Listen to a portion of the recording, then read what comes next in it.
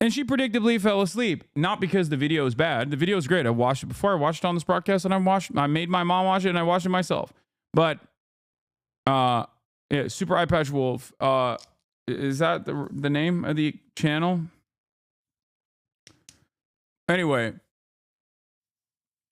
I tried to get her to understand the artistic value to professional wrestling and why people really enjoy it. I call it, redneck soap operas, or even it's like a play. It's a very impressive play.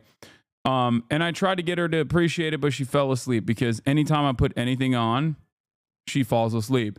It's pretty crazy because it could be something that she wants to watch, but she still falls asleep. It doesn't matter. It's just, it does not matter. She is just, I need to remember that our movie time is just basically us fighting for 25 to 30 minutes about what to watch. And the what to watch actually is false. It's what she will fall asleep to in the first 15 minutes. But yeah, she left. My brother left. And after that, I started watching Squid Game Season 2. Now, I'll tell you this much. Initially, I had made a prediction that Squid Game Season 2 was going to be not as good as Season 1. Now, of course, that is not such a difficult prediction to make, right? That's not that difficult of a prediction to make.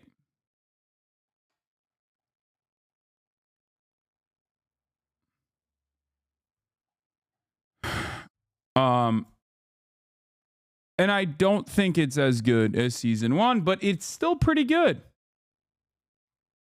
I genuinely thought it was not going to be good at all. But I was like, you know what? I'm in a hole anyway. I'm in a show hole right now. And therefore, it's good. It's good to, broach into these treacherous waters. I tried to watch Blue Lock again, and I just cannot watch it. I cannot get into it. It's somewhat frustrating, but Blue Lock Season 2 is a picture simulator.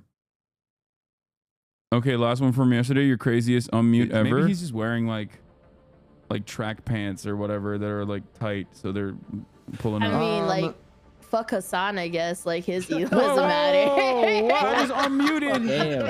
I just unmuted. I fucking hate that guy.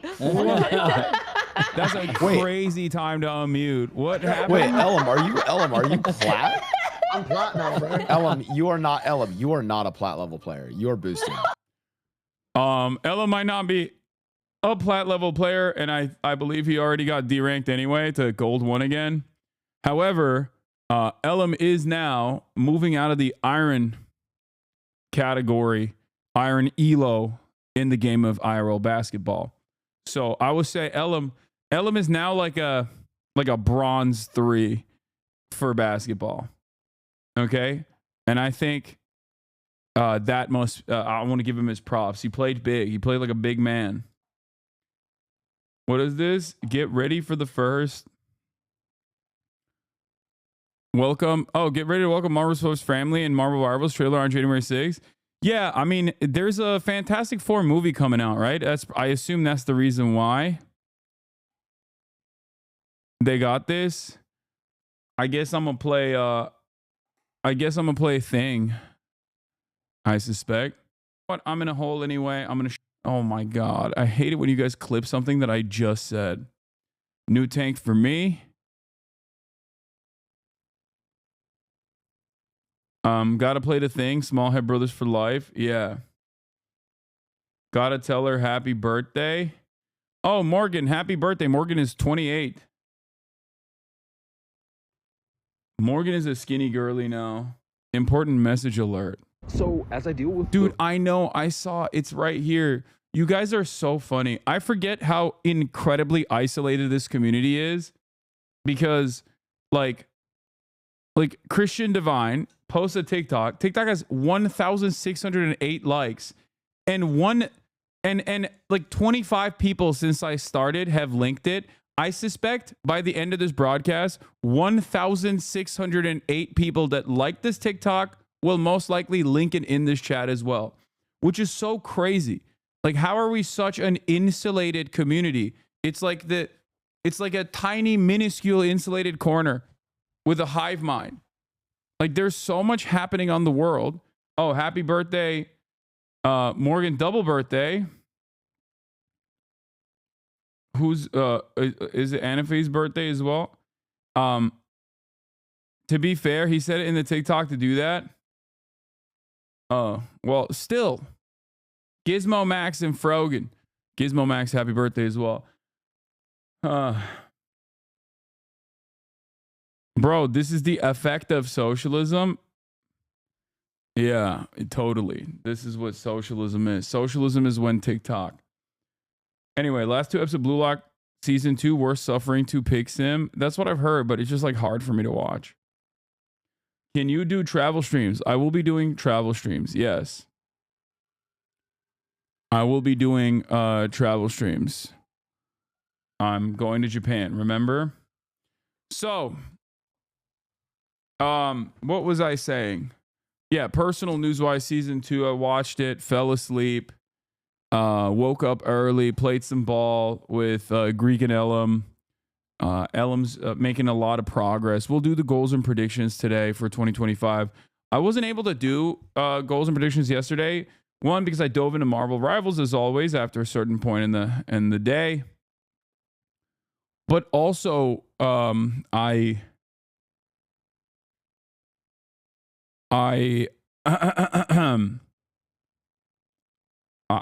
obviously were covering the entire first half of the day. I was covering the attacks that happened in NOLA, and also the Cybertruck explosion. So we'll obviously be covering that further today as well. But you're a better Marvel Rivals gamer than Squeaks now. That's not surprising. I'm a pro. Go Middle East, hit the Mecca, bro. Embrace roots, hit the Hodge. Yeah, I think I'll pass on that for now. Chat hates fun. Yeah, it was shocking. While Marvel Rivals was a lot of fun, and I think I did a decent job. Look at this though. Noko 55, Not Doki Bird 47, Nice Wig 32, 25 bomb from me. Not the worst. Noko got 22 solo kills and 44 last kills. I got 2 solo kills and 7 last kills. Shooting in New York? Wait, really? Noko is crazy. Hasi, you really are not a bad DPS. You're a great tank, but it doesn't harm to jump for DPS now and then. No, I don't agree.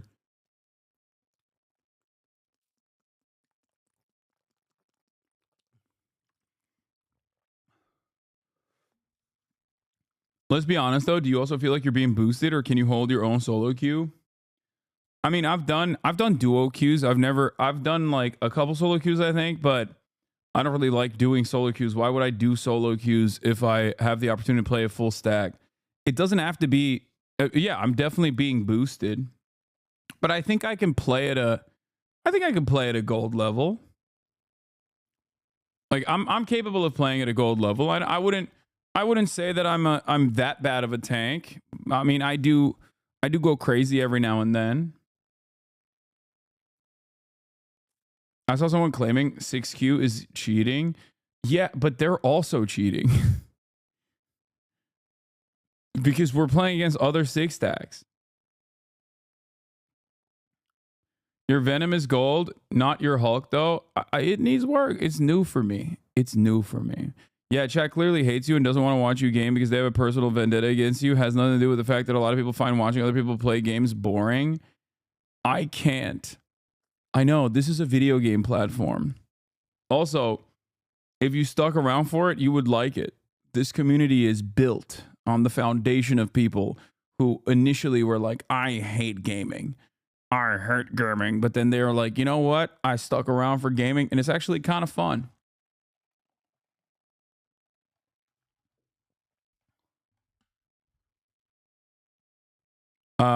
But yeah, imagine being on Twitch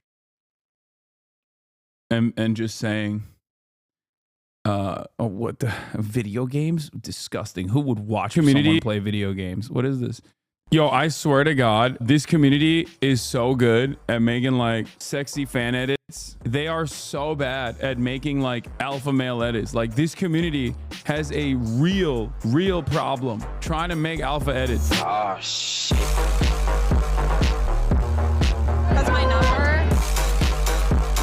Oh, damn.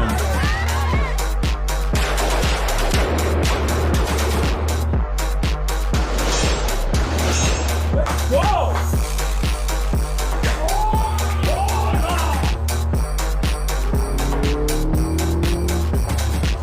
Yes! Oh my God! The winner is HasanAbi. Hasan is so fun. Hasan is the best sex I've had in my life. There you go. Your shape is really good. Definition of your arms. Love fuckboy, you're there. Hasan is too sexy, guys. I can't even listen to what he's saying. It's like that. I mean, it got a little gay by the end of it, but okay. That was literally ancient, bro. Lol. I know. This edit kind of went hard. Now I will be writing a dissertation as to the problematic nature of the HasanAbi community making alpha dog edits. Alpha dog edits are the type of edits dedicated to the PUA community. When you do cultural appropriation from the PUA community, you're actually taking away CapCut edits from the hands of an up-and-coming PUA community upstart.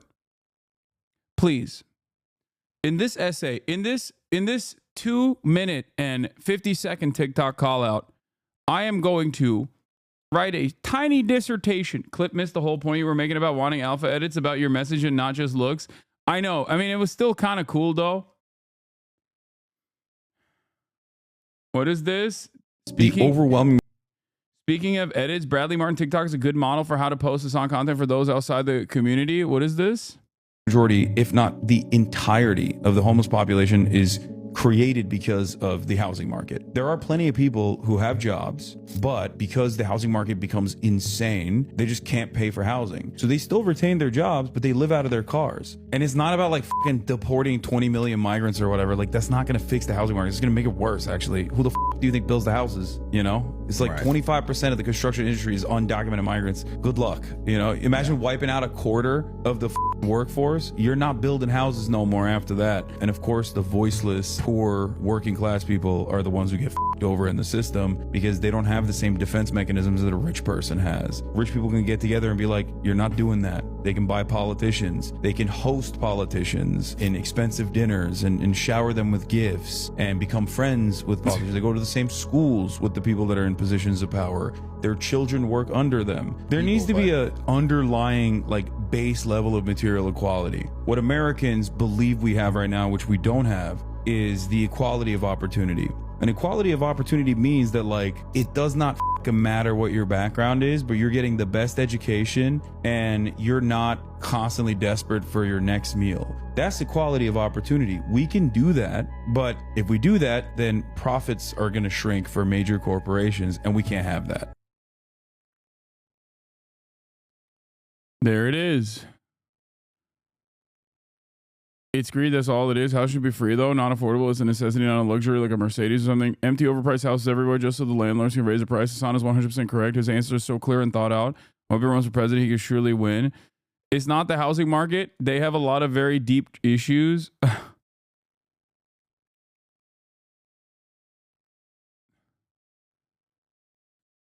The housing market that Hasan contributes to, given he lives in a $30 million mansion, giving incentive to make unaffordable houses. 30 million.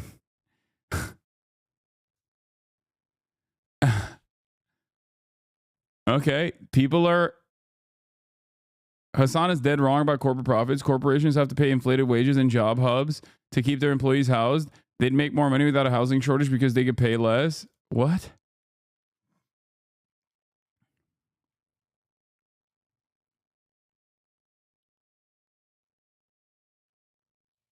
I thought, yeah, my house is now $30 million. Inflation in the Los Angeles housing market has gone completely out of control.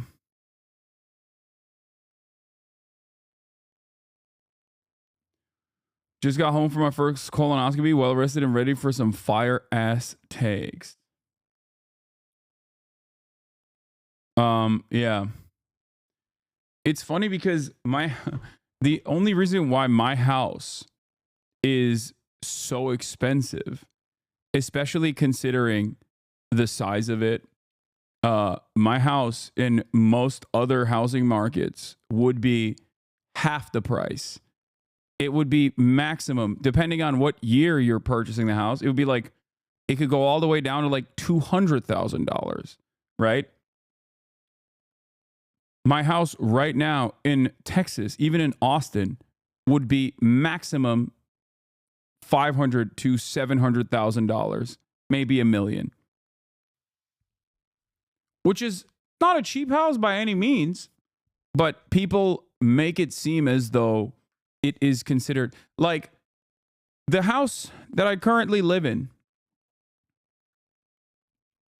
is, I think, smaller than my grandparents' house in New Jersey. And when they bought it, when he bought it in like I think like the early 90s, their old house in New Jersey, when he bought it in the early 90s, it was nothing. It was like 150,000 or something, which is still a lot for back then, but it's just like a $3 million house in LA is like a $200K house in the Midwest. Yeah, people say like, oh, your grandparents are rich. I mean, I've talked about this before. They used to be. But once again, it's funny that you mentioning you have a house is enough flex on 90% of us here. It's so funny that this conversation all of a sudden, like, people that are currently living in their parents' Connecticut mansion, okay, that is significantly nicer and more expensive than the house that I'm talking about in New Jersey, are in the chat typing, wow, rich grandparents. Like, it's so funny to say this because you have no understanding of what the house that I currently live in looks like and the house that you're currently typing that from. Like, you're not living people will be living in Ohio in like a compound, basically typing like, wow, rich socialism, but it's not on screen. So, you know.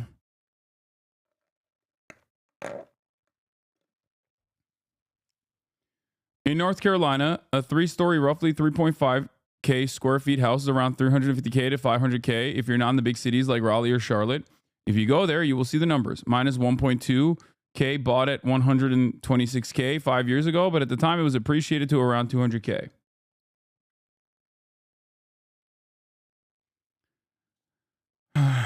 You literally had that one guest that said your house ain't shit. No, I've had multiple guests that make fun of me.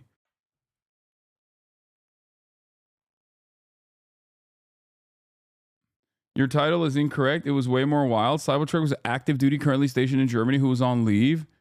Oh. I didn't know that. That's crazy. I thought he was a veteran. Would you consider allowing some humble British refugee to live in your abode? I will require fiber optical broadband and halal pizzas daily. No. Yeah, FD said that.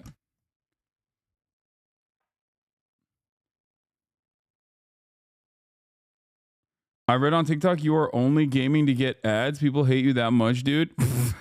What? I'm only gaming to get ads? That's insane. Okay, it's fine. Look, you can't obsess over ridiculous haters and what they're concocting, okay?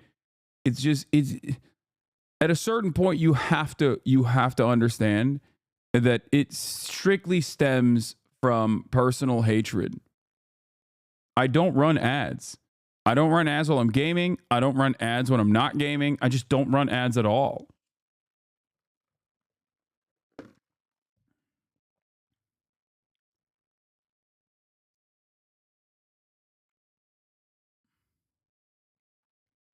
I spread misinformation and I pay Unc to do it. He weaponized my stupidity. So people always say, wow, must be nice. Are always people who have upper class parents and are lower upper middle class themselves, but are so entitled they're bitter they aren't as rich as their parents.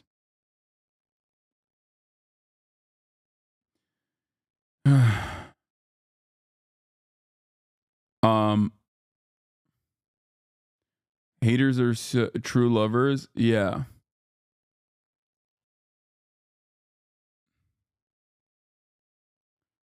Oh my God. There's no way that the Cybertruck bombing guy was also like a Ryan Roos style dude. There's no way. A guy on my Discord, Hasan House Opinion, has gone so insane that his issue now is that you didn't buy a house in a walkable community. Wait, what? That's the funniest like armchair urbanism. That's the funniest armchair urbanism take. To be like what do you? He did though? No, I didn't. It's not. Nowhere in LA is walkable. There's nothing you can do.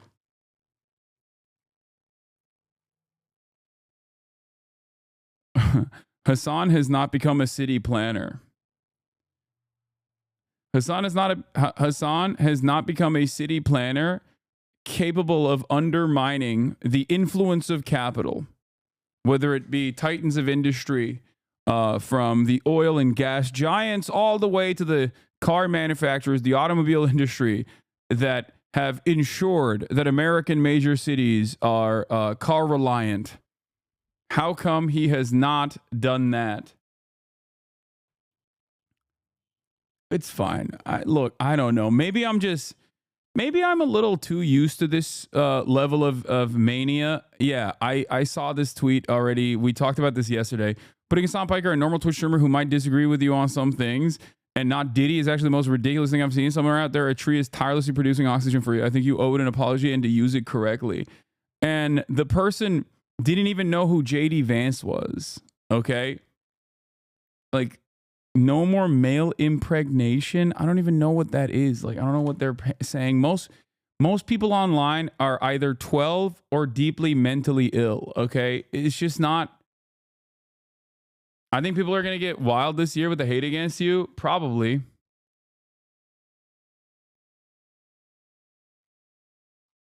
But it's fine.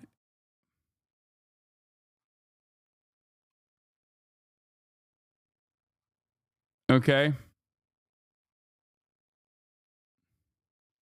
That's every year. The house thing really is hilarious. Even one of my good friends who's otherwise intelligent on the left hates you because you have a home. Socialists can't own homes, like his brain rot. Yeah.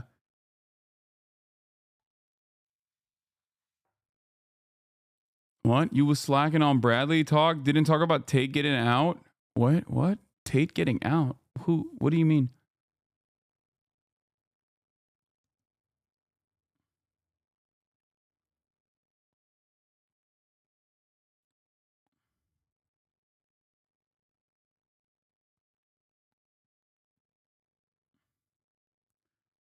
You have to be sick to wish people's death? I don't know.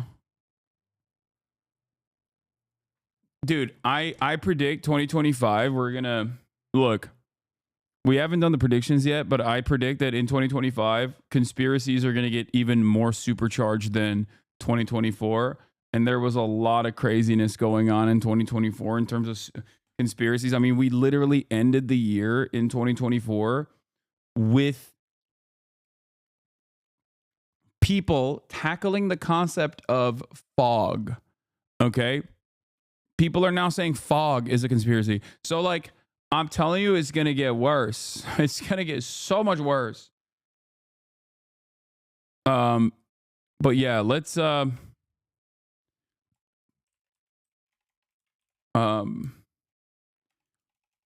NOLA attack updates, Cybertruck, explosion,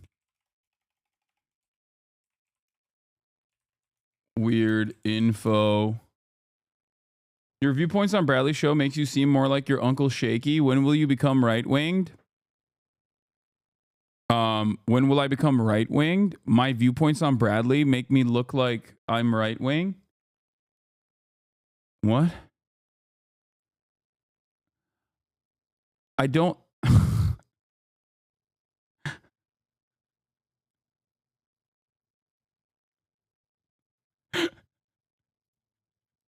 My advocacy for social housing, ending homelessness, abolishing wealth and income inequality, like the massive gap between those who have and those who have not, socialized medicine, and a more just migration process that also simultaneously does not harm the domestic labor population, came across as right-wing to you because you're probably right-wing and you think everything right-wing is good and you just happen to agree with the things that I was saying. But because in your mind,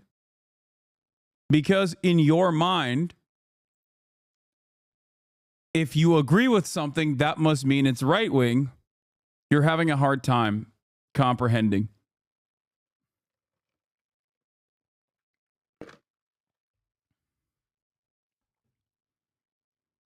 I had a dream you went right wing, but then all the grifters went left and kept shitting on you. Would you 1v1 me on your debate talking points? I have so many topics to speak with you, and I can go on and on about your Bradley Martin appearance.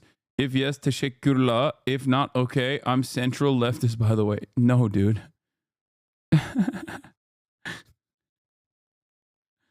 No, it's because anytime someone hears bro talk, they think right wing. Yeah.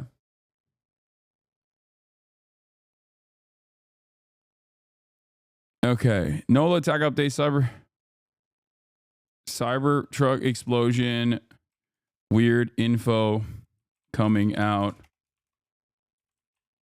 Conspiracies will go crazy in 2025. Predictions / goals. Get in now. Twitch.tv / HasanAbi. Okay.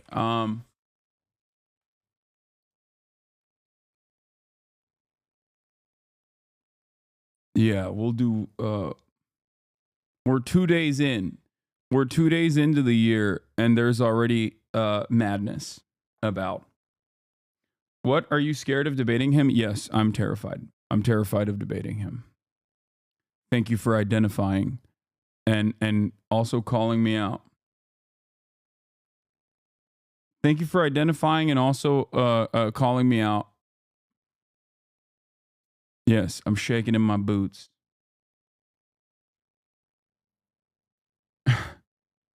I'm terrified of the central leftist and the power that he holds in his mind. I'm thanking chatters for holding me accountable in this year, in this upcoming year, okay? All right, do we have a blast off meme? Shaking in your Gurga man? Yeah. There's some crazy stuff happening with this Tesla vet guy. Las Vegas police on Cybertruck. We also discovered, oh my God. There's a gunshot wound in his head prior to the detonation of the vehicle. That's crazy. He might have just, I don't know, timed it so he like lit a fuse and then killed himself. But also, maybe he got packed up as a patsy and just placed in that car. No, not lived. No, timed it. I don't think you shoot yourself in the head and then explode your car. It's difficult.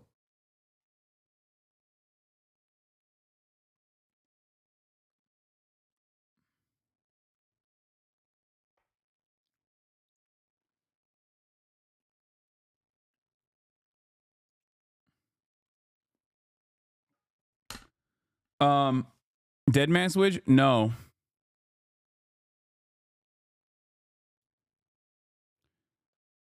yeah, there is a lot of weird stuff happening with both of these explosions, or not explosions, both of the attacks, bombings. Well, one is a bombing, one is a. Okay, we'll get into it. Do we have a blast off meme or not? Because if not, I'm just gonna blast off on my own.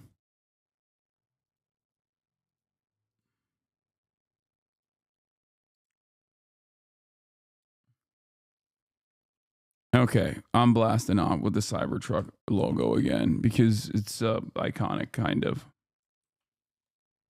It's too late, Oliver.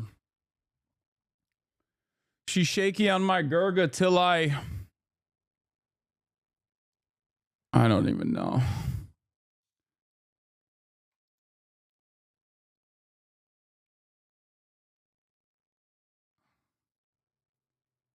Two days and 4 tragedies in the new year. I mean, that's not.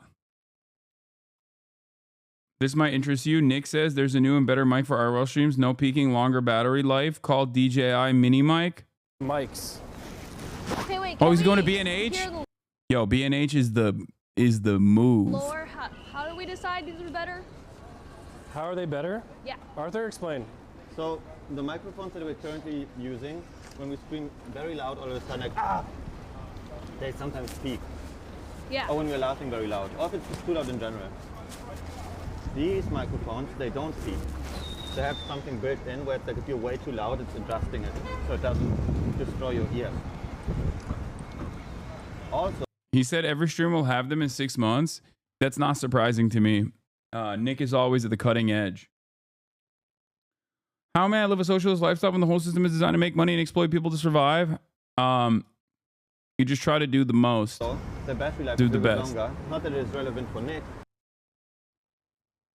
Sounds like rumors. No, I mean, there's constant improvements on and technological updates happening in this field. Okay. All y'all a bunch of gaslit terrorist simps. Crooks donated to far left Act Blue. Taleb, I am a leftist. What?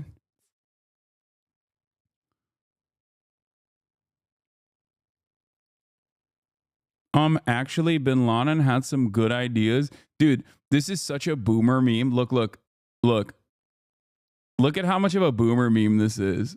They made me cross-eyed. Like, that is, if you're spending time making someone cross-eyed, okay, you're at least 48 years old. Like, no one under the age of 40 is like making someone cross-eyed in memes, okay? It's like one of those like like you grew up watching black and white cartoons, okay? Yeah, this newspaper comics humor right there.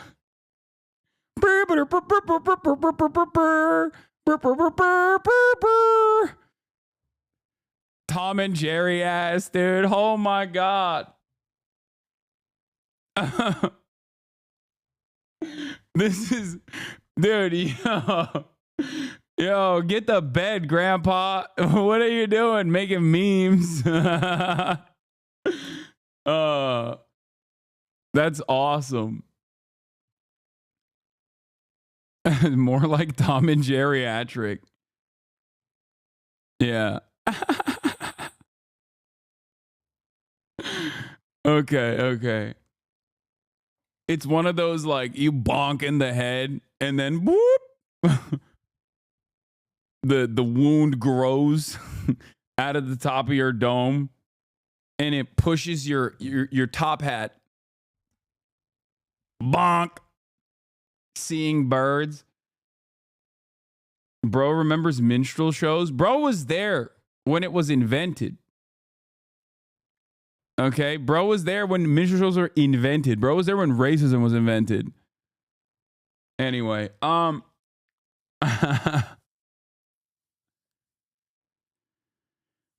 my god. Okay. Okay, get them mics for Japan. Guys, calm down. We just use the shotgun for the most part anyway, okay?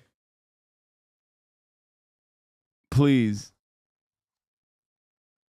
Like you're freaking out over the microphones on a stream, on a travel stream that hasn't even started yet.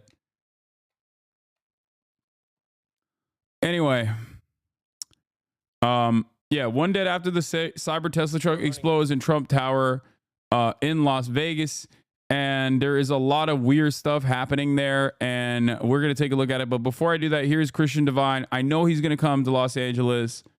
I will talk to him. I don't know if I'm going to be here while he's here. New York City right now, and it's not even that cold for New York City, to be quite honest. I'm remembering that I'm going to be in LA in a week, for a week, which will be super cool. So tell me some good things that I should do while I'm in LA. Also, tag Hasan. That motherfucker was like, yo, when you come to LA, let's hang out. Yeah, no, I will. Yeah, I'll hang out with him. All right, I will. China has announced sanctions against 28 U.S. companies. 2025 is the year of China. Okay. I know rich old white people bring the mid-Atlantic accent back. It feels accurate.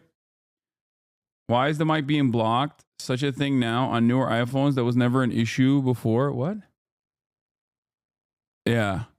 Full list of U.S. sanctioned entities. General Dynamics, L3 Harris Technologies, Boeing Defense, Space and Security, Intelligent Epitaxy Technology, Lockheed Martin, Raytheon Missiles, Northrop Grumman, Base Systems, Honeywell, Textron, Harris, Leidos, Booz Allen. I mean, these are all defense contractors. Virtually all of them. Some of them I don't know.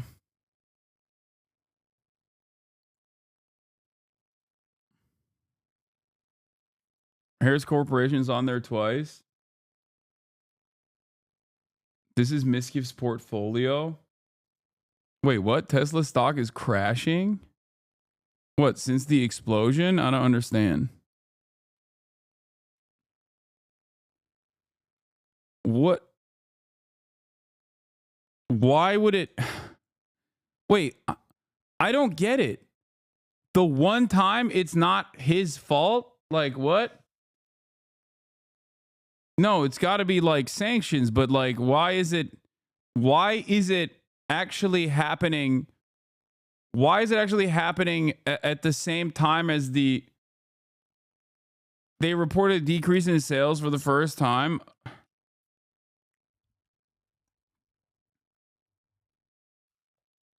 Oh, Tesla Cybertruck sales are disastrous. Yeah, that makes sense. I was talking about this as well. Cybertrucks are... No, Tesla stock is dropping today because the deliveries report was slightly lower than expected. Yeah, I think obviously Tesla deliveries report was always going... Tesla's reign was always going to end, okay? Especially because major car manufacturers all of a sudden turned around and were like, okay, we're going to start doing EVs as well. And what do you think is going to happen? Tesla's market dominance was due to, obviously, its charging technology and its ready availability, but also mostly because they had cornered the market that no one else wanted to tackle. Now, there are a couple different problems with Tesla. There are a couple problems with Tesla and EVs in general, okay? Number one is that because China is so dominant in the EV market, and it's virtually impossible to compete with Chinese manufacturing in the EV market if you let them in on accident. They will overtake your domestic manufacturing. They will overtake Western manufacturers.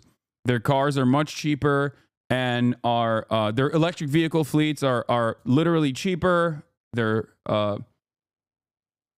basically just as competitive, if not better, on some quality of life stuff as well. So that has created this weird situation where even though there are other domestic manufacturers, like big companies that are also moving into the EV direction, because of the dominance of China in the EV side of things, There is virtually no EV infrastructure still, and people have like there's not a lot of interest from Americans on it. There's simply not a lot of interest from the American consumer broadly in electric vehicles. And that's part of the reason why, like, even Ford F-150 Lightning, which was used by the NOLA attacker, which my brother loves that car. My brother thinks the F-150 Lightning is incredible. Like, he's been inside one and he thinks it's the dopest car ever. There's not a lot of consumer interest on it. And I understand why there's not a lot of consumer interest on it, because, dude, EV prices are literally unaffordable for not rich people. No, what are you talking about? There are definitely solid, reliable, and cheaper alternative EVs. Like, look at the what is it? Hyundai and Kia have. What are you talking about? You're only looking at big ticket EVs. Like, you're looking at, yeah, there's incredible Hyundai EVs out there that are fairly affordable, and Kias, I think, as well, right? There are a bunch of affordable EVs out there. It's just, yeah, the Ioniq is what I was thinking of. There's also tax rebates and stuff like that.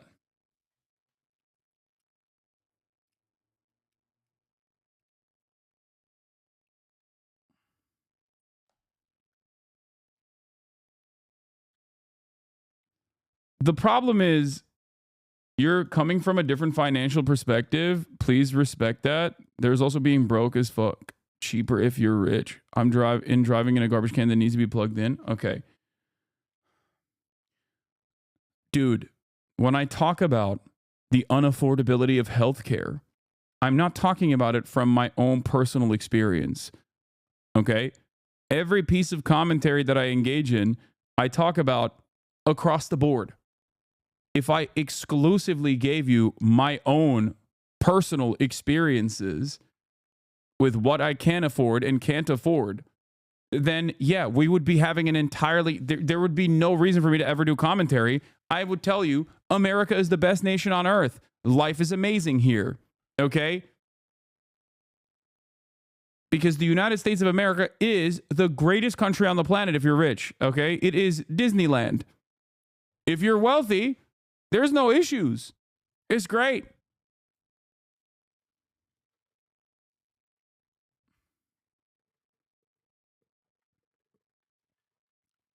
Anyway, I'm talking about the broader consumer marketplace. Okay. Also, the thing is, secondhand EVs are insanely affordable. I'll give you an example. The Taycan I leased. Okay. At the point when I leased it, it wasn't even like the base model. It's like a higher level trim. I think it was a 4S. I leased the Taycan 4S. It was around $120,000 to $140,000, okay? Depending on, whatever specs you had on it. That's an expensive car, a very expensive car, okay? Part of the reason why it's an expensive car is because it's a higher model, it's a higher trim, and also it's a top of the line, like it's a EV as well. So then there's also the additional price on top of that. Now, that's a 2022. It was a Taycan 4S 2022. The value of that car now is around $40,000 to $50,000. Now that's still incredibly costly. That's still very expensive. But think about how much it was devalued. Okay? Think about how much the devaluation happened on a Porsche too. And Porsches are one of the few cars, depending on which kind of Porsche you get, where they keep their value relatively well. That is just the way EVs are. That's the EV market, because it's so reliant on new technology coming in, and it cycles out all of the older ones. So EVs depreciate dramatically.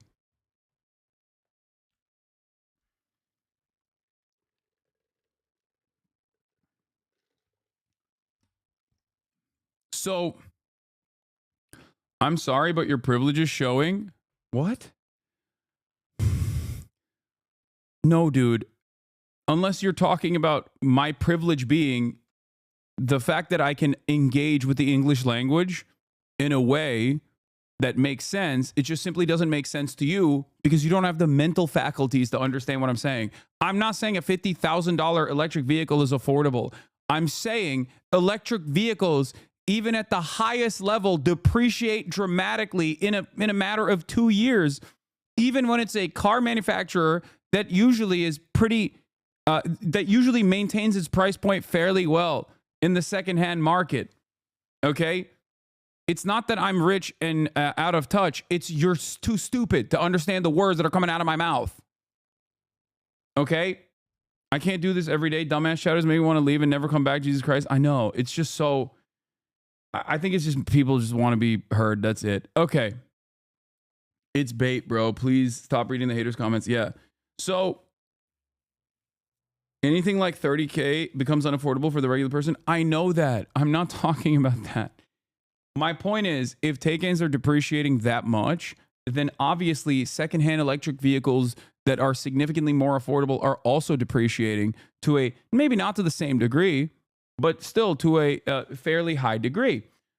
Having said that, however, okay,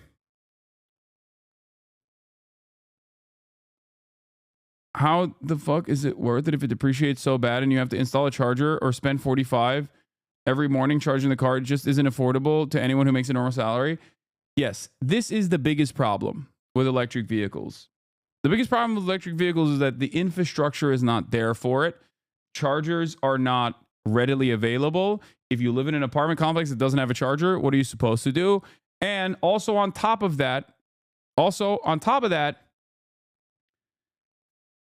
I would say that the 250 mile battery limit is fairly consistent across the board, and that understandably limits a lot of people's like capacity. It's not a problem for me because I don't go super long distances. Okay, it's not an issue for me because I don't drive super long distances, and also I can charge overnight, and I can charge at my house.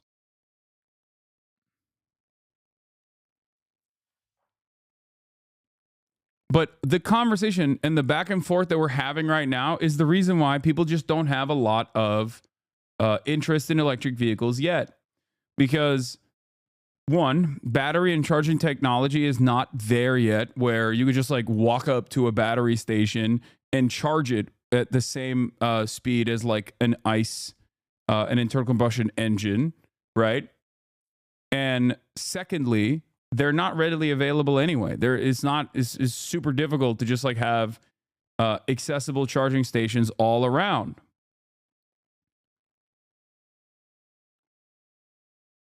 So that's it. Isn't it mission to find spare parts too in case you need repairs? I don't know about that. That's my one gripe with you having a Taycan. You bought a long range fast charging EV and you don't even use it to go anywhere worthwhile. To be fair, you're going to get a lot of resale value if you just buy it out. No. For a more affordable example, on average, a Tesla Model 3 depreciates by 20 to 30% in the first year, retaining around 65 to 80% of its original value.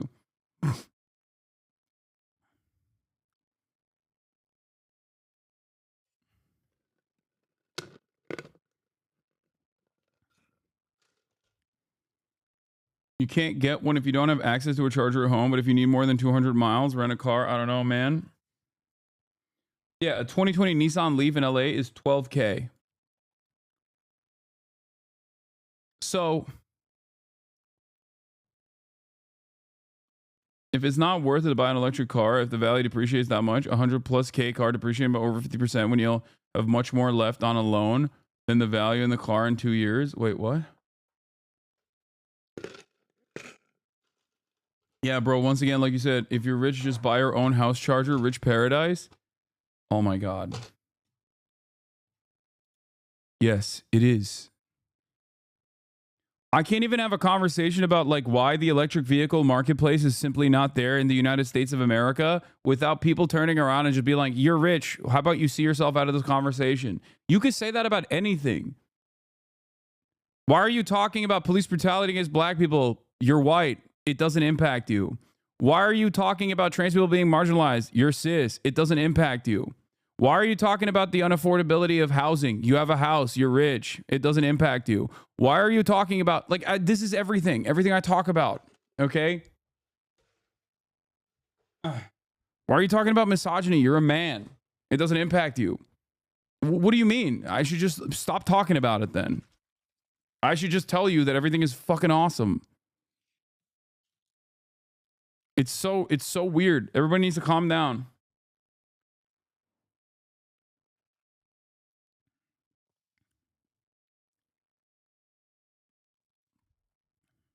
Okay. But I think some of the reasons why Tesla was inevitably going to Tesla was no longer going to be able to pop off was because other major manufacturers got into the EV game, and I will admit that they are significantly better with their build quality. They have better bells and whistles, better manufacturing capabilities, and also better, like, faster repairs in general. Part of that is low-key because of a good thing that Tesla did that turned out to be kind of a bad thing down the line. The good thing that Tesla did was cut out the auto dealership structure. Auto dealerships are some of the most corrupt.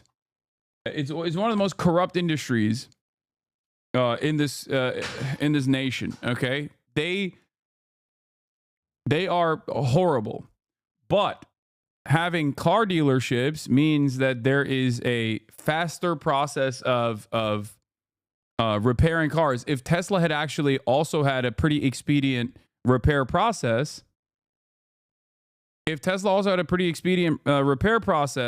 had built an infrastructure for, like, faster repairs, I'm sure that they would have an easier time. But because they were so dominant, I think that's not true. It almost has nothing to do with the dealership model. I don't know. I feel like I feel like that does have something to do with the dealership.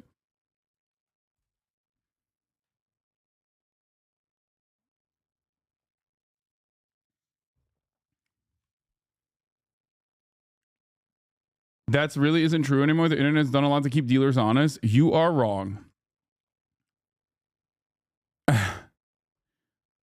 You are wrong, but I guess it's because you also are a car salesman. So, of course, you are saying that. I think auto dealers is one in if I had one industry that I could just, like, wipe out like that, it would be the auto dealership. Like, obviously it would be healthcare first, but it would probably be auto dealership.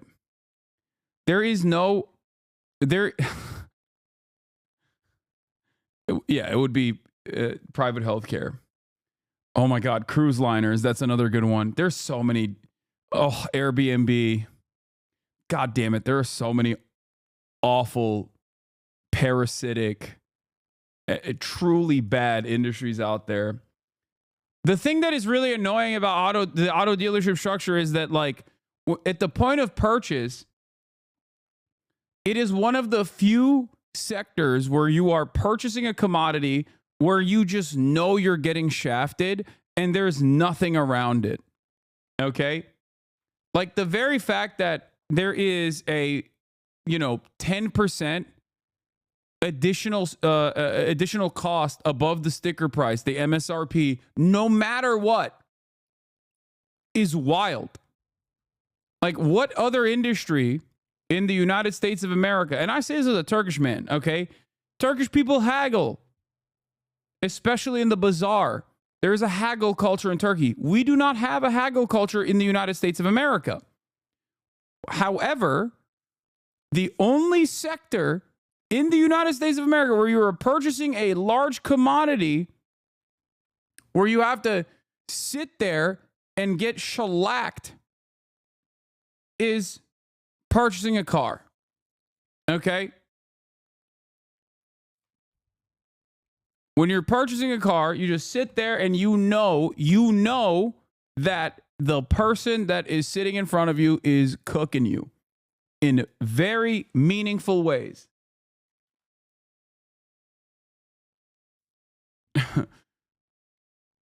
That person is cooking you no matter what. You need a car, you're cooked. I am too dumb for you streams, HasanAbi. What do you mean?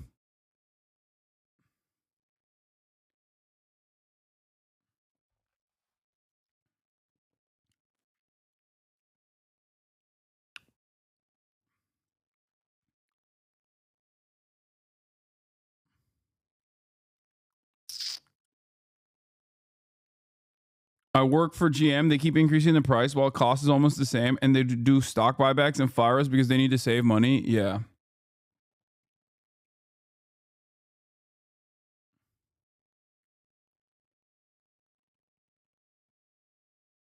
Dealerships do crazy stuff. I worked in dealerships for 10 years. The manufacturers give a lot of rebates now for hitting sales quantities instead of high profit deals now.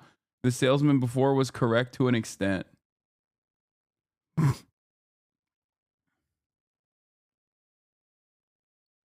Can't believe you haven't brought up car subs. What do you mean?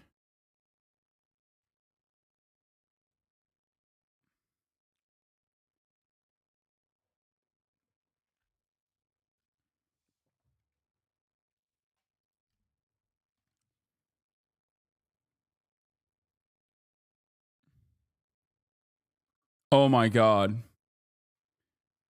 Guys, it brings me no pleasure, but 2025 is over. And it's not even, it just started, but it's already over. Some might think I'm talking about the Tesla Cybertruck explosion outside of Trump Tower. Others might be thinking I'm talking about the New Orleans attack that took place. But there's something that was devastating that also took place, apparently. It seems that the director streaming Snow White project produced by the Daily Wire is canceled. Brett Cooper playing the princess has left the Daily Wire.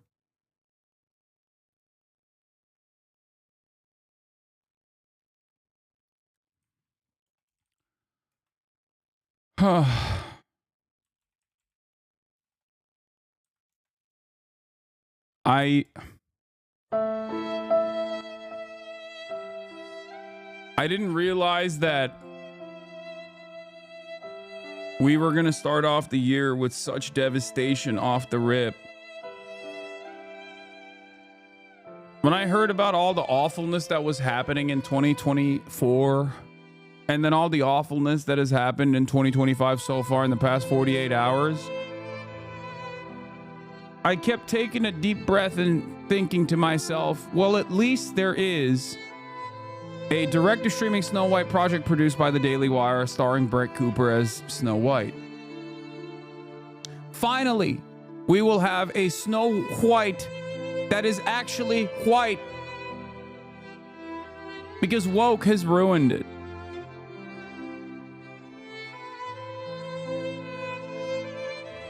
It's turned into Snow Black, maybe even Snow Asian.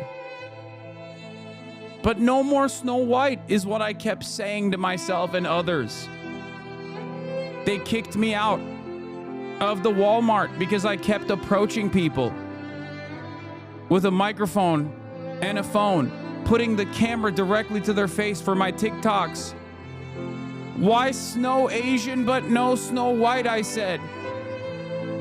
It's always Snow Woke, I said. And the people kept saying, get away from me. Man, I'm trying to buy eggs for my family. They didn't understand it, but this community understood it. But now, society has taken that away from us. Snow White will never be white again. And also, I am no longer allowed to go to Walmarts in the California, Los Angeles area, but that's okay I fought this battle and I thought Weeby with an early contender for Crash Out of the Year. Yeah, pour one out for Weeby. I fell to my knees at Walmart.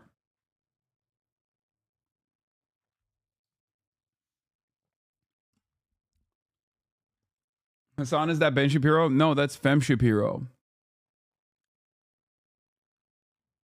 Which is Ben Shapiro, but after estrogen, after HRT. Living her best life.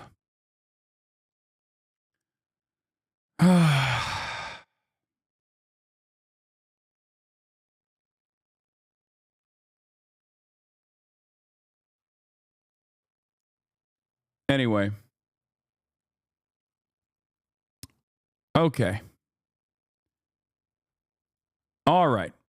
Let's get to the news. Let's get to some also serious and confusing news.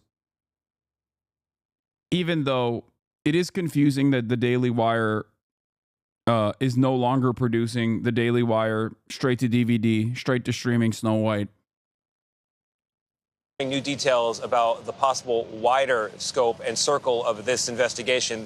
There's the attack here in New Orleans. There's also the Cybertruck that exploded just outside the Trump International Hotel in Las Vegas. And Andres Gutierrez is in Las Vegas for us with that part of the story. Andres, good morning.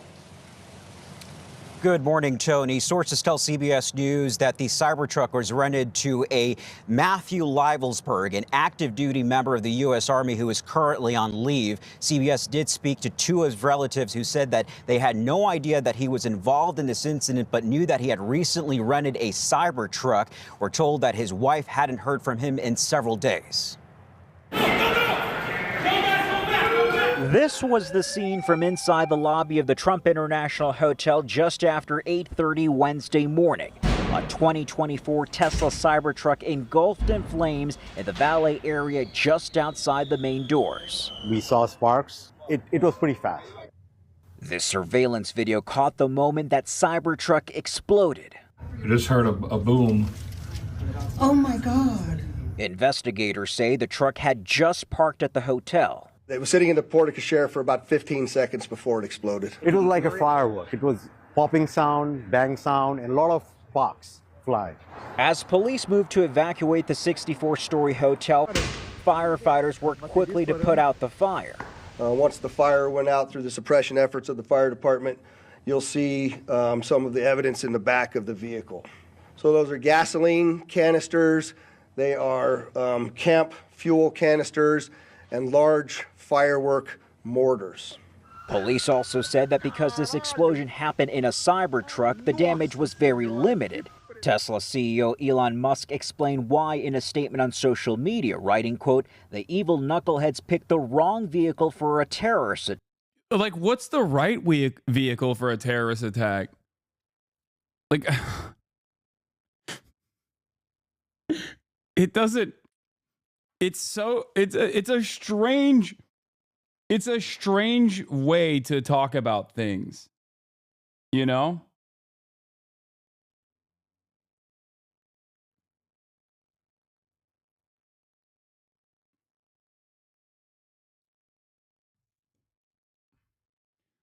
Also, Elon Musk had to change his account immediately. Remember? He changed his name to like Kekius Maximus or whatever. Unfortunately for him, this happened, so he couldn't keep his account as Kekius Maximus. And he had to change it back to Elon Musk immediately to do PR. What happened? Right, the privacy folks who own Teslas must be thrilled to learn that Elon records footage of them at every charge up. Apparently, he also has the digital keys to all the vehicles in case any corpses need to be removed. The sheriff said Tesla CEO Elon Musk helped the investigation by having the truck unlocked after it auto-locked in the blast and giving investigators... Yeah, I think it's pretty funny for... like, obviously, it's not necessarily like a bad thing that like there is some sort of like fail-safe. But it is funny that it auto-locked during the blast. Elon was like, it's the worst car to kill yourself in. Or it's the worst car to do a suicide attack in. It is the best car to kill yourself in, though. It'll kill you even if you don't want to die, actually. It will auto-lock you. Teslas auto-lock when they're on fire. Perfect vehicle for a terror attack here. Okay, chill.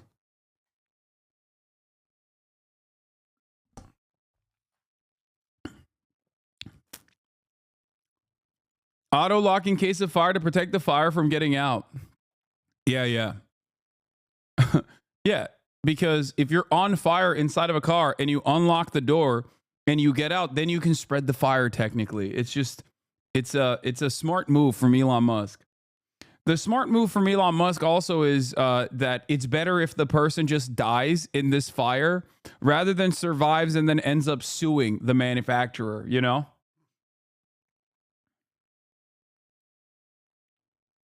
Attack. Cybertruck actually contained the explosion and directed the blast upward. Not even the glass doors of the lobby were broken. And so now authorities are looking into several parallels between this incident and the attack in New Orleans. Besides, yeah, his name change thing was very funny. A story in 4 parts. Kekius Maximus. Imagine you're a journalist. You're writing about Elon on X, and it goes, Elon Musk, aka Kekius Maximus on X, crying, laughing emoji. Elon Musk quote retweets it and says, this will be priceless. And then this happens, and Elon Musk immediately changes his profile picture and name. Turns out it's not priceless. Turns out maybe it's necessary. What happened? I thought it was going to be priceless when Kekius Maximus was talking about, you know, how Cybertruck is the worst car to do a terrorism in.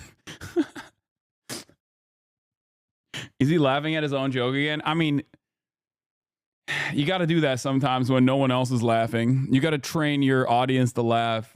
Oh, this was also funny as well. Marcus Brownlee sells his Tesla. His Tesla Cybertruck. Elon unfollows him.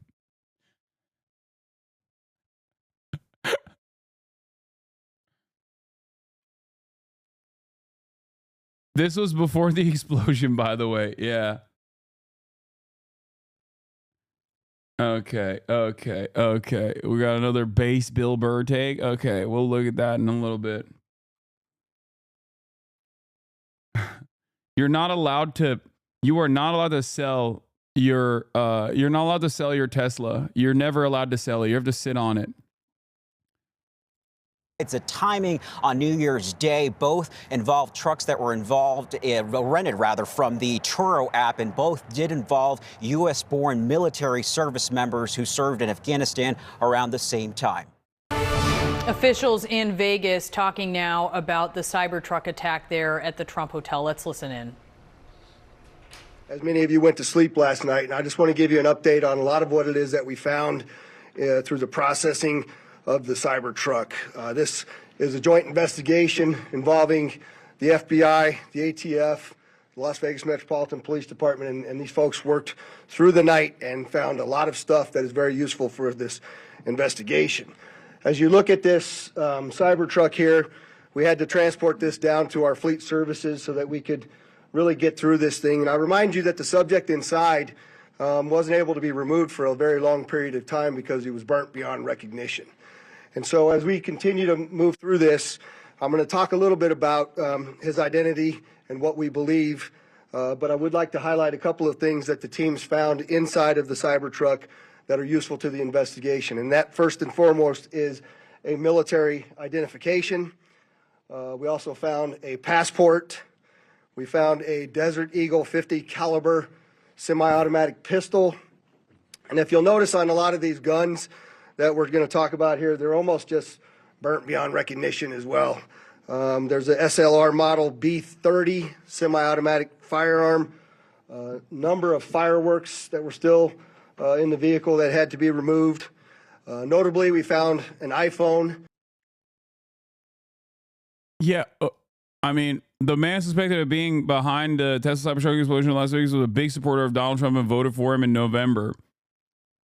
Dude, I don't know what is going on in the United States of America. I'm willing to. I mean, this in and of itself reads very weird. It reads very strange. Okay, this story is weird.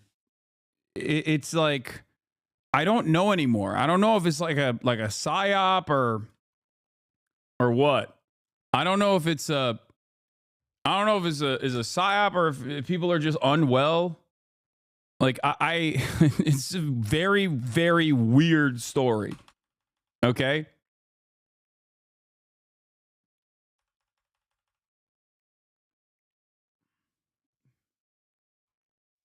Maybe an accident.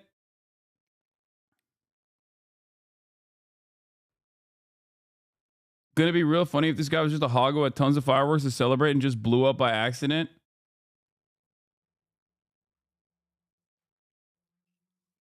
But I got, dude, I'm not gonna lie, I got nothing. I just don't know. I don't know what the hell is going on. I don't know what is happening. I feel like people are unwell.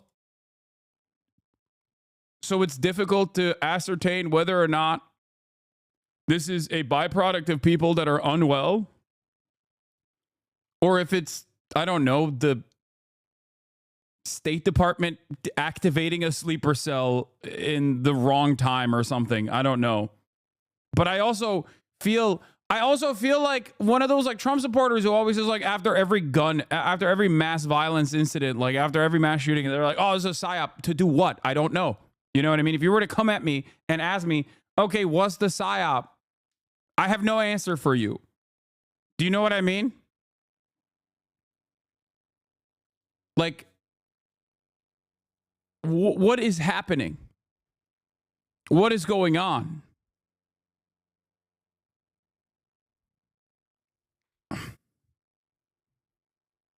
Like the ISIS one makes kind of sense from a psyop angle, right?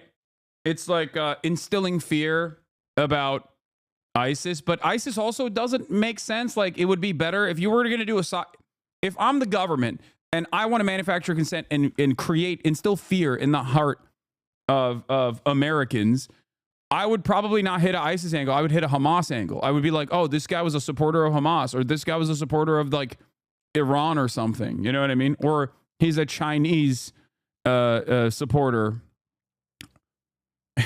He's a supporter of the CCP or something. Like it doesn't make sense. When you say ISIS, people go, ISIS 2025 doesn't make any sense. His wife was an anti-Trump person in 2016. Dude, wait, are you talking about NOLA guy or Las Vegas? If this guy has a wife and also is a divorced dad, I'm going to lose my mind, because then both of the people are the Vegas guy. So both of the people are possibly former wife guys turned divorced guys, not divorced. NOLA guy was legitimately just an insane psychopath. This one seems most likely like a dumb accident. FBI are in Colorado Springs investigating a lead into the Cybertruck explosion. Dude, I just don't get it. I don't get it. I don't understand what is going on. I'll be honest with you. I'm going to be very, very honest with you. This stuff is just like, I don't know. I'm at a loss. For words here. Like even Matthew Thomas Crooks being a registered Republican and then shooting at Donald Trump because he was like, I'll kill any president that comes into my neighborhood. I don't even care. Like looking at his background, looking at his profile, looking at his like political ideology and trying to figure out what was going on. It just kind of reads as a guy who was a loser and wanted glory for himself and thought, if I shoot at any president that comes into Pennsylvania, into my quiet suburb, I'll get it. Instead of doing a mass shooting, I'm just going to do this instead. So that part, albeit crazy for any other country makes a lot of sense for America because gun violence is a constant part of our lives. But then you have NATO guy Ryan Ruth, who is also a former Trump voter, who bricked his brain and also was spending a lot of time, it seems, around Fort Bragg. Okay? Partially because he had 1,000 combat-ready Afghan troops that were NATO trained, ready to go, ready to operate in Ukraine. That was his thing. Ukraine was his big thing. He was a Ukraine guy. Okay? That's weird. That's a weird situation. Okay? Now you have 2 other vets that have also spent time at Fort Bragg. 2 other vets in 2 separate parts of the country. Don't dead name Fort Liberty. Okay, stop. 2 other, 1 active duty service member, 1 veteran, both spent time at Fort Bragg, both went to Afghanistan. Don't know if the other vet is, don't know if the NOLA guy was also, don't know if the NOLA guy was also a Trump voter, but like they both use Turo to rent cars. They're both electric vehicles. Like, I don't know what's happening. It's weird.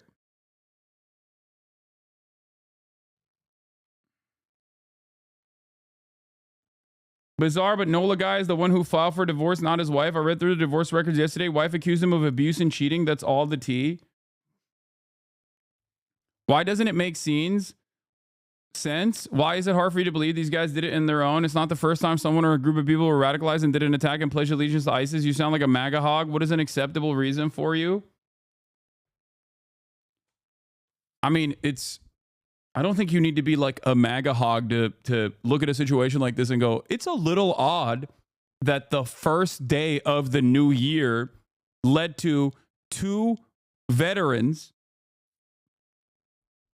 popping off in very different ways in different parts of the country. You know? I think it's weird if you assume they're connected via their divorces. No, I don't think they're connected via their divorces. The guy is not even divorced. This guy is not even divorced. I'm saying that, like, there is a point of radicalization for both of these people, most likely, if this guy also, if this wasn't an accident, because we still don't know exactly what happened here. We don't know what the motive is. We just know the person's background. And it's weird. The background is weird, especially because he's still an active duty guy. The other guy, the NOLA guy, was also a normal dude, which is crazy. Like, he was a very normal dude. He had a life. He had a wife. He had children, I think. Like, he had a career. And people say, I mean, the media has been covering his background saying, like, well, he was $30,000 in debt, which is a lot of money to be in debt. But also, the average American student coming right out of college has more debt than that. You know what I mean? So that also doesn't make a lot of sense either. Like, what American doesn't have a tremendous bounty? What American does not have a tremendous amount of debt that they have to pay off?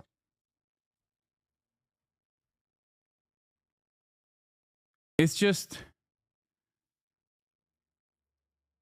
it's weird. It's a weird situation. And a smartwatch, and then several credit cards were also in the name of our subject. Our subject is 37-year-old Matthew Livelsberger. He's of Colorado Springs, Colorado, born July 22nd of 1987. Now, as you'll see here on a picture of his driver's license, let's see, the question really still remains for me, and I know that there's a lot of you folks in the media that are identifying this person as the person in our vehicle. As I mentioned to you already, his body is burnt beyond recognition, and I do still not have confirmation. Yeah, I mean, it's crazy that his name is Life is Burger. Okay, this is like, I'm done. I can't even, dude. Come on. Life is Burger. Life is Burger. Life is Gun. Gun and Burger. Gun Burger. Is this a joke? Are you joking?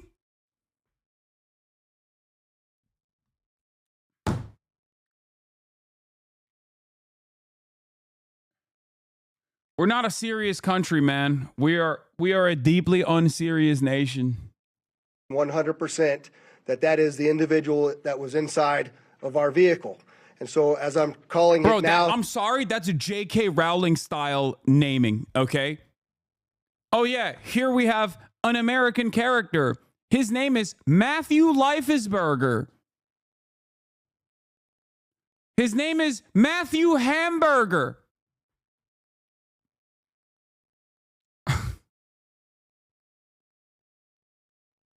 Like, what the hell? No. If I read this in a book, I'm like, come on, dude. This is disrespectful. Like, that's not... Really? Like, you think, oh, American guy. His name is Hank Cheeseburger. Okay. Shut up. The subject or person of interest. I will not come back until I have the confirmation through DNA or medical records that this is indeed, in fact, the subject inside of the vehicle. Now, further complicating this identification of this individual, we also discovered through the coroner's office that the individual had sustained a gunshot wound to the head prior to the detonation of the vehicle. One of the handguns was found at his feet inside of the vehicle. Obviously, in how we're trying to identify him, and I'm feeling comfortable to give you this information, is a tremendous amount of substantial evidence to include he rented the Turo vehicle. There are 2 tattoos, one of which was on the stomach and one of which is on the arm, that we can see bits and pieces of it as in comparison to what... That's so crazy that he's just like... That's so crazy that he is just so shredded and so burnt that they're just like, they can't even figure out who the dude is yet completely. It is that we now know he had on his body that has given us a lot of confidence that this is, in fact, the same person. As well as which the clearly obvious, which is the credit cards, the military identification, the passport. And then furthermore, as you'll see here in just a very short period of time, we tracked his movements from Colorado to Las Vegas. And in a number of the photographs that we were able to determine, he was the individual that was driving the vehicle. And also, I'd like to iterate this point to you.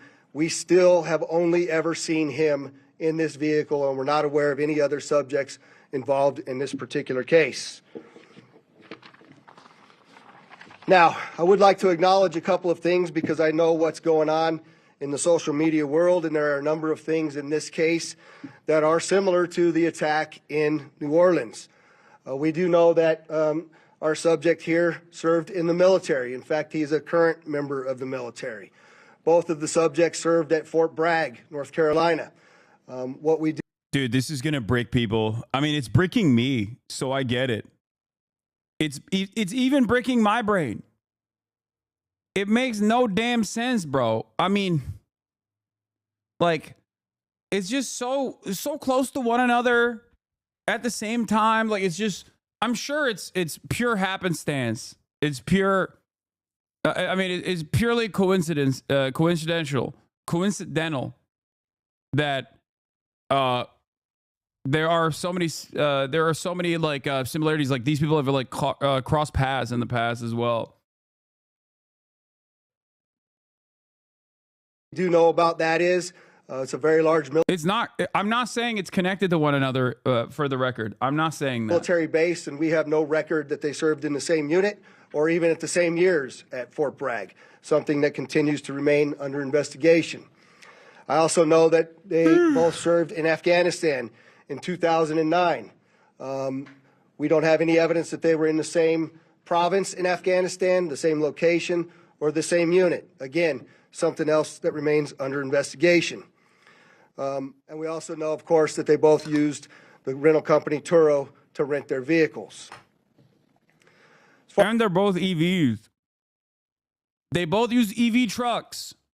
That is, if this person actually, by the way, while we're having this conversation, there are a lot of weird parts about the story with Matthew Hamburger guy, okay?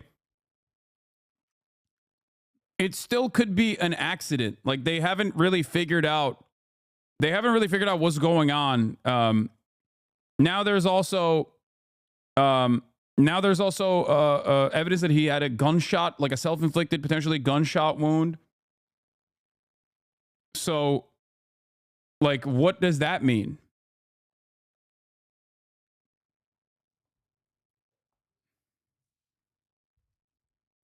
Like, we don't know if someone like.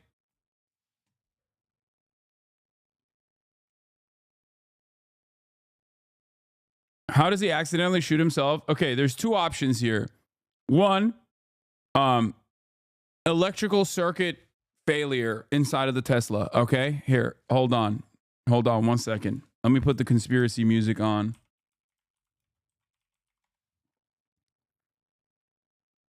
Okay.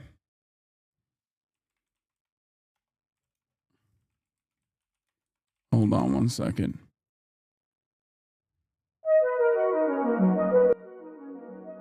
Okay. Matthew Leifesberger arrives at Trump Tower, excited to stay in his favorite president's hotel institution. He's arrived in Las Vegas in a Tesla Cybertruck. He's excited to eat burger at Gordon Ramsay's famous burger institution, also cleverly titled Burger. He's had plans. He's going to put $100 on black. However, he's also brought his weapons with him because Las Vegas, when you go out to Las Vegas, there are a lot of gun ranges that you can go and shoot your gun at. Maybe he's going to hang out with some of his military buddies. He realizes that the fireworks that he brought forth after an electrical circuit failure inside of the Tesla Cybertruck start catching fire. He realizes in that moment that the Tesla Cybertruck has automatically locked him in. Instead of dying to self-immolation, he pulls out his Desert Eagle and kills himself. Or,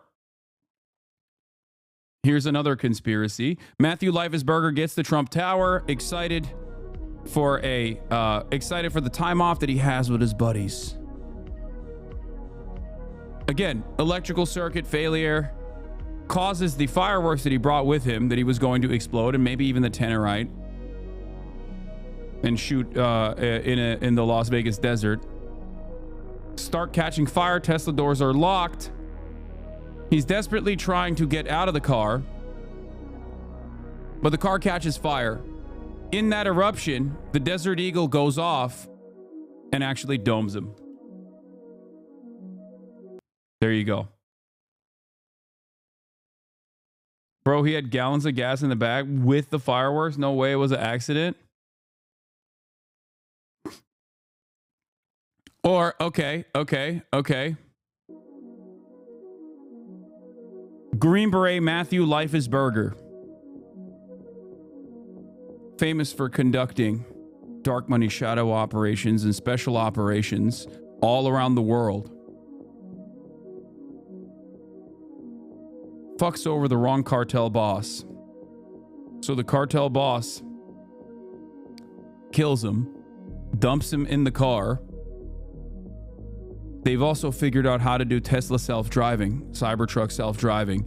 The Cybertruck self-drives with the dead Matthew Leifesberger in it, and then they detonate it remotely outside of Trump Tower. Okay. Now you're making stuff up? Yeah, I am. Everything that I'm saying is made up.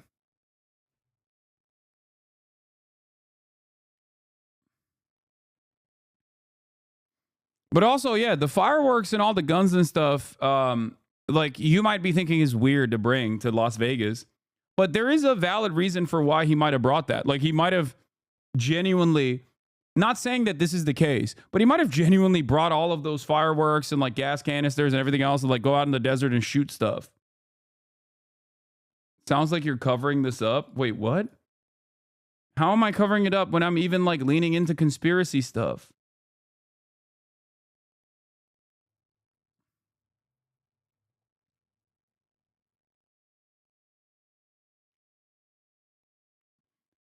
I think anytime you're transporting explosive material in a Cybertruck, you're making a dangerous gamble, okay? Also, Seth Harp is a veteran who writes extensively on the Rolling Stones, writing a book on this as well. The Fort Bragg murders. At least 44 Fort Bragg soldiers died stateside in 2020. Several of them were homicides. Families want answers, but the Army isn't giving any. Fort Bragg is a very weird place.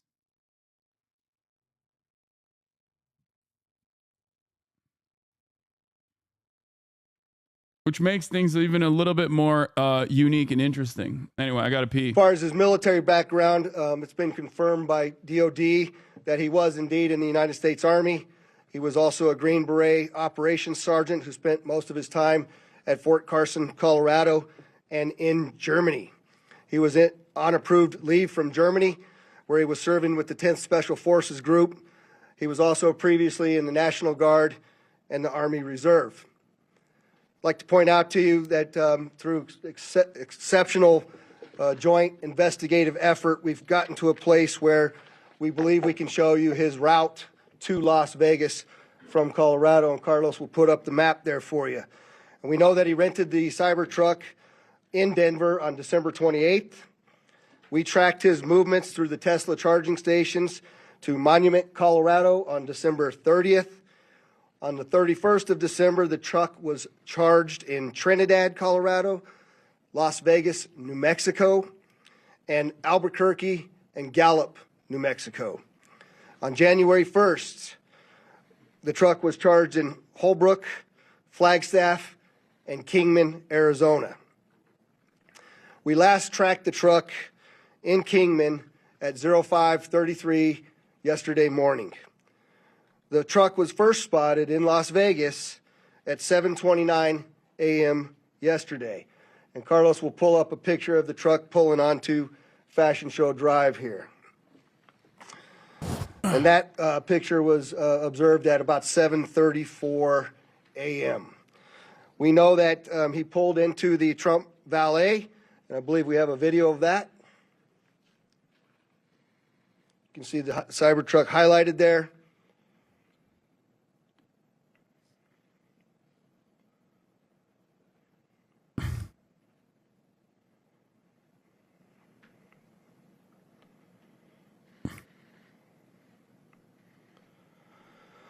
Wait, so what? Through extensive surveillance video, we were able to track him leaving there, and we know that he went to several different places along Las Vegas Boulevard, and he spent some time in a parking lot of a business near Flamingo and Las Vegas Boulevard.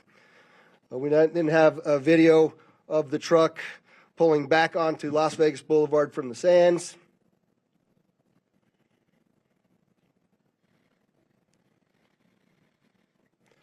See that there? That's north on the boulevard. He was a Trump supporter, Sands which is not 8:39, surprising. Where he then immediately heads to the Trump Hotel, pulls into the valet area, and as of course you all know, the explosion occurs within 17 seconds of his arrival at the valet. There's some additional investigative updates that are going to be provided to you by a couple of the other speakers here, the first of which will be our special agent in charge of the FBI local office, Spencer Evans. Spencer? Good morning. My name is Spencer Evans. I'm the special agent in charge of the FBI's Las Vegas division. As the sheriff mentioned, we've been working through the night with our partners, the Las Vegas Metropolitan Police Department and other agencies, to gather all the facts and determine a motive to what was initially reported to the FBI as a bombing incident, to which our special agent bomb techs and others responded.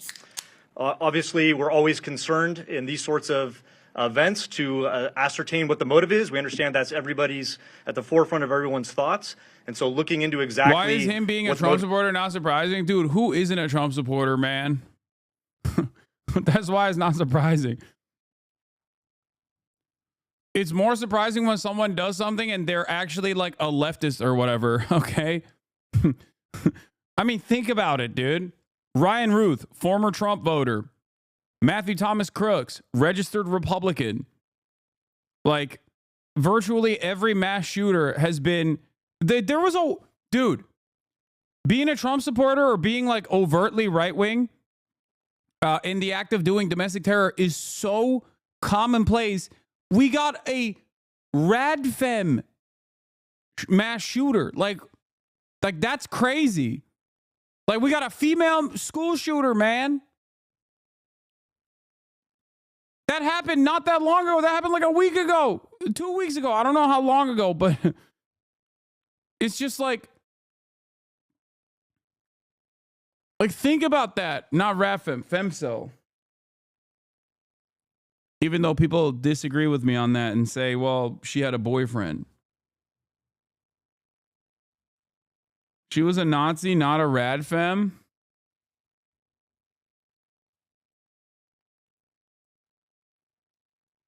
She was a femcel, sorry.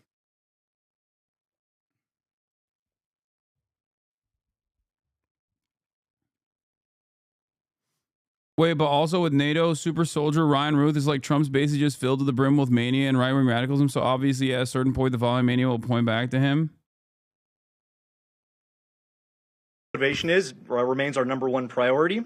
This is why the FBI's Joint Terrorism Task Force has been brought into play. The Joint Terrorism Task Force, most important part of that acronym is joint. It is done in concert with our partners, which are comprised of more than a dozen investigative agencies here throughout the state of Nevada. Was not canceled by feminists. I mean, dude, that's every day. Okay.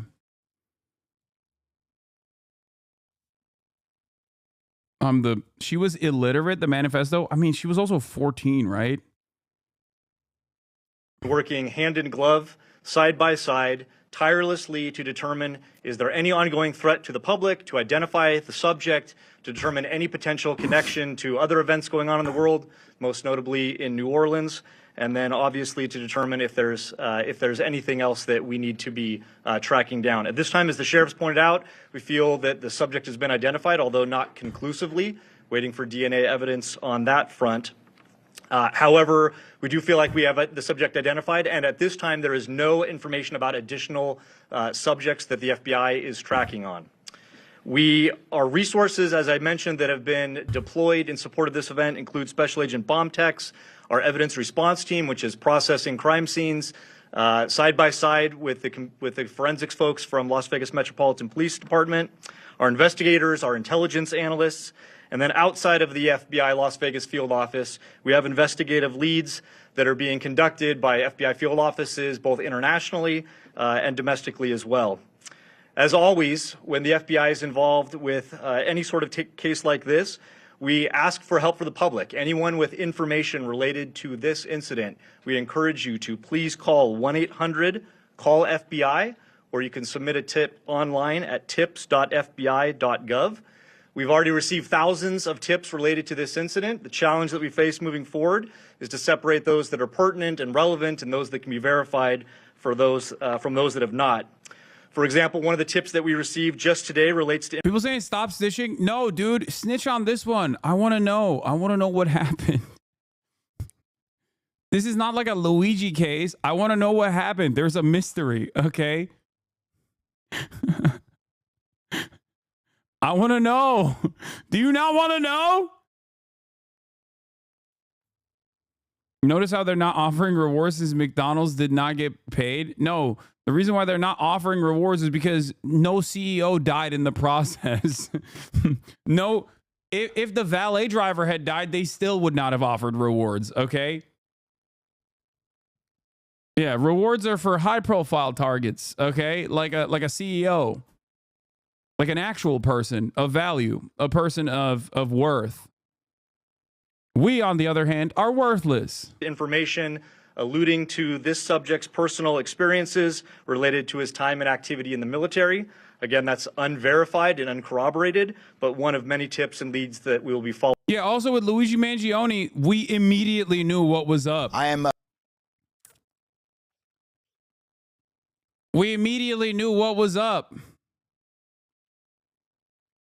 I like that this person said, yeah, you think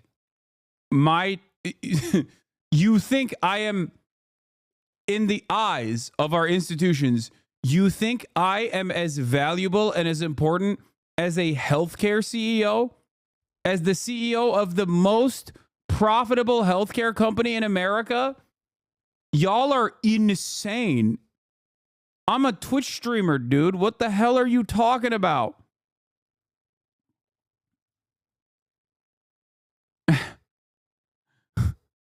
Take off your horse blinders, dude. I'm the CEO of doing it with your mom. That's the only thing I'm the CEO of.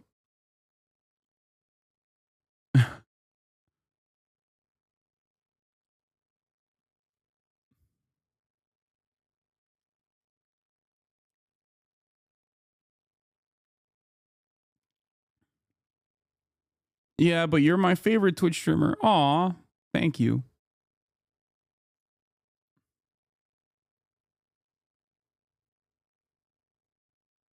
FBI Deputy Assistant Director Christopher Rea. I'm from our Counterterrorism Division at headquarters. I'm also joined by Assistant Special Agent. Okay, now we're back to the NOLA one. NOLA, New Orleans officials update deadly truck attack investigation. Alethea Duncan from our New Orleans office, who you heard from yesterday. I'm here to discuss not only the latest investigative information we have here in New Orleans, but I'll also let you know about other investigative activities outside of the state. I first, and most importantly, want to send our deepest condolences to the victims of this horrific attack and their loved ones. 14 innocent victims were killed in this senseless attack, and at least 35 are injured. We cannot ease the grief people in this community and across the nation are feeling at this time, but rest assured, we stand with you and in support of you. All the resources, and I'm going to go into that a little bit later, all the resources of the FBI are being focused on tracking down every piece of evidence, every lead, every interview, every potential lead we've got. While I won't be able to answer all your questions today, my goal is to be as forthcoming as possible with you on what we've uncovered so far. First and foremost, let me be very clear about this point. This was an act of terrorism. It was premeditated and an evil act.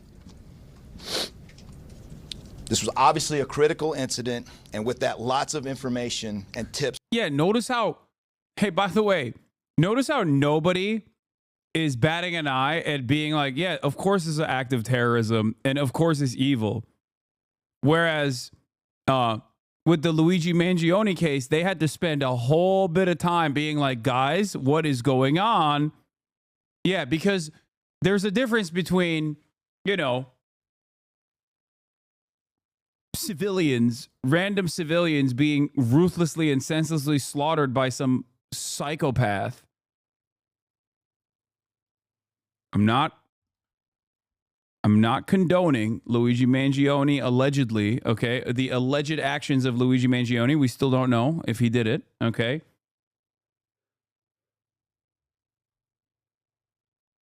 But, you know, seems like there's a difference there.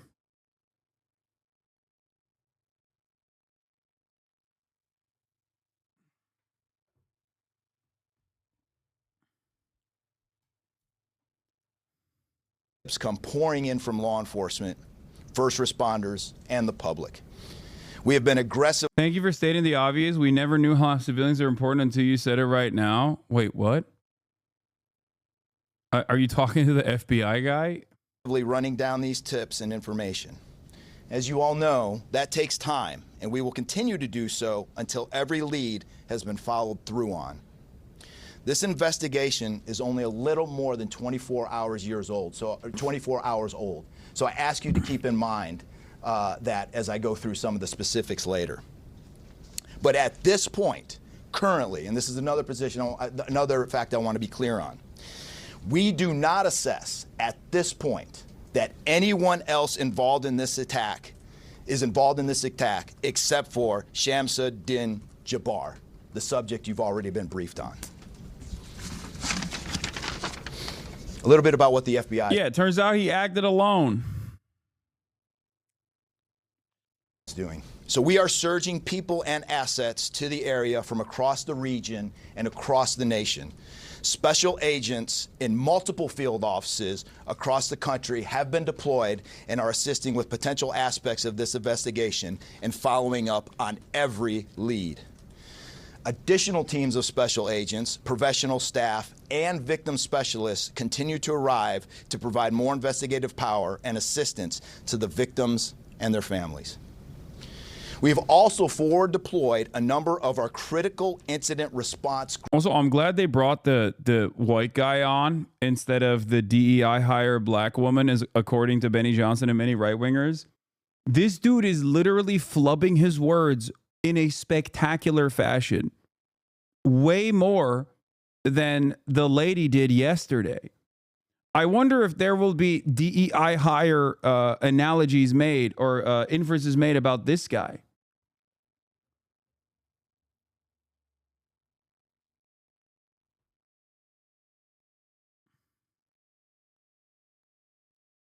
I'm just saying. Group assets, including members of our hostage rescue team, special agent bomb technicians, and crisis management coordinators. In addition, we have deployed more evidence response technicians to continue to process the various scenes that we have. So far, we have received just over 400 tips from the public, and that information is being followed up on both here in New Orleans and across the country. Some of the tips are here in New Orleans, and there are other tips in other states across the country that we are following up on.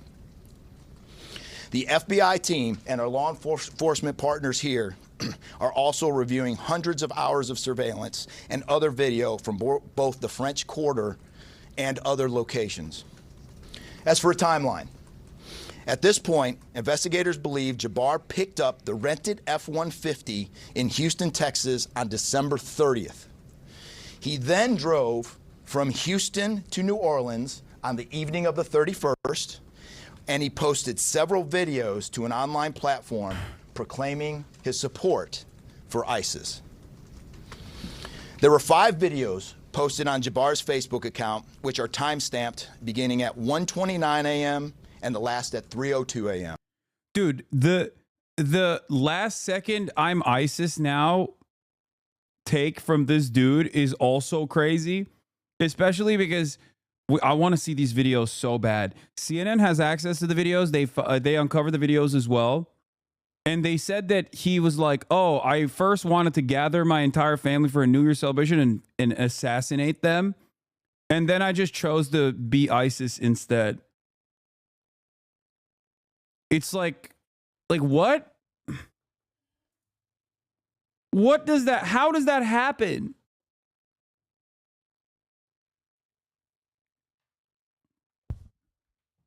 Like, what do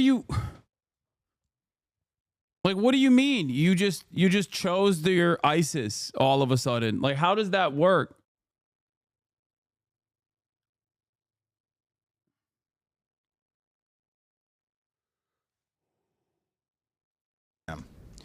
In the first video, Jabbar explains he originally planned to harm his family and friends, but was concerned the news headlines would not focus on the, quote, war between the believers and the disbelievers, end quote.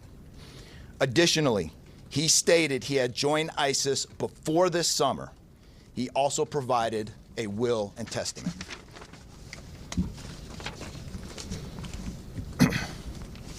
FBI.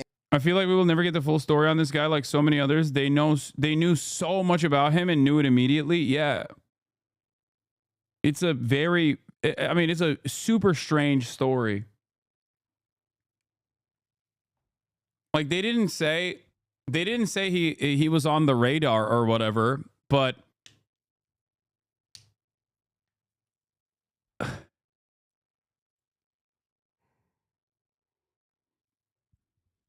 I don't know. I just, it doesn't make sense.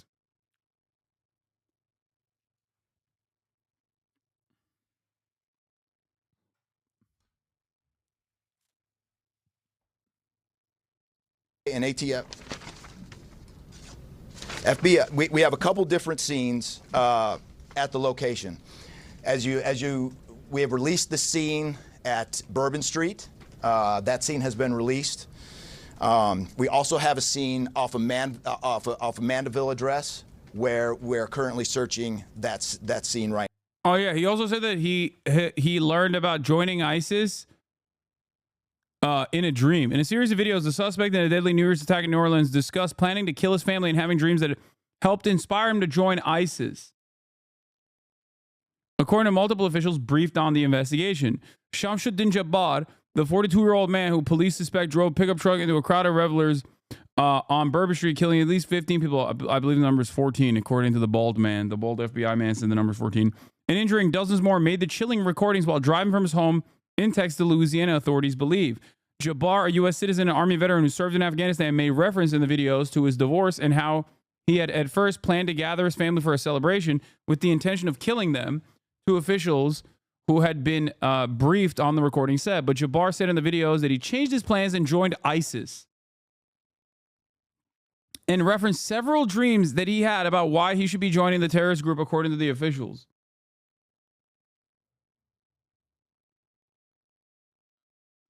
Oh, it's 15 because he died as well. Okay. Bald man said 14 innocent deaths. Okay.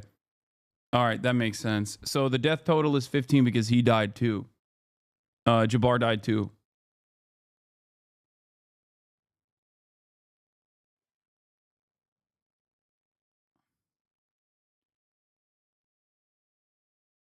He was an information agent in the Army? No, I think he was... No, dude, he was IT. He did HR and IT work.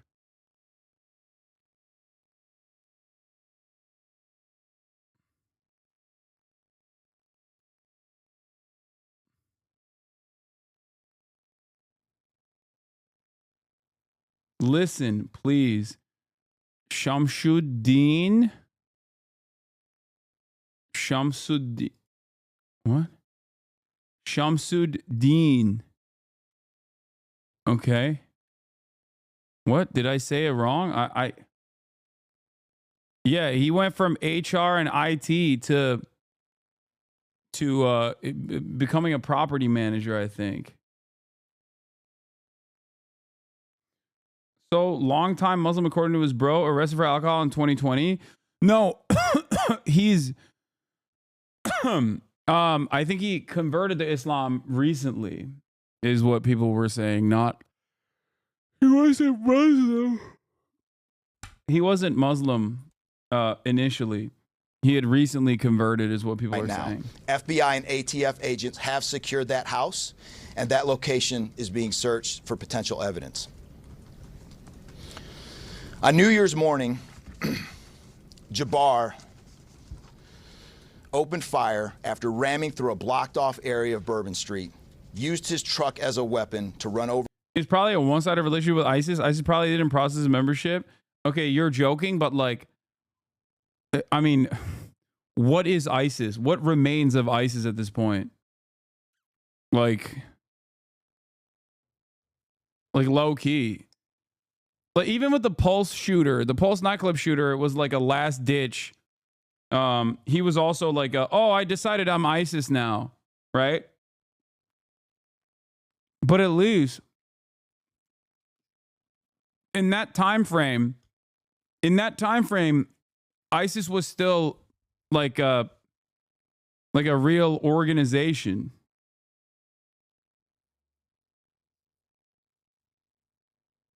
Didn't the Pulse nightclub shooter say he's ISIS too?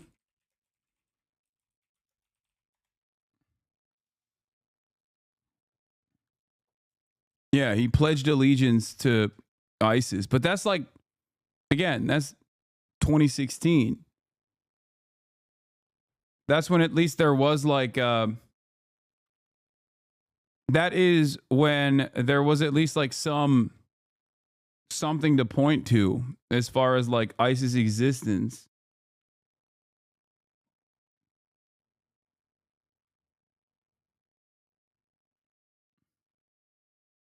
over the victims. Teams of specially trained victim specialists, again, as I said, are on the ground. Or here the in San Bernardino shooting as well. Like, what is ISIS now? What the hell? Orleans, assisting survivors of the attack and loved ones of the deceased. We do not believe the public is in any danger around any of these locations. 3 phones linked to Jabbar have been recovered, and digital media exploitation is a priority to see what is on the devices and determine if there are any other potential leads. Additionally, we have recovered 2 laptops and are currently reviewing them for any potential leads. Those laptops were recovered at the Mandeville address. Cheddar, is this guy your uncle or not? I don't understand. What the heck are you saying? Like, what is happening? Where's that chatter? I lost him. We have Muslim family, so I think he was on and off. Check log. Yes. Listen, please. Wait, what? Very normal. That's my unk, bro. Do you have any questions? Been declining all news people reaching out to me, but I talked to you. Wait, what?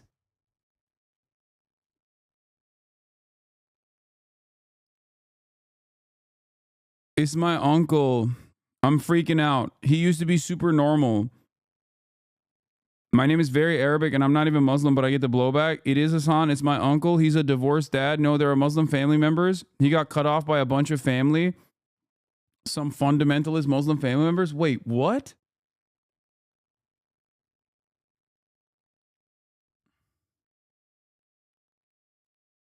Okay, yeah, I mean, do you want to be on the stream? But I do need to. This is unverifiable. Do not boost this person. Yeah, I mean, I would need you to send some info to at least the mods to verify that it's your uncle. How do you verify this? What do you mean? You can just like, if you can very easily verify it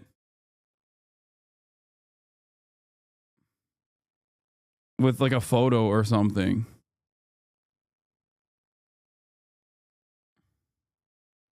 I can send you a pic of us privately. Yeah, can you send it to one of the mods? Or any of the mods around?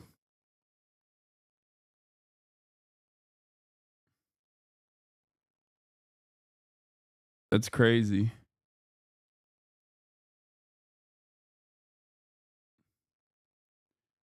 This might not be the play. Hasi government will intervene if true. What are you talking about?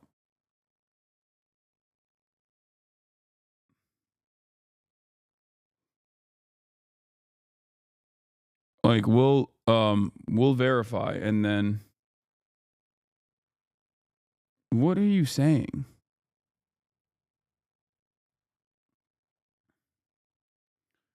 ISIS did the Russia attack, 130 plus dead, and then the Soleimani funeral explosions, 100 plus dead in the last year. Man, come on, it's still around.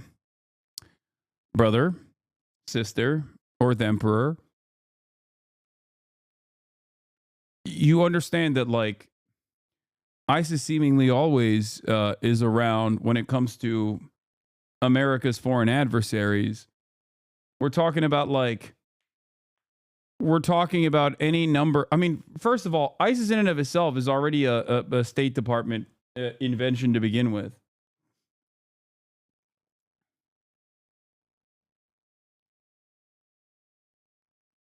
But having said that, at least during its peak, there were lone. Wait, what? This person said, "Great, you're now." Wait, hold on. This is really funny. This person literally said, "Great, now you're platforming terrorist nephews. Ethan's gonna have a field day." Okay, dude, that's insane.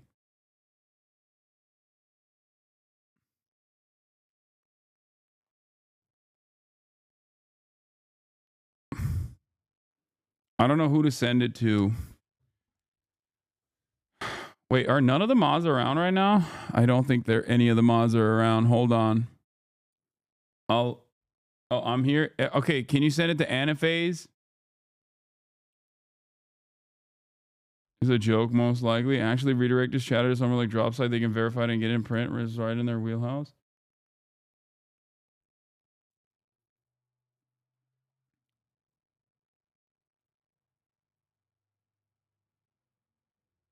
Okay, reach out to Anaphase, bruh, babe.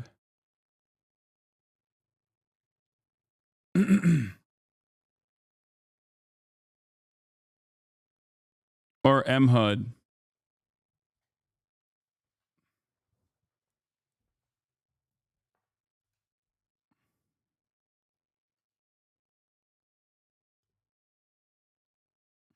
Guys, this is not your opportunity to demand to be modded, okay? It's not going to happen.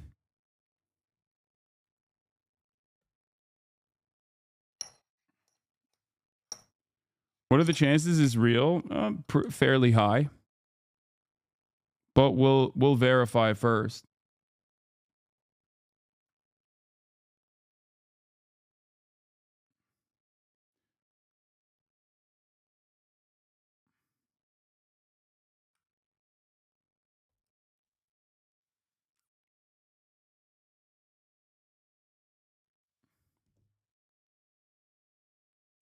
The chatter's name is Bruh, BRUH, Babe 11.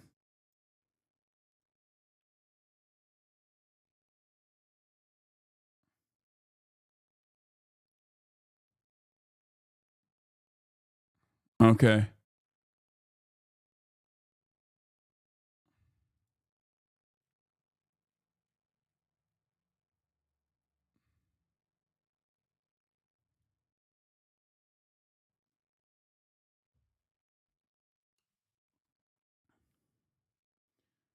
I think people forget that this is an entire arena, like a massive stadium full of people.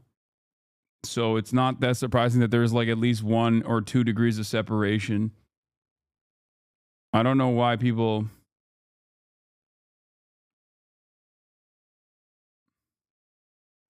I don't know how people are confused when stuff like this happens. Okay. I guess like whisper to one another or something, or potentially reach out through Discord. I don't know.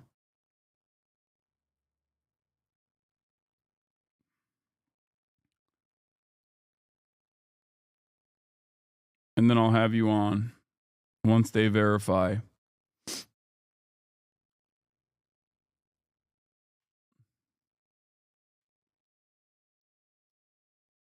Sorry, was having issues. Okay. Yes, one time I was watching the stream and I saw my boss. Yeah.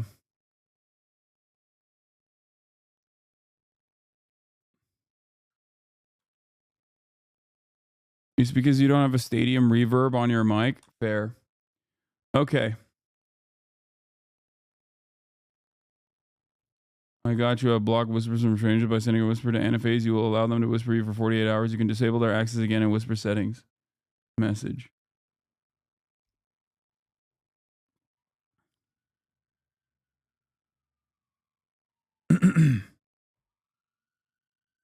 How do you actually confirm this is not a bad faith phishing attempt to get you into some sort of manufacturer's scandal? I mean, it would have to be an unimaginably sophisticated campaign to be able to do such a thing. And also, why would it get me in trouble? We're literally verifying.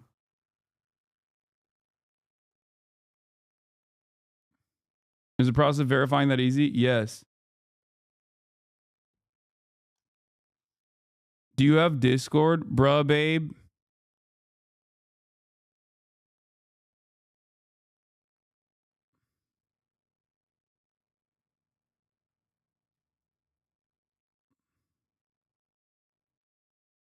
Anyway. You do not. Okay, that's fine.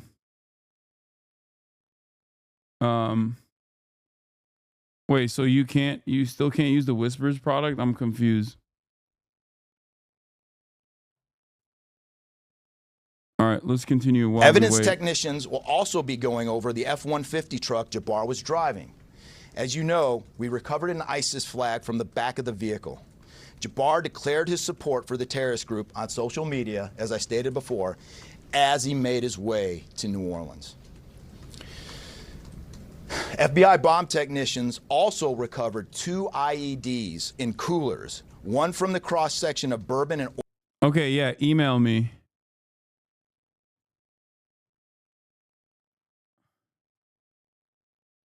Verify your phone number and then whisper anaphase or me. She says that it's not letting her like verify her phone number or something. It just like keeps asking to verify her phone number.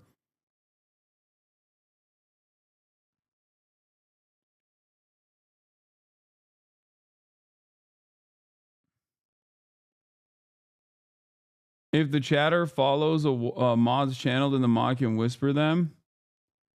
Chatter has whispers disabled. She doesn't have Discord. So my suggestion is to follow Anaphase or Fizz on Twitch, and then you'll be able to, the mods will be able to whisper you.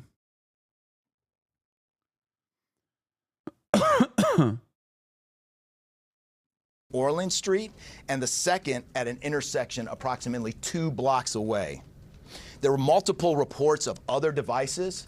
Those reports turned out to be misinformation or not actual functioning devices. Those are the only 2 devices that we've been able to recover that were functional. Both devices were rendered safe on scene. We did obtain surveillance footage showing Jabbar placing the devices where they were found. 2 other, as I said before, 2 other items of interest were determined not to be IEDs. A little bit about Jabbar. Yeah, this is something that I did also call out yesterday before more information came out.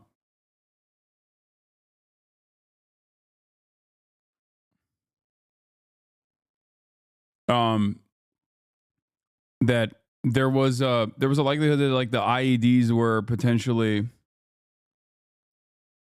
there was a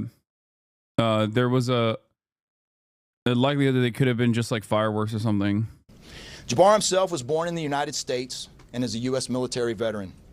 We are looking in everything in his life. While we have No, I don't even think it's a manufacturer consent attempt. I don't even think like thinking that the shooter / driver worked with other people was necessarily a manufacturing consent attempt. I think in the heat of the moment, people actually end up getting things wrong. Part of the reason they just end up getting things wrong. It's normal. It's New Year's Eve.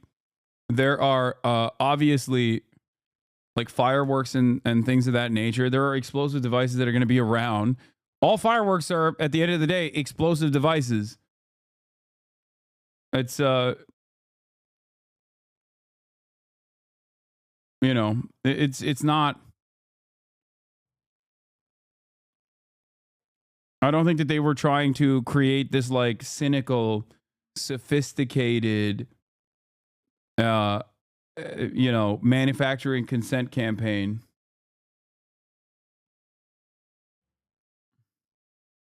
What? Talking to a person potentially connected with her? Dude, what are you talking about? Do you think that like do you think when you're, okay, chatter, let's say your dad becomes like a psychopath and kills someone, and you're like, how would that become a problem for you? Do you think that this is like genetically traced or something? Like a third uncle that you have doing a crime means that you're a criminal? Like, what are you talking about, dude?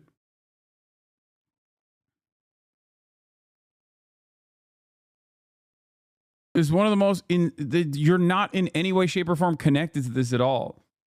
You're just offering background information. You're offering background information in regards to the suspect. Interviewed many people who know Jabbar. We still need to talk to others. Yeah, like mainstream media interviewed every single one of Luigi Mangioni's, like loved ones. And you're over here being like, well, I don't understand. Like,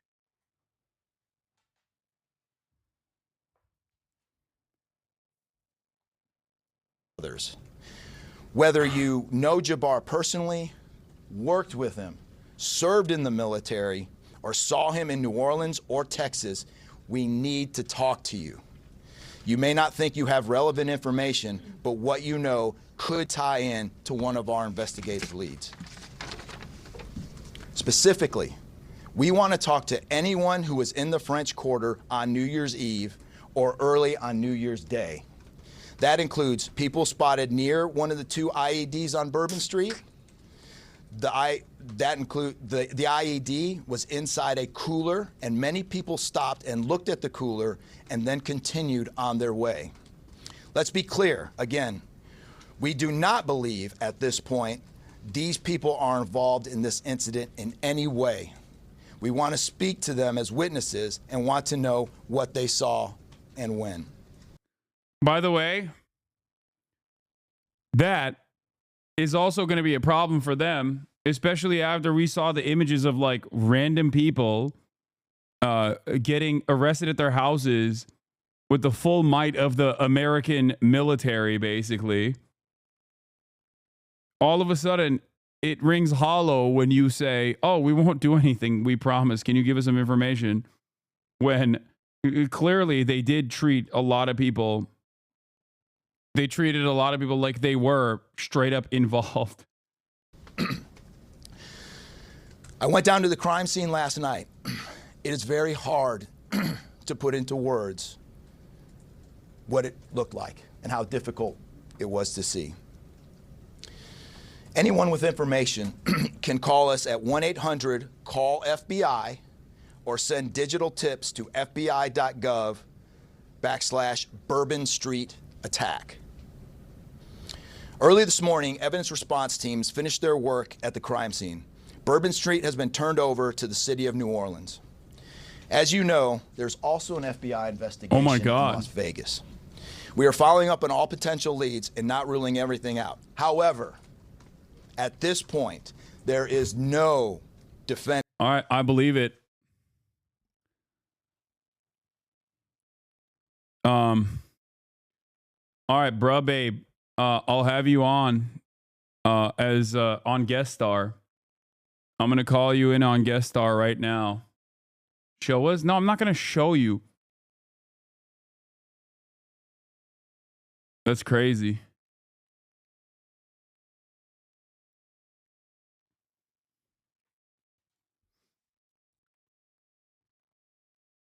Do you want to be on?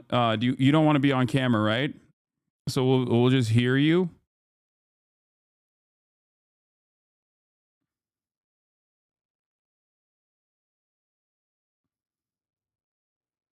I can't even see her in the chat because the chat is going crazy spamming.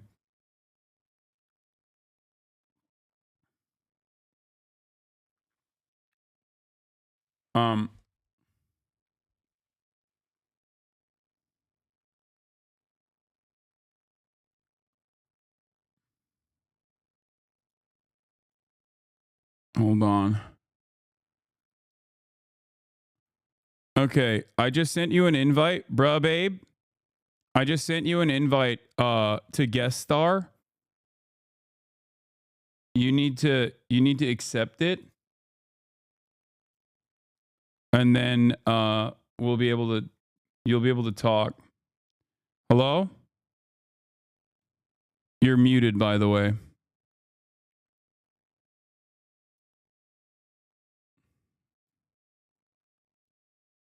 Can you hear me?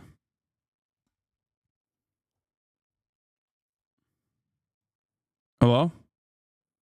I feel like you're speaking, or at least you're hearing me, it seems, because every time I speak, your sound bubble pops up, which means I can't, you're on, but I can't hear you.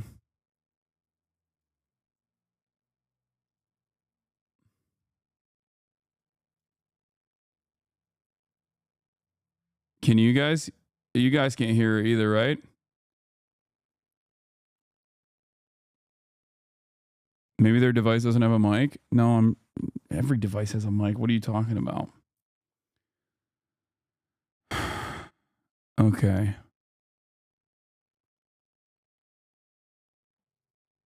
Check the input. Yeah, go chatter. Check your input. Like click on your settings and check your input output. Do you have them muted? No, I don't have them muted.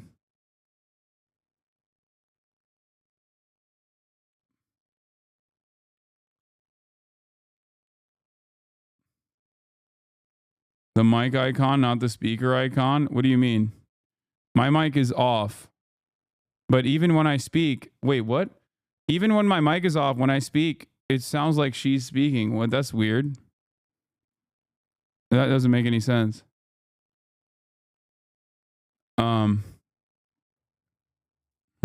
I don't know what's going on. Oh, because probably my stream is open? Maybe? Is that the reason? Looks like she's using the line mic input and not her actual mic. Yeah, but even if it's picking up the stream sound, it wouldn't be so immediate. So there would be a delay.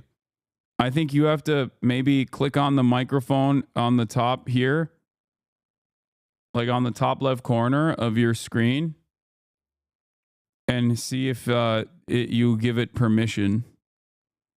Like you're allowing Twitch to use. Or I'm gonna hang up and I'm gonna call you again.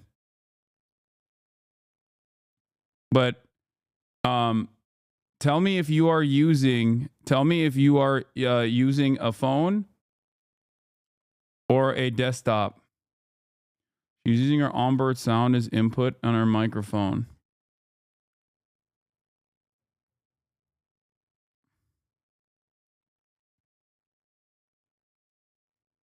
Yeah, it might just be bugged. Let's see. Let's try again. I'm going to call again.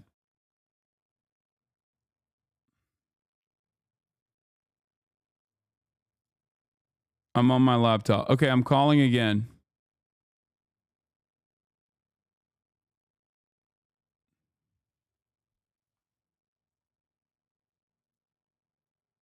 I might have a privacy thing, potentially. Okay, I sent you another invite.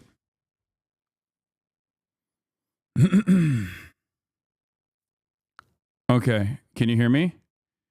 Okay, you were muted and then you unmuted, but I still can't hear you.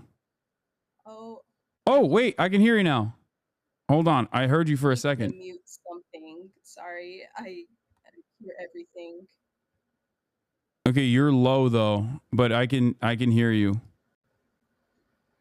Hello? Yeah, I can hear you. Can you hear me?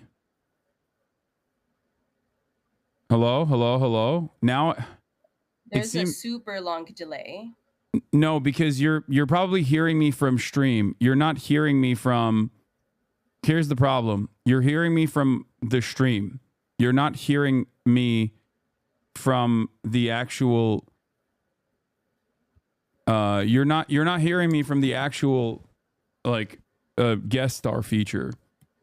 So you fixed your microphone, Right, but I think you need to change the your audio as stream, well. and then I'll listen to the call. No. Here's what we're gonna do. You need to also change your input on your. You need to change your input on your what do you call it? On your audio as well. And then mute the stream.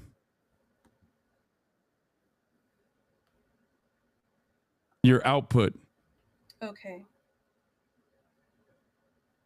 Your input is working. We can hear you. You need to change your output.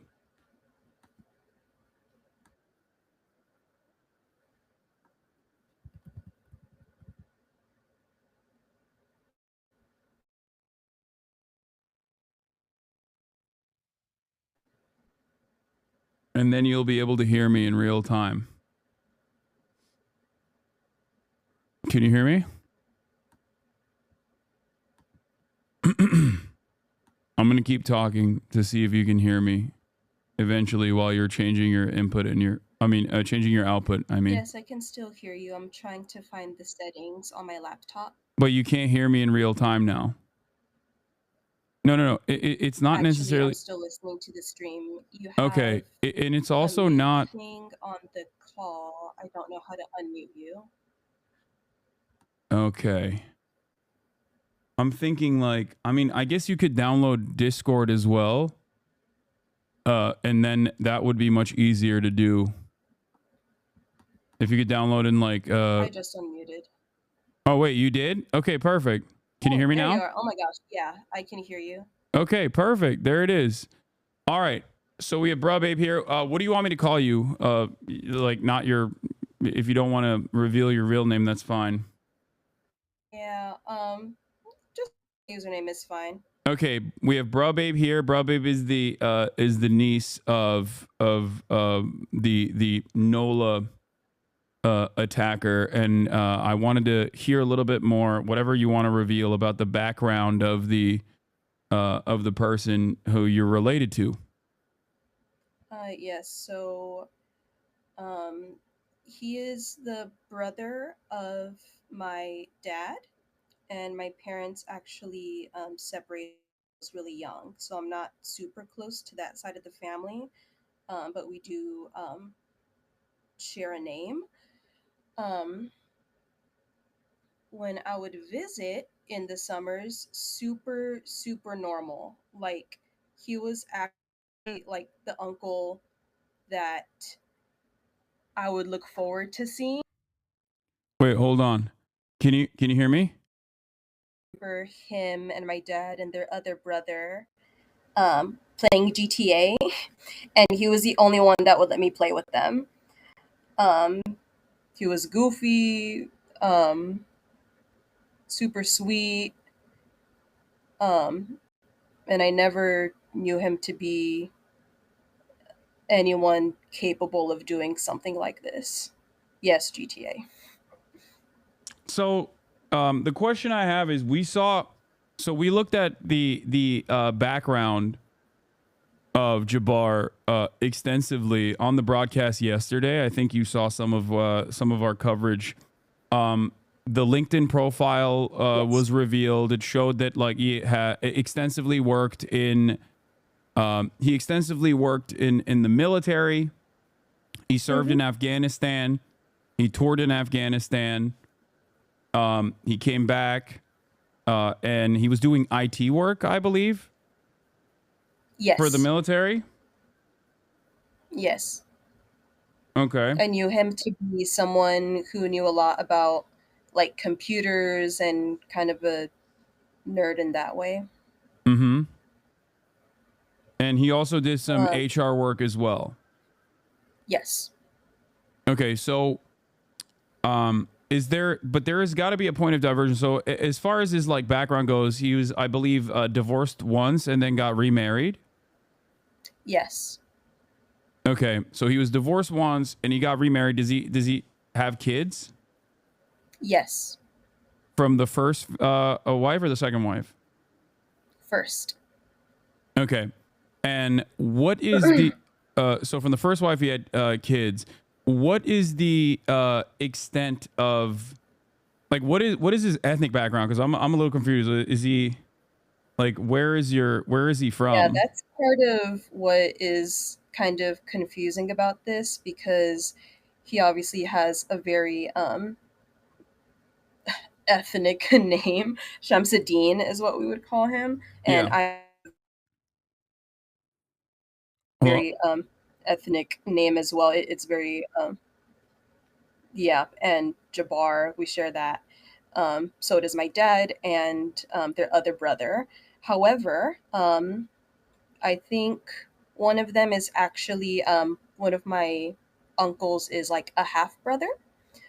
And their stepdad was the one who was Muslim. And he's the one who kind of named everyone. So I always kind of associated the family with Islam, but like no one practiced it. Okay. Yeah, it seems like everyone's super Christian in the family, but we have super Muslim names. But there are some Muslim family members. but like I've never seen anyone with a Quran. No one's ever gone to a mosque or whatever. So the religious aspect of it is a little weird for me too, being a frequent victim of Islamophobia. When I'm like, dude, I was raised Catholic. Like, it's just my name. But I'm sure that's not helping. So Shamsuddin was also he was not you're saying he was not raised Muslim. Not to my knowledge. Okay, and not only to your knowledge, not only was he most likely not raised Muslim, but also there were some people, I believe that it was was he still with his second wife recently? Or I had do he not believe so. So he had also separated from his second wife. Okay, because his second wife, there were some people that reached out to the second wife, and the second wife's partner said something along the lines of like how he had actually exhibited weird behavior and that he had like recently converted to Islam. Yes, so that was probably around the time period where he started acting erratic, I guess. But I believe even at that time, it might have been at the very beginning, like when the family's mostly Christian and or agnostic, and then someone starts talking about the Quran, the other family members are kind of like, what the fuck? So I think that might have been the beginning impression of that. Like, I don't think it was 0 to 100. Okay. I also know around this time, me and his daughter, because I don't talk to my dad either, just because he's a narcissist and annoying. But me and Shamsuddin's daughter had actually bonded about not talking to our dads at some point. That's interesting. So he was also, but that his daughter from his first marriage. He didn't have children from his second marriage, right? Hello? Not that I know of. Okay. Sorry, it was buffering. Not that I know of. Okay, so you're talking to your cousin, Shamsuddin's daughter from his first marriage, and she's telling you that her father has started acting differently, acting strange, and this happened. Do you have an exact timeline, if you don't mind me asking? Probably, honestly, around 2020, I believe.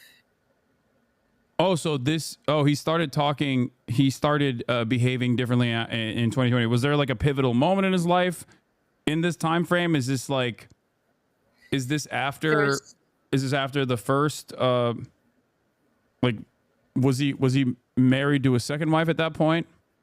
I believe it was after the second wife had separated. Oh, okay. I think your analysis of the narrative of him being a divorced dad and having all that stress and the money stress is the actual cause of the issues, and then you just needed some sort of like scapegoat, I guess, or some reason to be so drastic. Yeah, so I guess the question I have is like what's interesting about it is that there are there's videos of Shamsuddin online from his real estate job, I believe as recent as like 2020 or 2021, or at least he has posts on Twitter as recently as 2021 where his social media footprint is not strange at all. It doesn't have any of the markers of like a person on the throes of radicalization. He just looks like a very competent, normal, if not somewhat kind individual, which is unique because when you compare it to like when you compare this to the the Christmas market attack, which was fairly similar to the NOLA attack. That person had an extensive social media footprint. Was a person who was in these right-wing circles. He had demonstrated militancy. He was saying a lot of radical things, but also saying a lot of insane things that weren't even like political in general. Yeah. Oftentimes he said a lot of radical things in the political sphere, but you know, there was very clearly something wrong with him. Whereas Shamsuddin did not demonstrate any of that, at least on his social media. But you're saying that as early as 2020, there was a little bit of a separation. And there was an attitude change from him after the separation of his second marriage. Hello? Hello, can you hear me? I can hear you again now. Okay. I had a connection error. I still have the...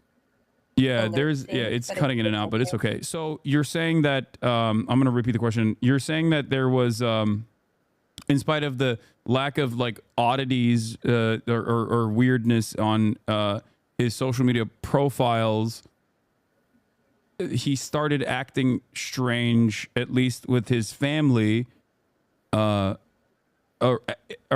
the time of his separation in his second marriage. Yes, and I'd clarify of like bonding with me and his daughter over not talking to our dads was kind of more like similar issues, like normal issues, not he was acting so weird and so extreme that he was saying all this outlandish stuff and that's why she wasn't talking to him, but so just my dad's being a dick or he's being annoying, more like that. Okay. All right, that makes sense. So I think as far as like a point of radicalization, I think that was very recent. Okay. So it seems like he became more, maybe he became more isolated. Do you know when the last time your cousin talked to her dad? I am not sure. Okay. When was the last time you talked to him? Or saw him? Or heard of him at all? Well, actually, I don't know if it's revealing too much about myself, but I'm also in real estate.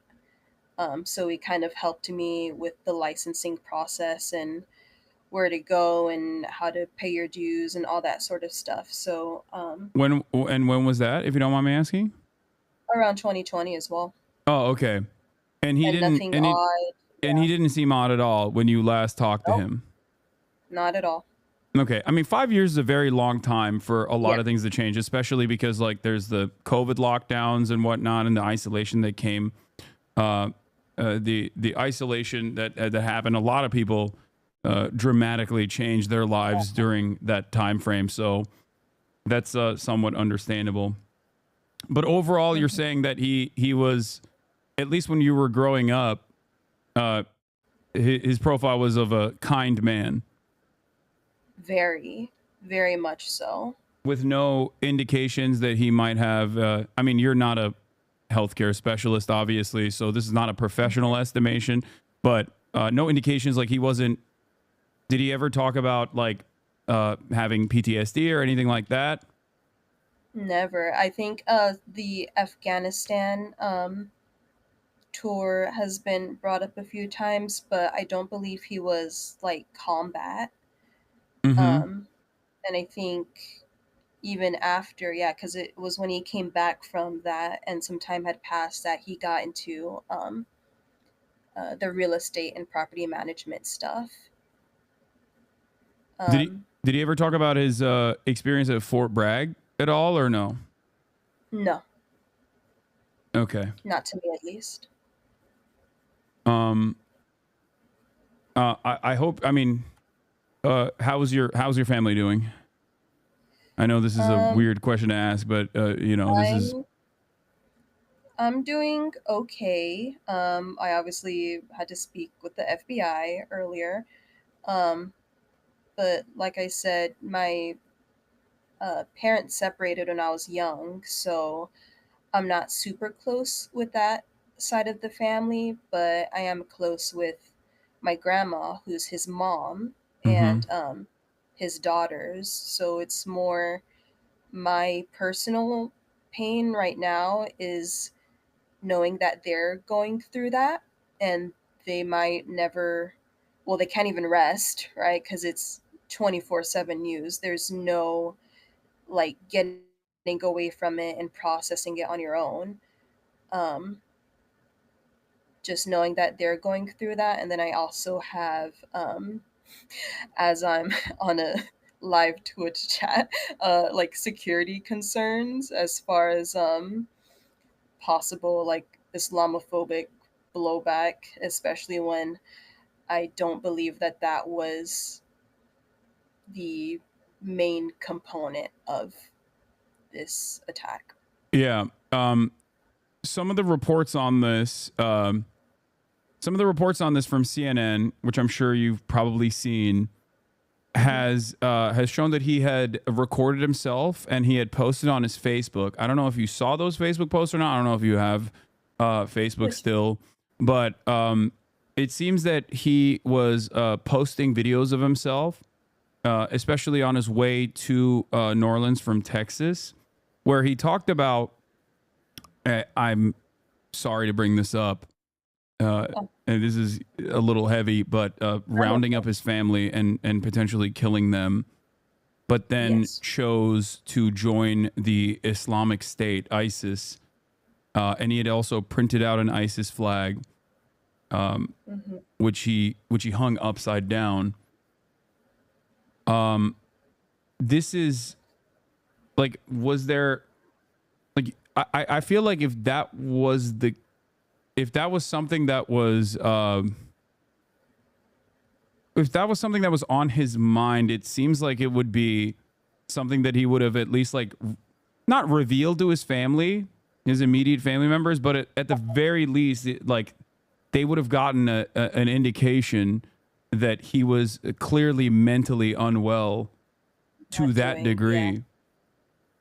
I think he was sort of Wait, you're cutting out. Can you hear me? I think there's connection issues. Can you hear me now?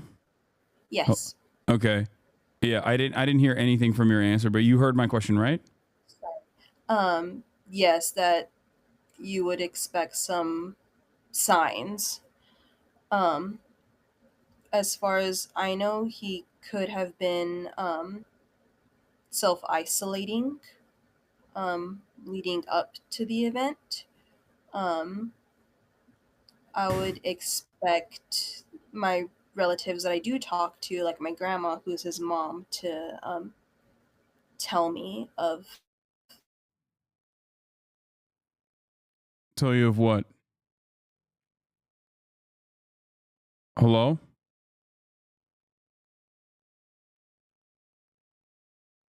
I lost you again.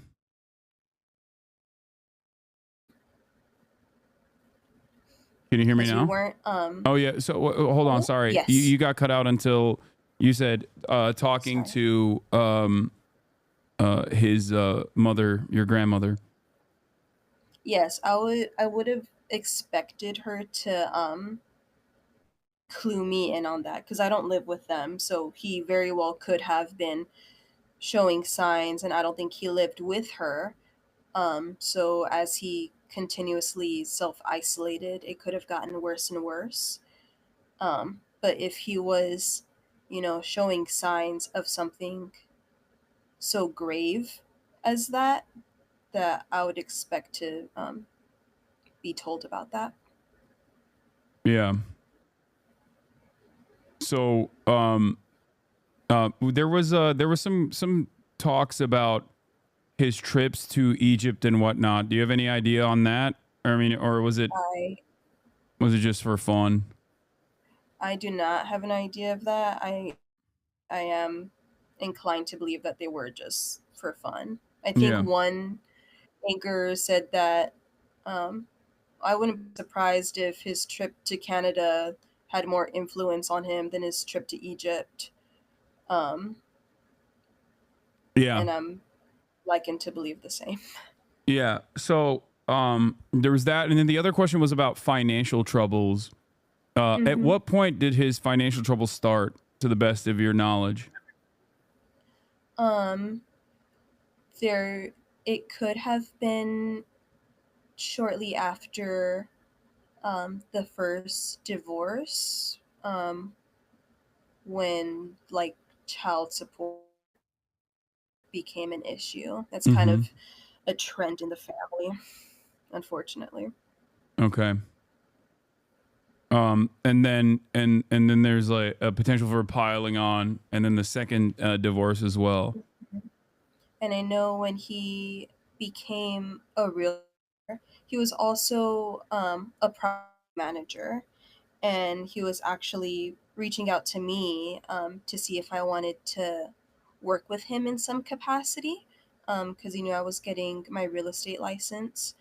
Um, so he was looking into me doing like some sort of administrative stuff and training me to like write articles for like blog posts and stuff. Um, but at that time, which is around 2020, um, I get the impression that he was sort of diving into real estate as an agent, but also as a property manager, while also trying to like have side hustles, like trying a lot of different things at once, and failures from multiple of those could have piled on. Okay. Yeah, that makes sense. Well, thank you so much, bro, babe. Is there anything else that Thank you. I haven't asked that you wanna bring forward? No, just that he was, a super normal guy. He was Yeah. a super sweet, and like none of us expected this. Yeah, it seems. I mean, even like I said, his social media profile, or like the information that we saw of him from now deleted, YouTube posts and things of that nature, did not show did not show the usual trajectory. Like, but they might have been, they might have been a couple years in the past. So at that point, it's just I like, always had the impression of him being from my dad and his siblings. I always had the impression. wait, can you hear me? Hello, hello. I lost you again.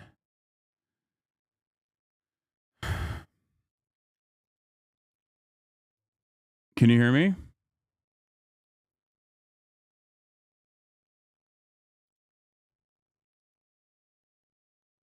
Oh, wait, you're back. Okay, I can hear you now. You said yeah,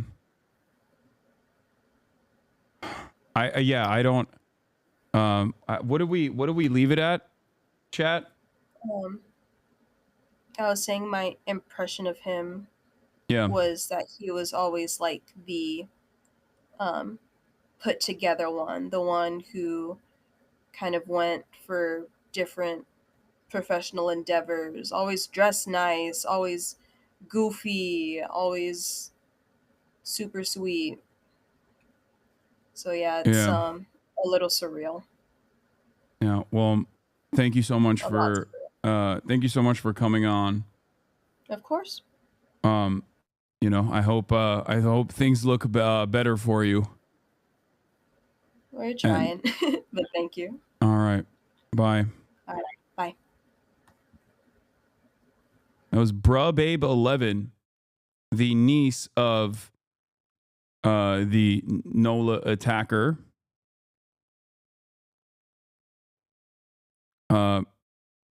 Shamsuddin Jabbar.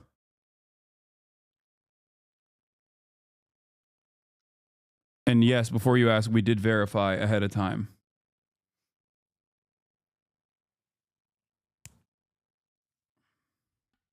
How was it verified that she was related to him? I'm curious and nosy. Sorry. Don't worry about it.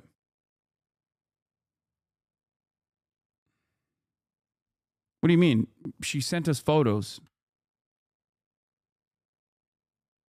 of them together. Yeah, immediately as soon as we pull out, as soon as we get out of emote only mode, people immediately get annoying. Yeah, family photos.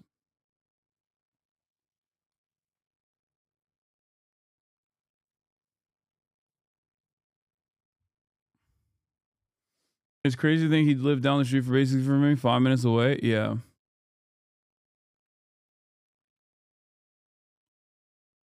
He was not a Trump supporter to my knowledge, by the way. Oh, that's good. Thank you for that. I forgot to ask that.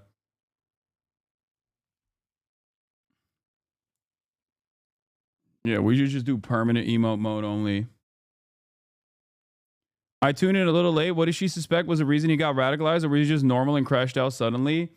The suspicion is, again, none of us are professionals, but the suspicion is that it was the financial complications that came from the first divorce with like child payments and whatnot, and then the second separation from his second wife. The second separation from his second wife was like the seemingly trigger point that,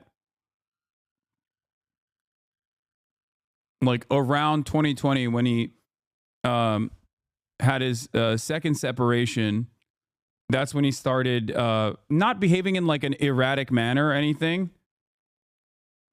But basically it seems like there was a point of isolation. What is this? Greenville Co., South Carolina.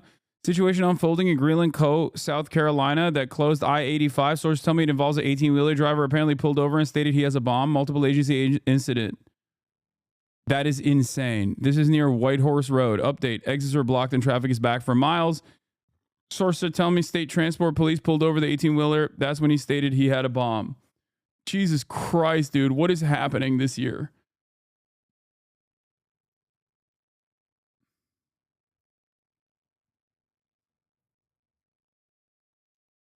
What is going on this year? All right, we're gonna get back to the NOLA attack.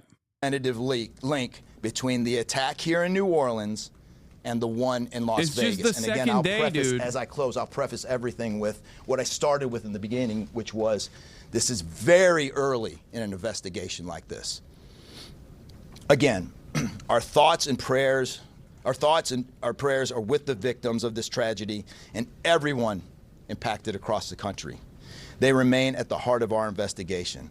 I also, although I've only been on the ground here a short time, I also want to express a sincere appreciation for our partners here, which include the U.S. Attorney's Office, HSI, ATF, the New Orleans PD, the Louisiana State Police, the Governor's Office, and countless others.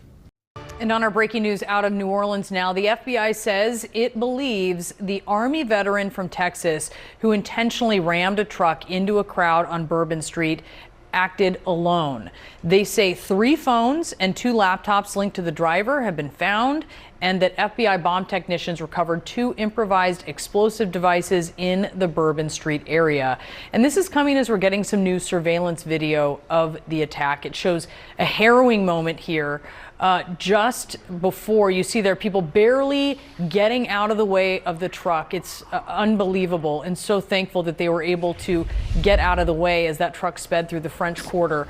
CNN anchor Anderson Cooper is live on the scene in New Orleans. Anderson, what more details are you learning at this hour? Yeah, well, we have CNN has exclusively obtained actually video of the terror attacker. This I want to show you. This is taken from a doorbell cam on a street where the attacker, you see there off to the right with the vehicle that he used in the attack.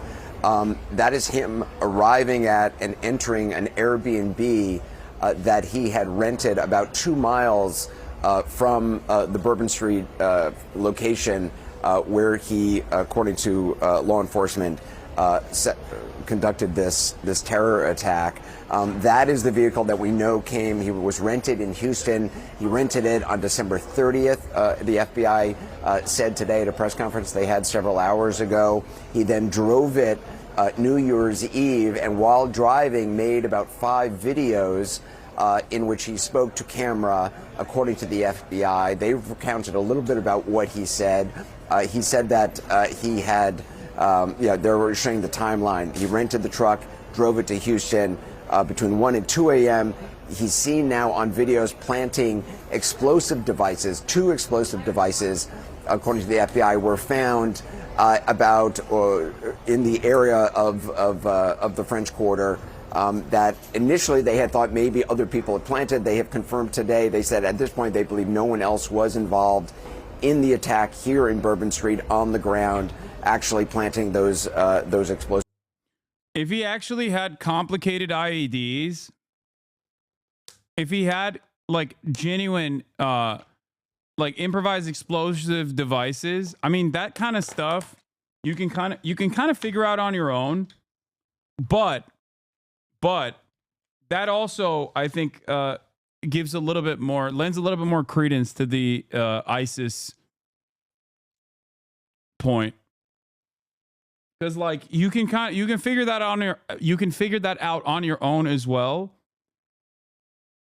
But I feel like that is something that I suspect that is something that they give you in the fucking ISIS radicalization manual. You know what I mean?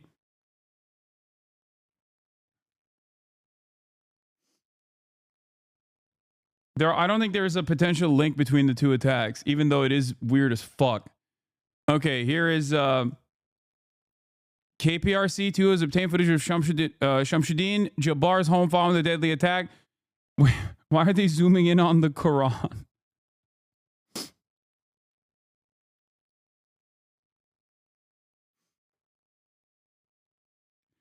His home in Northwest Harris County features a book collection which includes texts like the Quran and Bible and works on Islamic finance. We're still living in fucking a Homeland episode, chat.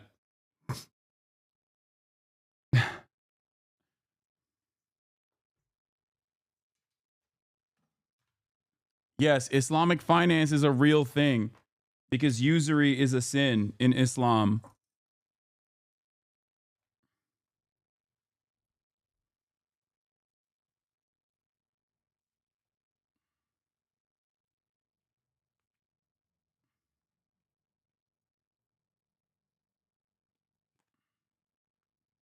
I believe technically usury is a sin even in Christianity too, but I feel like nobody really cares about that. Also, there's zakat too. Yeah, the office style zoom here is doing a lot of work.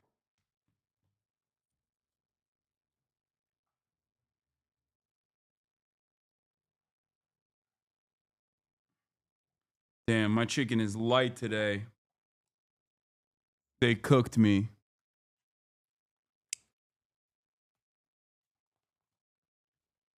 Only 13 ounces, 13.5 ounces today. That's crazy. That's crazy. Normally it's supposed to be, yeah, that's a big L I'm taking on the protein intake for lunch.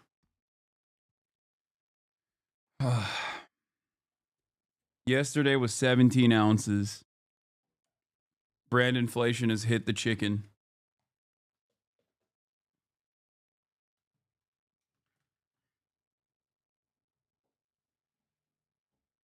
Do you weigh your chicken? Yes, I do.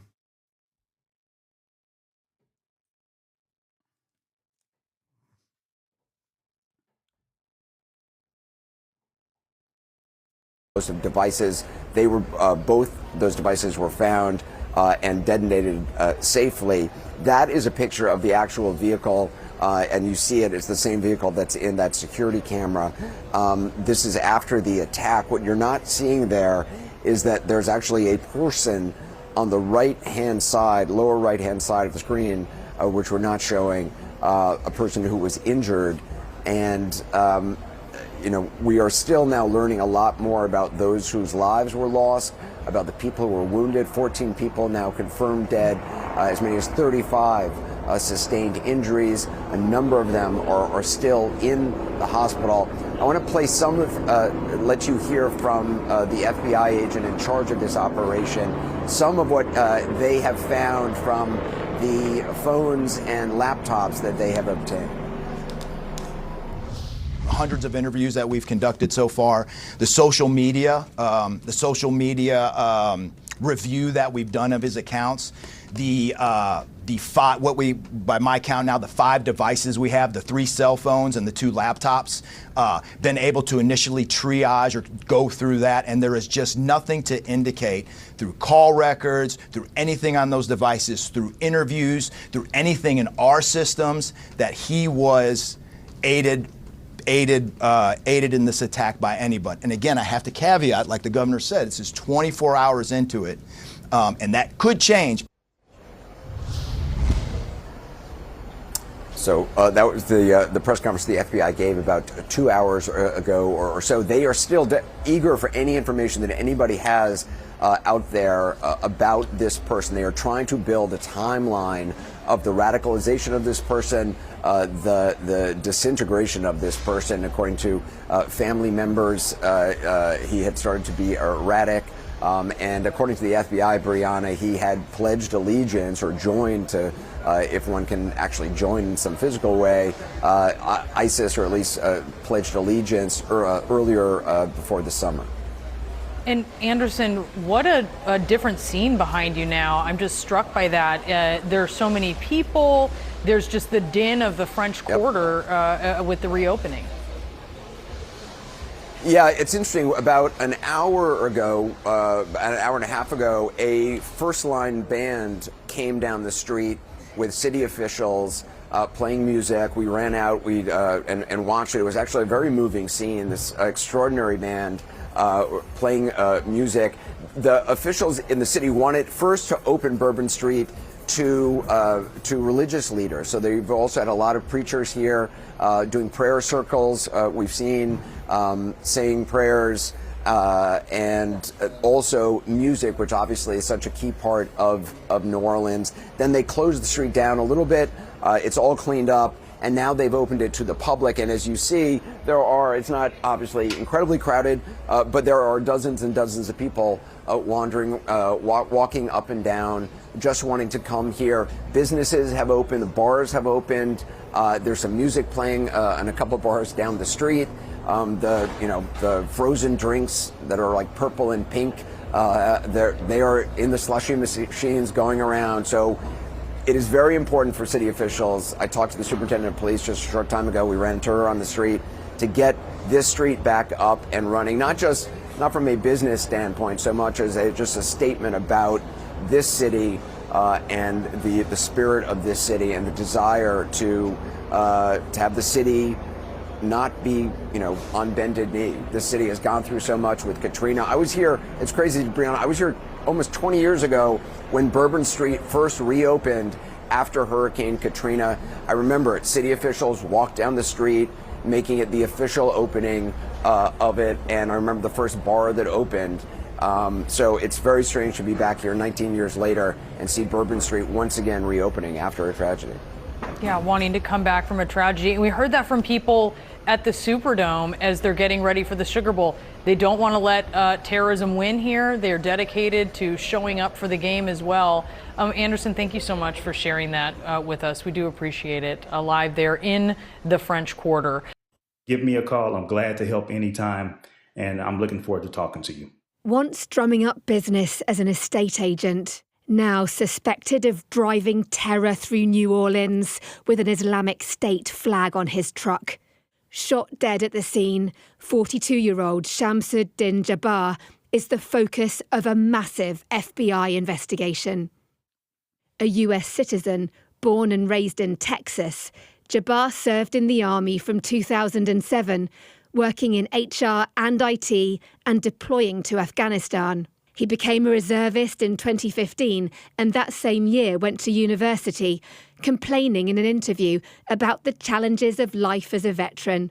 Discharged from reserve service in 2020, Jabbar presented himself as an estate agent and also worked for the global consultancy Deloitte. He showed an interest in weapons, selling them online and writing in a social media post from 2021, "It's a shoot the guns type of morning." Jabbar had at least 3 prior arrests, all misdemeanors, including theft. He'd also married twice, divorcing in 2012 and 2022, and is thought to have 3 children. Then, in the early hours of New Year's Day, he drove this white rental truck into crowds of pedestrians. The vehicle is about to go into Bourbon Street. A security expert points out how Jabbar steered the vehicle around a police car. Clearly, he probably had done some reconnaissance beforehand. He says planting an Islamic State flag on the truck was the attackers' way of pledging allegiance to the group. Well, it's an important reminder for all of us that ISIS hasn't disappeared, it hasn't dissipated, it may not necessarily control swathes of territory in Iraq and Syria like it used to, but it still infects the minds of young, impressionable people around the world. Turning a vehicle into a weapon is a tactic seen before in attack. Bro was 42. What do you mean, young, impressionable mind?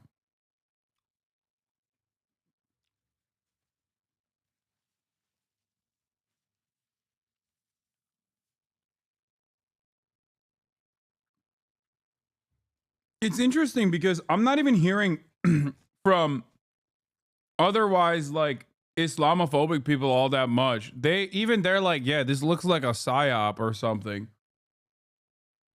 Like even there are a couple Islamophobic people that have come in here and been like, this is how Muslims are. That's why we have to deport them all or whatever. Mostly European style right wingers.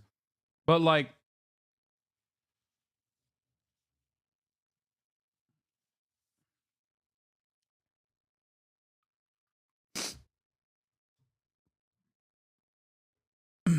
that's how they speak about your community too? What?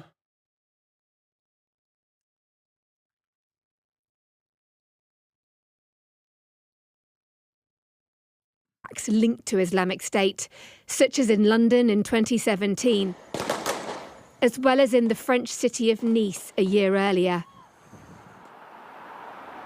Security officials across the world, including here in the UK, have long been warning about the persistent danger of Islamic terrorism. Just last October, Ken McCullum, the head of MI5, said the terrorist trend that concerns him most is the worsening threat from Al-Qaeda and in particular from Islamic State. Hunting for clues, the FBI says Jabbar posted 5 videos on social media before launching. Bro, the country that they're reporting this from literally had pogroms after the Labor government took power. There was literally a pogrom that took place. Like, what do you mean?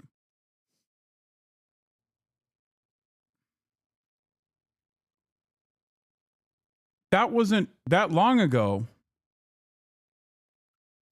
His rampage, claiming to support Islamic State. Officers for now believe he acted alone, but they'll surely be sifting through his contacts and communications to find out why, and if there's any hidden evidence of direction or even support from the terrorist group.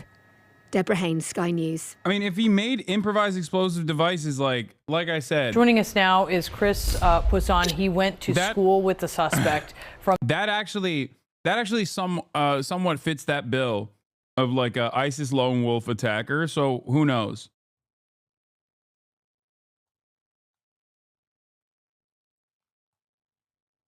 The New Orleans attack. Chris, thank you for being with us. Just tell us a little bit about your experience with Shamsuddin. You called him Sham in middle school and high school, is that right? Right, yeah. Shamsuddin, his friends called him Sham. Okay, so you went to middle school and high school with him. When he went off to the Army, you went off to the Air Force, and I know you kind of lost touch, but then you'd gotten back in touch a few years ago on social media. Tell us first what he was like in middle school and high school.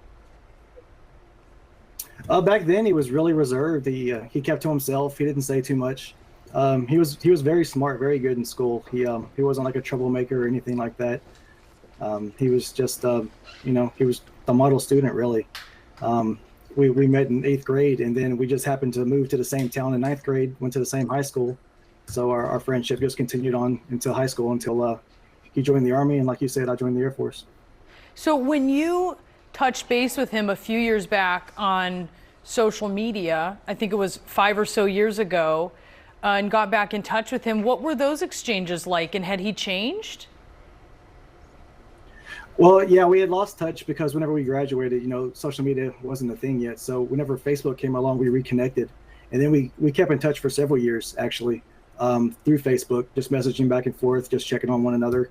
And then up until the last, few times I had spoke with him, he had become really, enthralled in his faith. And pretty much every conversation we had or post that he was making at that time, in some way, shape, or form, it all, resorted back to his Muslim faith. Okay, so he talked a lot about Islam. Did you get the sense he was radicalized? Or I understand you are... Okay, I don't know if that makes sense, because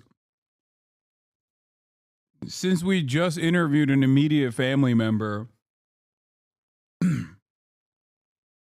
and she said that, first of all, this man says his faith. The dude wasn't even Muslim. Okay? And there isn't even any media reporting that says that he was Muslim from the start. All the media reporting on the matter says he converted to Islam recently. But maybe he's talking about his recent posts. But also, even then, if he was connected to him, if he was talking to him like maybe as recently as like a couple months ago, then that's different. But if he was talking to him 4 years ago, 5 years ago, I don't think that he had converted to Islam at that point. Are a Christian, and you were talking with him about religion. Were you having, respectful exchanges? It was very respectful, and it wasn't anything like he was upset or mad at anybody. Every post and every conversation I ever had with him, he was never mad at anything. He never talked about overthrowing the government or being mad at a particular race or religion or anything like that. He was always very respectful and very positive. His message that I got from him after every conversation was that he was very positive.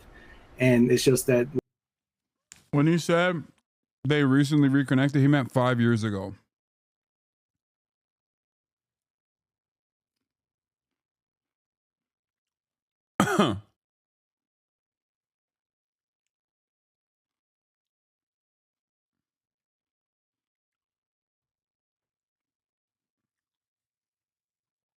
Five years is recent to men, chatters? No, it's not a men thing. If anything, it's an old person thing. Older.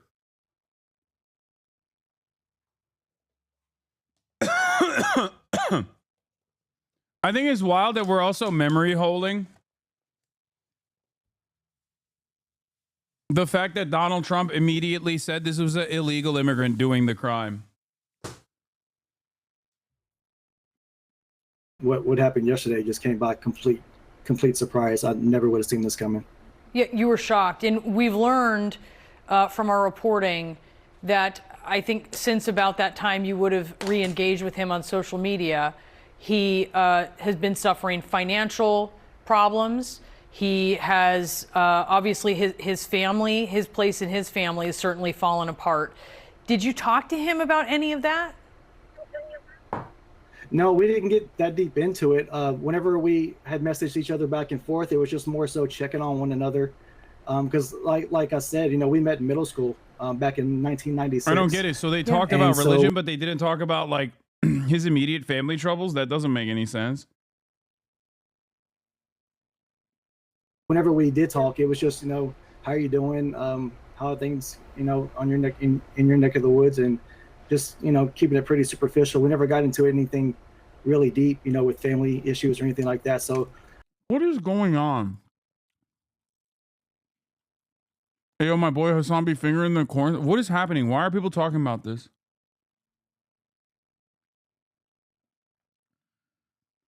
This is like the 4th or 5th chatter that's brought this up. Did something go viral again?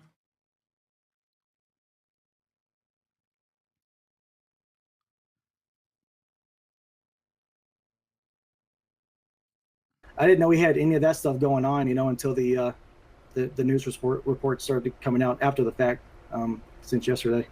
So, I mean, you were shocked by this, and you also have an interesting perspective because you have a military background. You served in an anti-terrorism unit. He served during this period of time where obviously we see the threats that the U.S. was confronting after 9/11, and then seeing him then say that he is swearing allegiance to ISIS. What do you think of that? Complete disbelief, utter shock. One of our classmates actually messaged me yesterday morning and asked me if I had seen the news, because that's when they had identified Sham in the attacks, and I told him, I don't believe that. That's probably just false reporting, a mistaken Fake identity. news.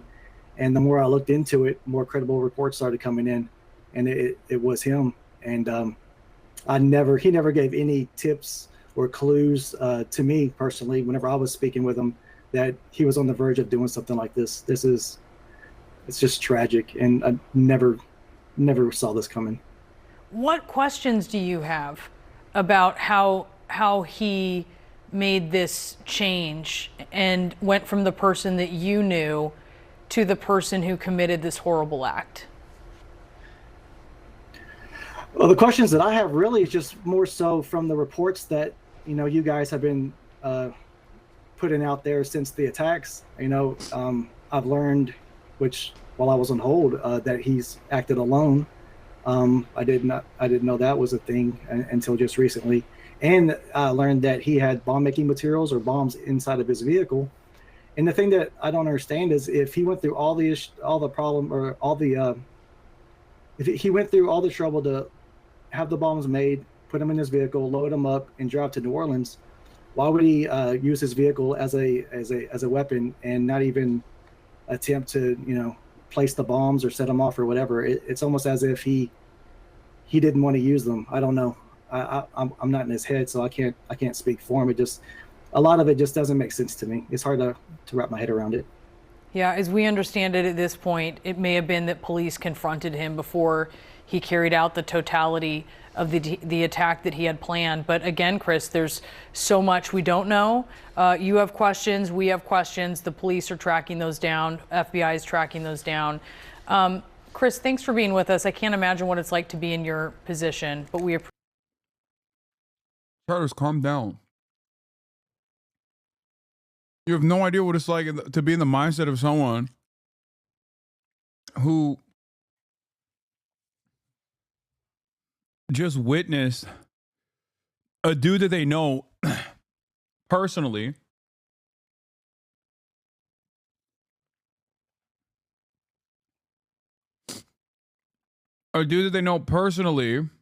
that they grew up with doing a fucking heinous act like this.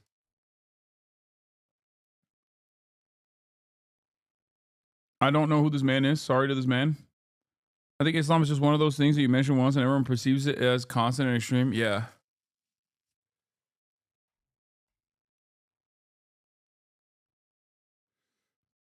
The suspect's brother speaking out about the attack, telling the New York Times, quote, "As far as I know, he was a Muslim for most of his life." Wait, what? Chatter, your dad said this?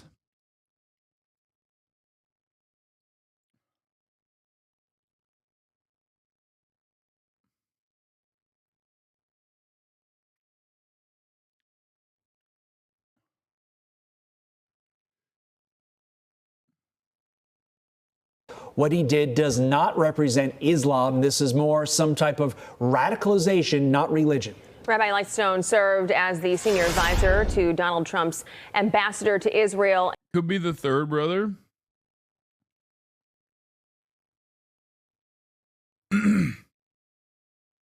Not my dad, another uncle. And he joins us now. Rabbi, thank you so much for getting up with us this morning. You know, as Todd just said, the suspect said it was more of radicalization than religion. What are your thoughts on all of this? Yeah, no, I think that's 100% correct. This is not the religion of Islam. What this is a religion of radicalization.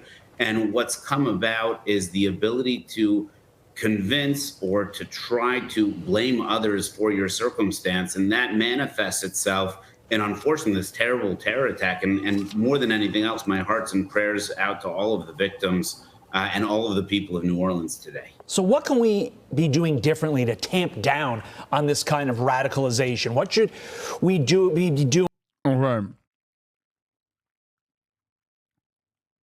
It's interesting because, one, they brought a rabbi to talk about it, but also the rabbi kind of spit. Like he kind of cooked there. He was like, yeah, this has nothing to do with like religion. And people just like bringing it back to people blaming religion. So I got hit with a left-right combo there. At first I was like, what the fuck? But we'll see. Not what he was going for. Okay, maybe I'm wrong. We'll see. Doing to make sure that this does not become the new normal going forward? That's exactly the correct question. This protest that happened in Times Square, that happened within hours after this person with an ice. God damn! Okay, bro. Oh my God, bro said, yeah, the fucking pro-Palestinian demonstrators, they're doing basically what this guy is doing.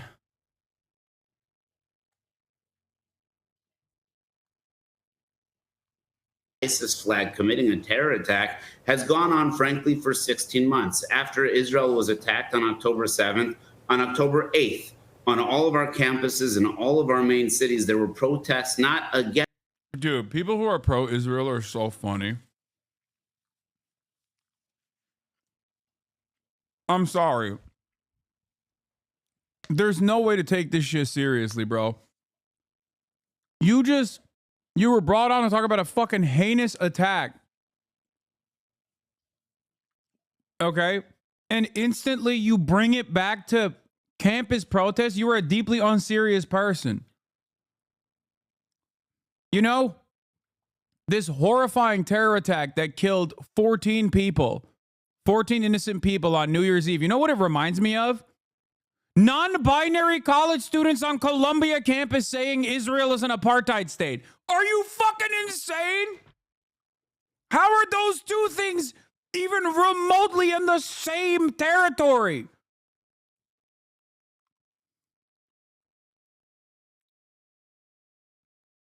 What a fucking psychotic, like, hyperfixation, dude.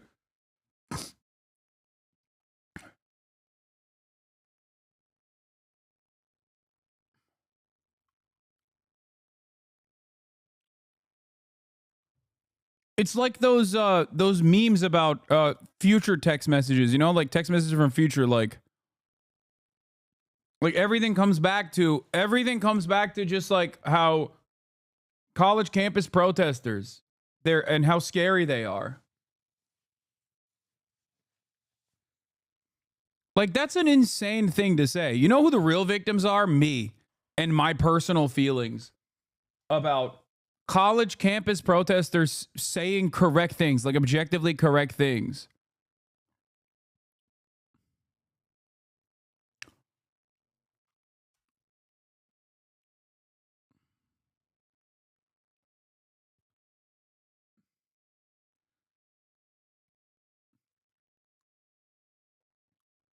Yeah, one of the victims was a Palestinian American, Karim Badawi. 18-year-old Palestinian youth killed in Bourbon Street in New Orleans, was a talented athlete, beloved Baton Rouge community member, and he had just finished his first semester of college.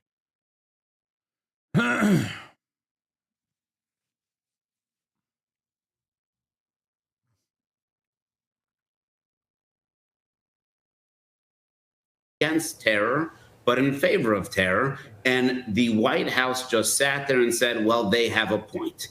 And what we need is leadership that says they don't have a point. There is no room for terror. There is no room for radicalization. Right, but how do we stop this? I mean, we keep seeing it happen over and over and over. It is becoming the norm, whether people want to believe that or not. What do we have to do? What does the government have to do? And really, what does the incoming administration need to do to stop this? I think two different things. Number one is it does start at home. I think we need to check on our brothers. We need to check on our sisters. We need to check on our children and to make sure that they're being raised with the correct moral and values that they can be. We need to check on our veterans and to make sure that they're being taken care of appropriately. But at the end of the day, we elect leaders in order to lead. And when leaders look both ways at terrorists and at victims and say, they both have a point over here, that's not leadership. So this is actually something pretty simple to fix because most Americans know the difference in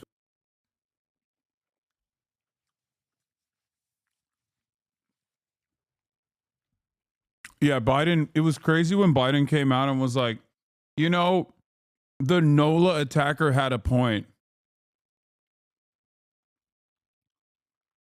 That is the takeaway here. Obviously, he's talking about pro-Palestinian protesters and lying and claiming that the Biden administration or Kamala Harris was even remotely empathetic to their plight. They were not.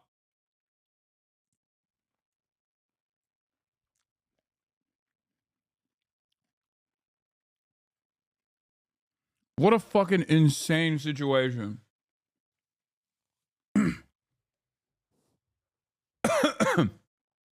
Ironic to be on Fox News saying this because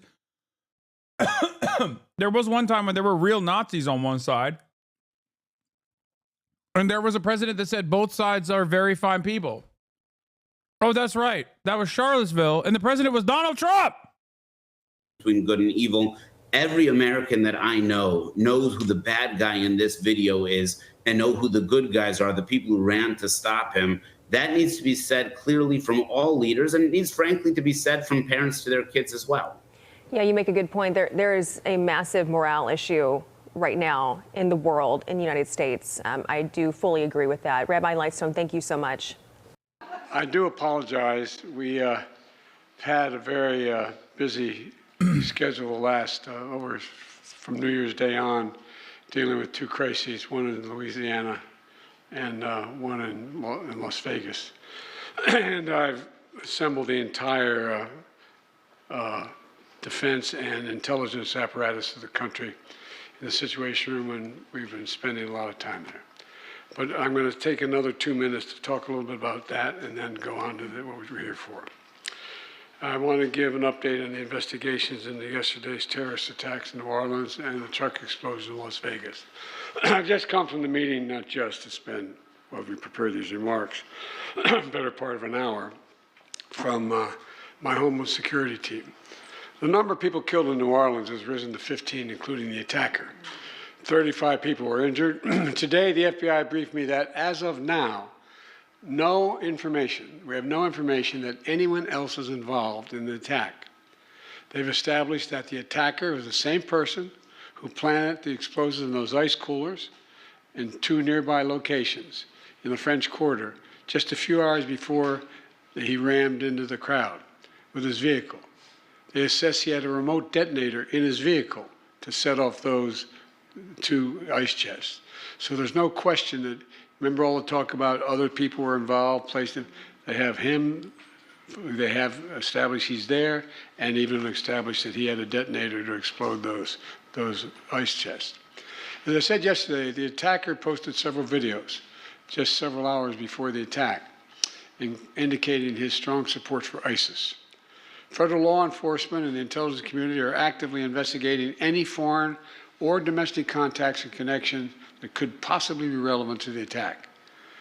And so we're also continuing to investigate whether or not there's any connection between the New Orleans attack and the explosion in Las Vegas. As of now, they've just been briefed. They have not found any evidence of such a connection thus far. I've directed them to keep looking. The individual who rented the truck that exploded in Las Vegas also served as active duty U.S. Army. And the FBI is working with the Department of Defense on investigating, including the service members' possible motives and all those he worked with, who served with him, what things he'd say and do. I directed my team to accelerate these investigations so we have answers to our unanswered questions. They're making every single resource available to get the job done. And we're going to share the facts as soon as I learn them so the American public doesn't have to wonder. In the meantime, like I said last night, New Orleans is a city of tremendous spirit. You can't keep it down. You really can't. And we're seeing that today. The Sugar Bowl is back on. Kickoff is going to take off very short. Bro, babe, grandma confirms he became significantly more Muslim 3 years ago, post-second divorce. He was the type of person to tell her mom, you shouldn't speak negatively of people when they're not present to defend themselves.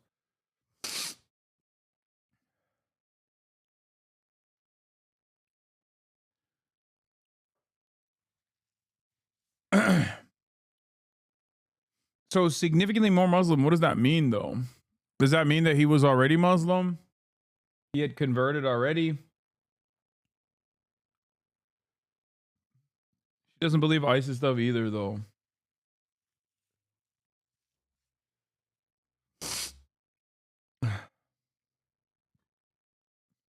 Shortly, if I don't get this damn thing done, we're going to be in real trouble.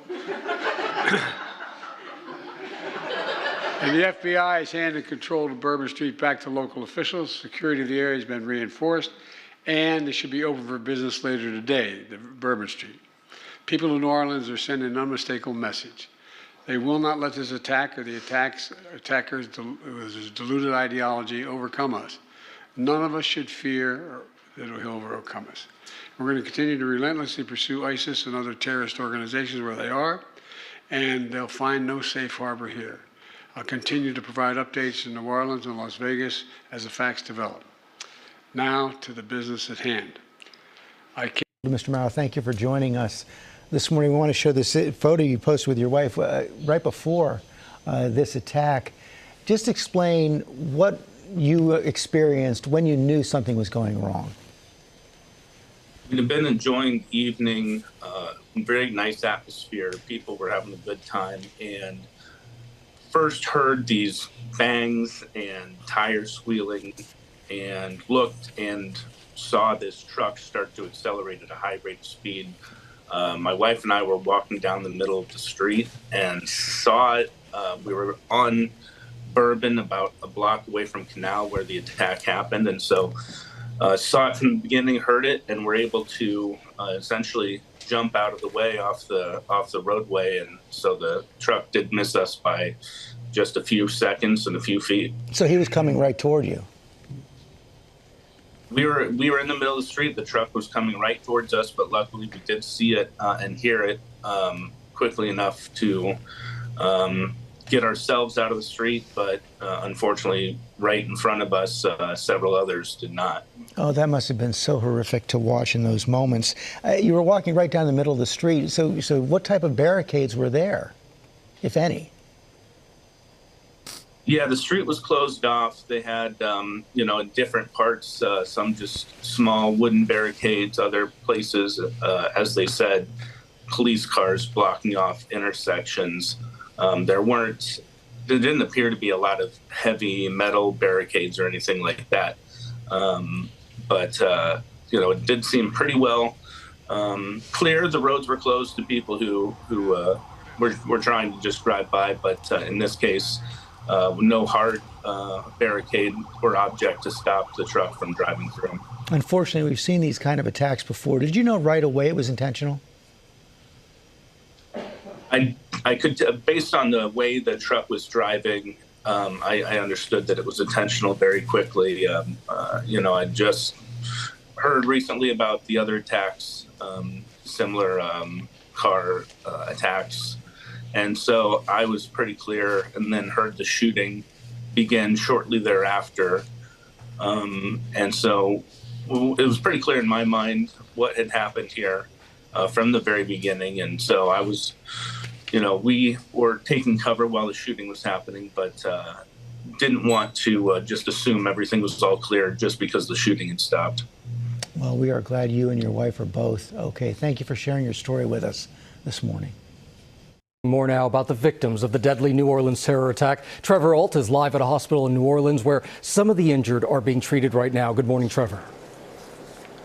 Good morning, Gio. You know, it's especially gut-wrenching for this attack to happen on New Year's Day when people are so hopeful for the future, their plans and their goals. And this morning, we are learning heartbreaking new details about the many people killed, what they had been planning for the new year, and the remarkable ways they had spent the years before. This morning, family, friends, and loved ones left in shock after the horrific attack in the heart of the French Quarter. Parents got a phone call last night, early this morning, that no parent ever wants to receive. And some people did not come home safe. Kareem Badawi and 21-year-old Hubert Guthrow among the 15 dead.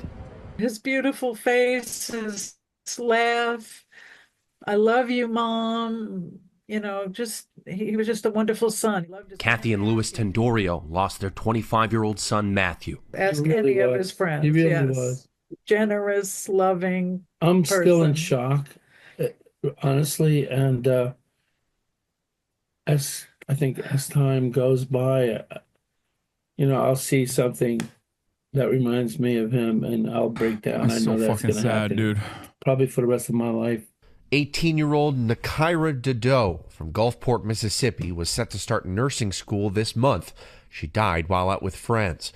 Nicole Perez, a 27-year-old single mother to a 4-year-old little boy, was also killed while out for the new year. She was a great mother. She was allowed to bring her son into the office when he didn't have school.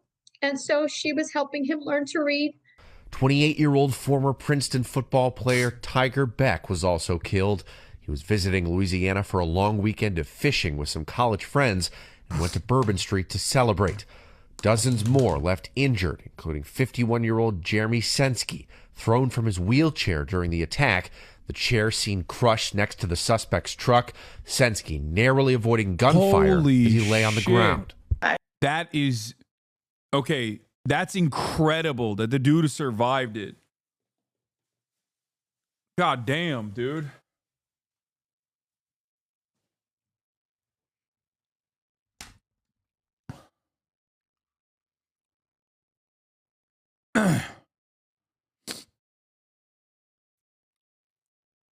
That's wild.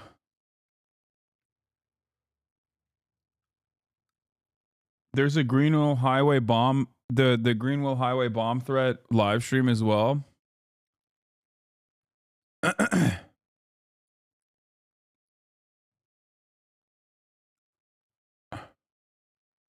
Okay, that's not showing anything right now.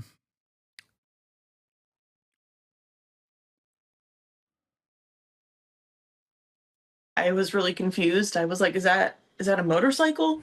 Annika and Paul were staying in the hotel above the attack. That's a mechanical wheelchair. And then I saw the body laying in the gutter right next to it. He was given care, but he was also just left to himself because he was alive.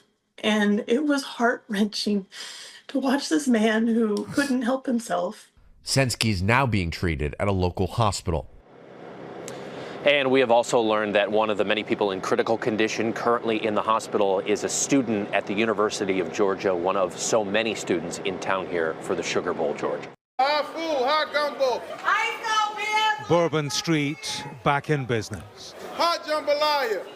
14 flowers remembered 14 victims.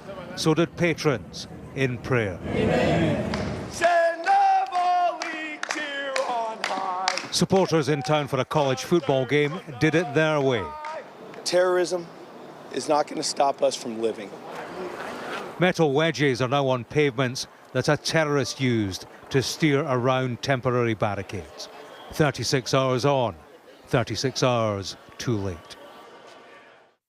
Newly released camera footage. Damn, dude. My man said 36 hours on, 36 hours too late. It's crazy when they start getting poetic with this news coverage. You know what I mean? Calm down, man. I think Bro Babe had more info.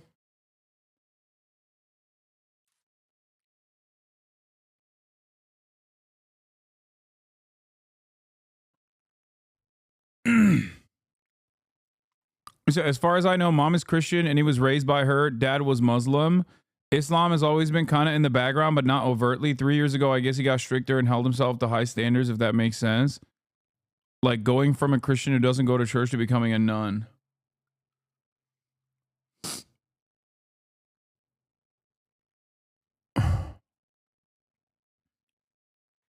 Shows a fresh angle on the incident as it unfolded, the chaos and the carnage. The FBI's latest assessment is that the attacker Shamsuddin Jabbar acted alone and that there was no connection between the New Orleans attack and an exploding Tesla Cybertruck in Las Vegas. They told how he posted videos to social media on his way to commit murder and spoke of his support for ISIS. In the first video, Jabbar explains he originally planned to harm his family and friends, but was concerned the news headlines would not focus on the, quote, war between the believers and the disbelievers, end quote. They'd worked overnight to clear Bourbon Street, where a terrorist murder ended when he crashed into a crane and was shot dead.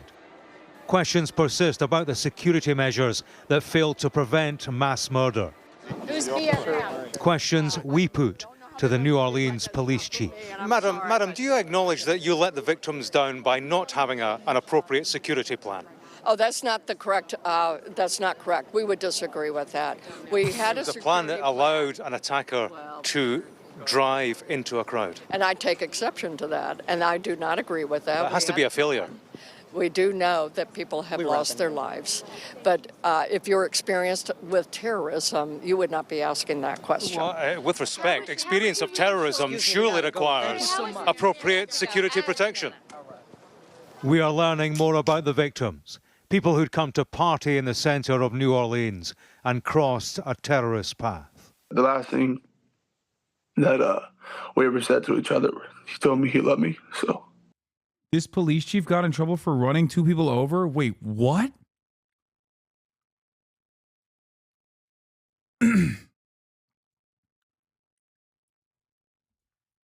No fucking way.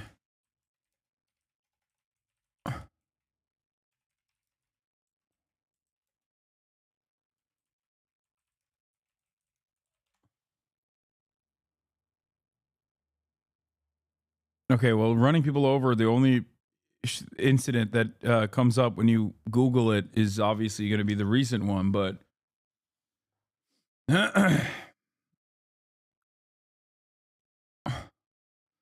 oh my God. New Orleans Police Department Chief Ann Kirkpatrick was on duty in police car when she hit pedestrians in French Quarter.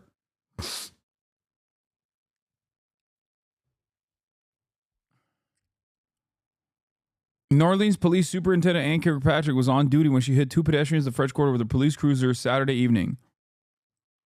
She was returning home after visiting an injured officer at the hospital when she hit a man and a woman at the intersection of Decatur and Iberville Streets just before 7 p.m.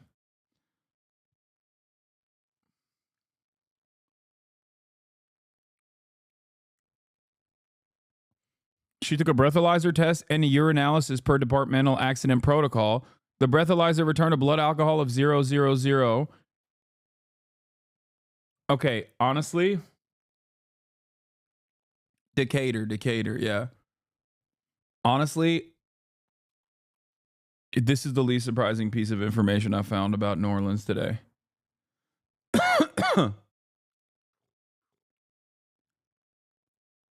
And that's like, bro, this is not that long ago. That's crazy. This is on August. This is literally, dude, that's fucking 4 months ago.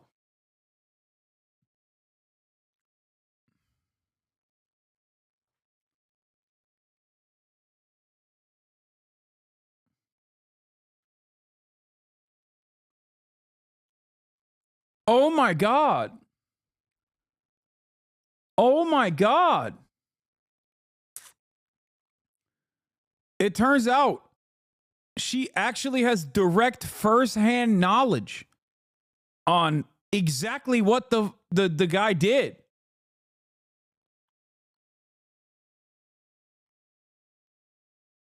That is crazy. She doesn't just have knowledge.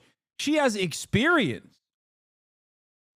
Well, with respect, experience. That's why she said, "Oh, I got experience with this." With terrorism, you would not be asking that question. Well, with respect, experience of terrorism surely requires appropriate security protection. She used to be the Oakland, California police chief, but got fired. Complaint accuses Oakland police chief of making false statements about ICE operation. The chair of Oakland's Privacy Advisory Commission and 7 other people have filed a complaint alleging that Oakland police chief Ann Kirkpatrick made false statements about an immigration raid in August.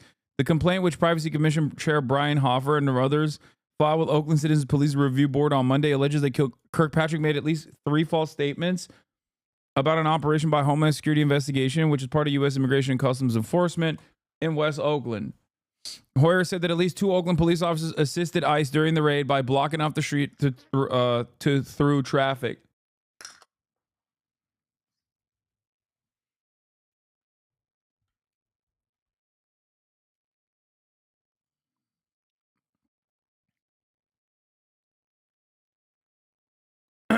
From 2017 to 2020, she served as Oakland's police chief, where she was fired by an independent commission. She later received a $1.5 million settlement after winning a lawsuit against the city for wrongful termination for exposing corruption and abuse of power within the department.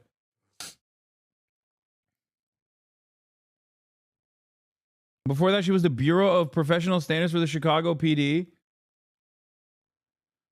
Bro, this sounds like a joke. You look at any police chief in any part of the country, and you will find this kind of background. I feel like there is no profession there is no other profession where they just like champion the losers so hard. There's no other profession where they just like elevate you for failure. Not in spite of, for failure. And apparently she gets paid like $300,000 a year.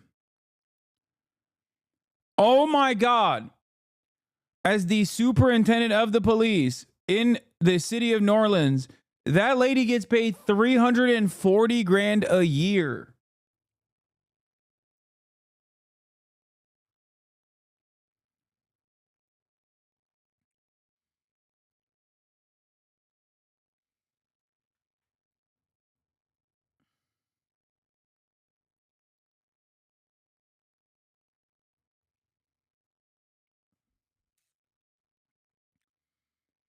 Yeah, the DNC. You can either work for the DNC or work for the police department. Those, if you're a failure overall, if you work for the DNC, as long as you lose gracefully, they will elevate you. If you work for the police department, you can be a failure overall. As long as, you keep failing, they will elevate you. The last thing that we ever said to each other, he told me he loved me, so. Jack Besh lost his brother Martin, nicknamed Tiger, here on the left. He made a FaceTime call to an emergency room as doctors fought but failed to save his brother. He couldn't respond to any of us, but he could hear us. I truly believe he could hear us. His eyes were closed and he was on a machine, but I know he could hear us. God kept his heartbeat beating for a reason. I believe it was so that me and my family could tell him goodbye. You couldn't even fit in the room. There were so many doctors in there. And they said they did everything they possibly could, and he fought so hard. God was calling him home. It is the iconic street, the old part of New Orleans in the fabled French Quarter. Bourbon Street has the rich associations of this city's past. Its music, its culture, entertainment. Bourbon Street is the best of New Orleans. Here, sadly, they have seen its worst. James Matthews, Sky News, in Bourbon Street, New Orleans. This is. Someone asked me who pays for the healthcare in situations like this. And I really don't know. Are Reddit atheists actually dunking on the guy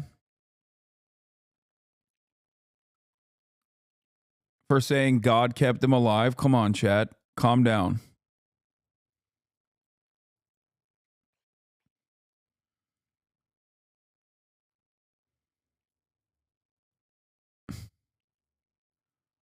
Reddit atheists be like, science bless you.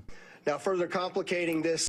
Going back to the Las Vegas incident, because I feel like that deserves some extra attention.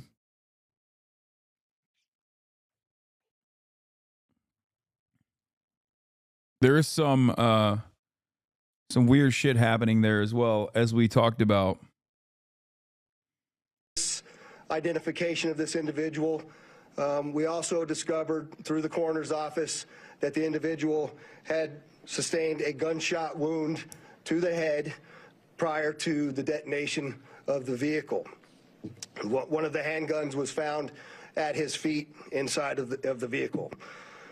Now, further complicating this identification of this individual, we also discovered through the coroner's office that the individual had sustained a gunshot wound. Wait, the police chief talked about the New Year's attack in New Orleans and said this is a purifying fire? Promise you, as the chief of police of this city has been tried by fire before. But fire purifies. Fire makes things stronger. Are you a demon? What are you saying?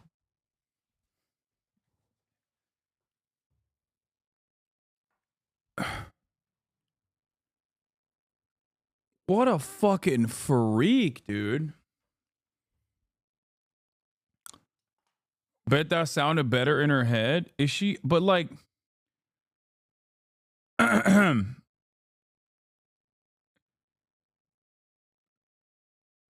if she was, I don't think she's like an evangelical nutso. I'm an Oakland resident. She was pretty well liked by the rank and file from what I remember. Wonder why. We have a plan. We know what to do. We are going to get these people. There is a path forward. Very pleased that we will be back to having a wonderful game tomorrow night. Hi, I work in an ER. There's a law in all 50 states that say we are not allowed to turn you away if you're having a medical emergency. You will be seen and sent a bill, and depending on your state, you can be covered by crime victim insurance. I work in New York City, and if you're a victim, the state will foot the bill.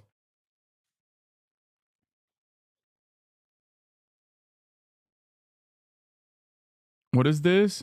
Louisiana state legislature limits the operators of motor vehicles for harm caused for certain persons who are injured while illegally blocking a road or highway. Wow. Effective date, August 1st, 2024.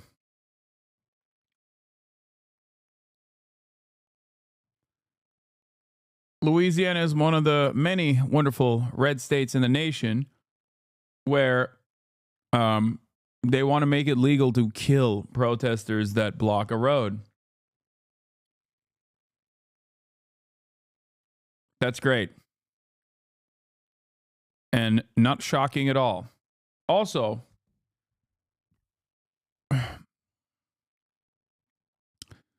as far as the New York Times goes, although the New Orleans attacker,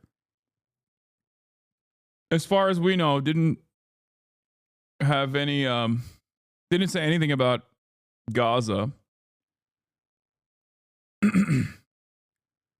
In their incredible coverage of determining, or in their incredible coverage of the officials trying to determine if the New Orleans suspect had ties to terrorist groups, they add this in the fucking, they add this in the byline.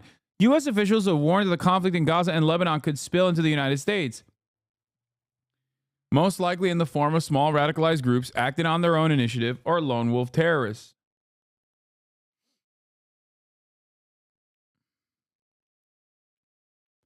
Thank you, New York Times.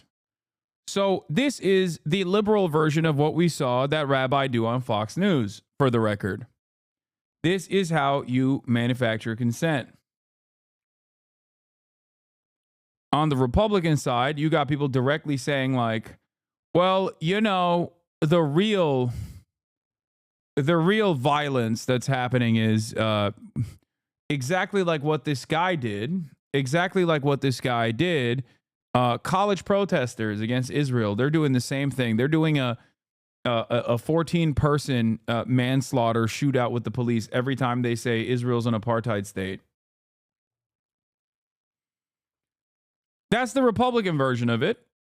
This, on the other hand, is the liberal version of it. It's a kinder, gentler, more, I would say, nefarious, more insidious version of that same exact cynical laundering of certain narratives.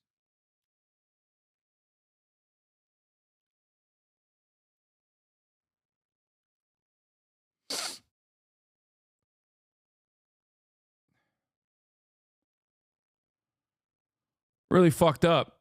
I cannot believe how wonky this statement is, and I need to include it. And the need to include it and therefore implicate an entire Muslim community who happen to live in the neighborhood. Jabbar's recent address in the Houston area shared the same street with nearly a dozen properties owned by people with names common in Islamic cultures. What the hell? They're like, this guy's neighbors are also Muslim. We looked up the property records.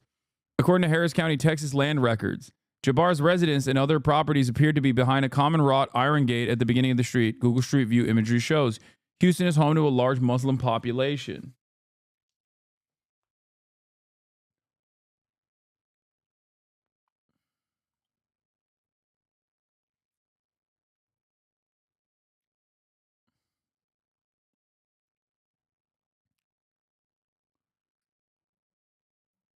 I live on a block with predominantly Jewish neighbors. I'm Muslim. If I were ever to be in this situation, never. We'll be considering Jewish or something.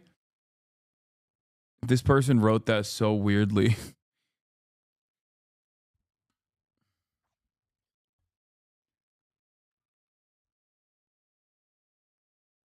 Yeah, a small plane has crashed in Fullerton, resulting in a 4-alarm fire. It apparently crashed into a furniture factory in Fullerton, California. I mean, look, this is we're hyper focusing on like crazy stuff going on. I mean, this in and of itself is like an isolated incident, most likely.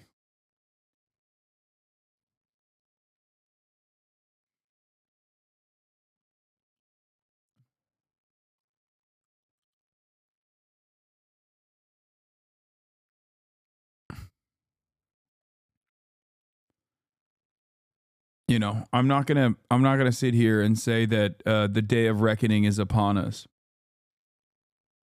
But Cybertruck blast suspect was a Rambo type who loved Trump. Family says, going back to the Cybertruck story. Elon Musk, of course, revealed that he helped the investigation by having the truck unlocked after it auto-locked in the blast and giving investigators videos of suspect charging stations along his route from Colorado to Las Vegas. Las Vegas Cyber, I don't know who this guy is, and I'm not inclined to share that information, so don't send me links from random people like that. But Las Vegas Police Department found a Defense Department Common Access card in the Cybertruck. We already covered how insane it is that the truck auto-locked. Daily Beast also covered the story. Wait, what the hell? Wait, why can't I? What? No.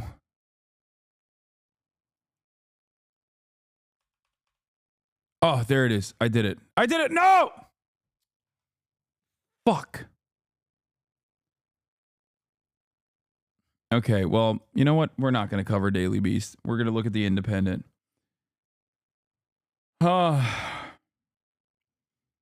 Active duty Green Beret who was driving a Tesla Cybertruck that blew up outside the Trump International Hotel, Las Vegas on New Year's. What? Oh my God. Gross.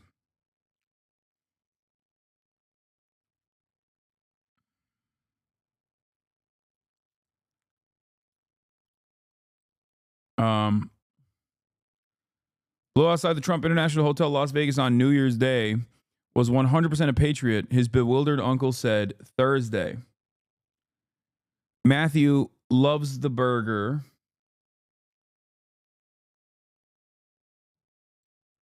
Was like, he was 37 years old, was like a Rambo type, for lack of a better word. Dean loves his burgers, said to The Independent. Dean, whose older brother is, loves burgers, a father. Roger, himself an Air Force veteran, served in Vietnam, said his nephew loved the Army. He used to have all patriotic stuff on Facebook. He was 100% loving the country. Okay, this guy was a certified hog, I think. He continued, he loved Trump, and he was always a very, very patriotic soldier, a patriotic American. It's one of the reasons he was in Special Forces for so many years. It wasn't just one tour of duty. Yeah, so he was racist. Wrote a book about the U.S. military spent years recruiting dangerous extremists because they couldn't attract enough soldiers and didn't want to institute a draft. This policy, which was behind many atrocities abroad, is now coming home.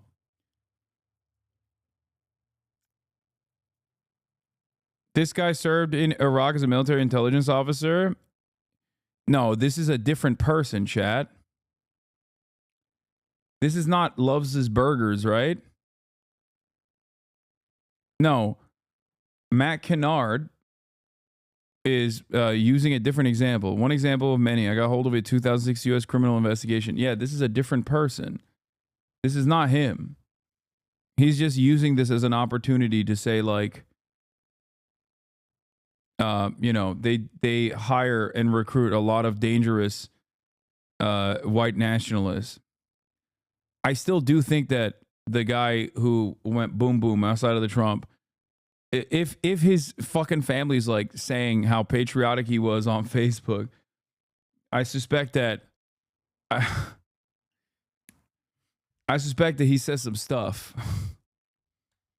Because there's only one way to show how patriotic you are on that website. You know what I mean?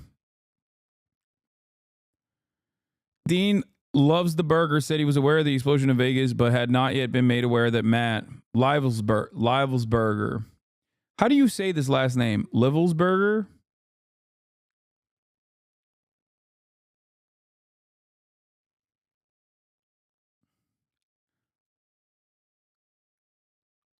Livelsberger,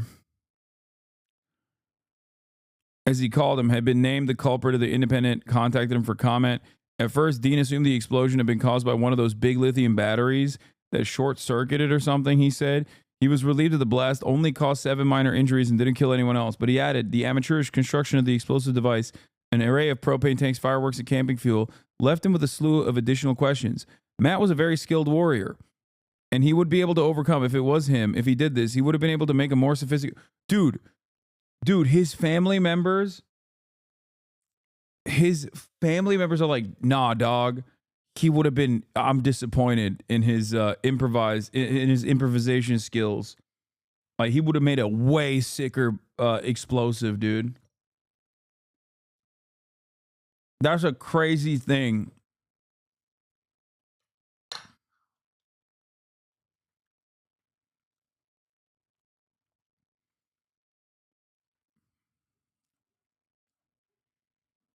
CNN is reporting on it, so let's take a look at what they're saying about loves the burger. Automatic handguns that were legally purchased shortly before this explosion happened. So, well, there are a lot of questions still about why he did this. And one investigator today said it is not lost on me that it is a Tesla vehicle, a Tesla made by Elon Musk's company, and that this happened in front of a Trump hotel, but they do not have enough evidence to say if there was any particular motive, political or otherwise. Wolf. All right, we'll find out. I know this investigation is only just beginning. Natasha Chen, Thank you very much. Natasha's in Las Vegas. I want to get some more on these breaking stories right now. Joining us, the U.S. Homeland Security Secretary Alejandro Mayorkas. Mr. Secretary, thanks so much for joining us. I know you have a lot going on. We really appreciate it. So this investigation and what happened in New Orleans is now what, in its second day. Where do things go from here? What do you still need to know? Well, the FBI is leading the investigation, Wolf. As you know, of course, 14 innocent lives were lost in the event, and our hearts break for the families and loved ones. And we pray for those who suffered injuries for their swift recovery. There's still a great deal of investigation underway. The FBI has, of course, captured videos, as the reporter indicated. We have located phones and laptops. Residences are being searched. There's a great deal of investigation still underway. The conclusion has been reached. This is an event that was inspired by a foreign terrorist ideology. This individual ascribed to the heinous beliefs of ISIS. With respect to the Las Vegas incident, no motive has yet to be determined. Both investigations are at an early stage. Yeah, that's what I keep hearing. It's very interesting. You're the Secretary of Homeland Security. CNN has obtained a joint bulletin from the Department of Homeland Security warning of lone offender attacks coming up, specifically mentioning the potential use of vehicle ramming. That bulletin came out and was sent around the country to cities and states warning of this potential danger. Did New Orleans screw up, basically, not pay attention to that warning? I don't think that's fair to say, Wolf. That wouldn't be a fair conclusion to draw. That was not our first bulletin with respect to the threat of the lone offender.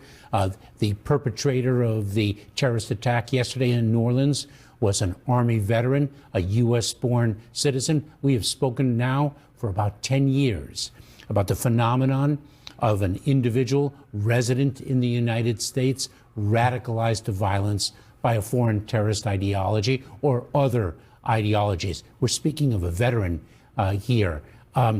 Local officials do the best they can in securing the well-being of their residents. We work very closely with our state and local partners. The FBI says this New Orleans attacker was, quote, 100% inspired by ISIS. What can you say about how his connection to ISIS emerged? Well, that is still a subject to investigation. That is one of the key elements of the investigation. The motive has been identified.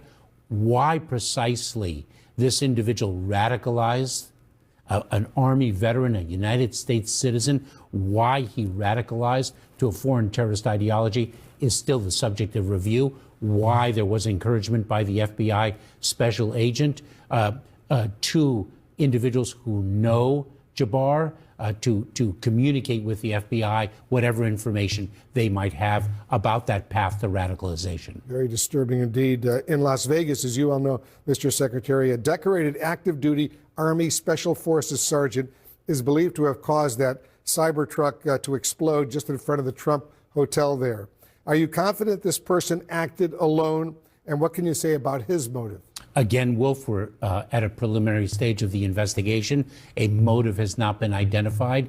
There is no evidence of any other individuals working in concert with the individual in the Cybertruck, but we cannot rule that out. But there is no evidence of other conspirators. As you know, you've suggested there's no evidence of linkage between Las Vegas and New Orleans, these two attacks. But there have been several very, very significant similarities that occurred during these two attacks, right?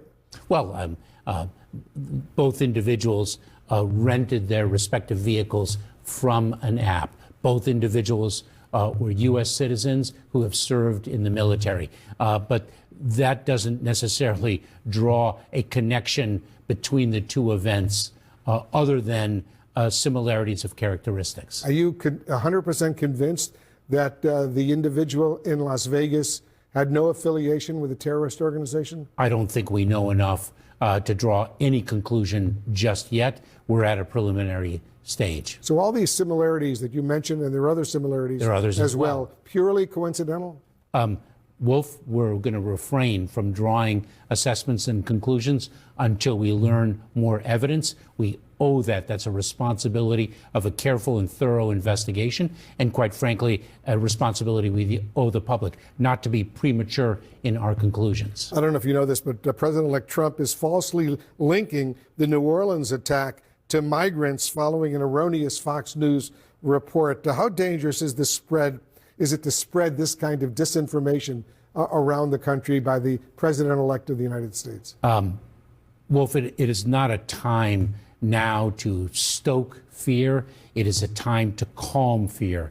It is a time to draw conclusions based on evidence adduced in an investigation. This is not the time for politics. This is the time for national unity.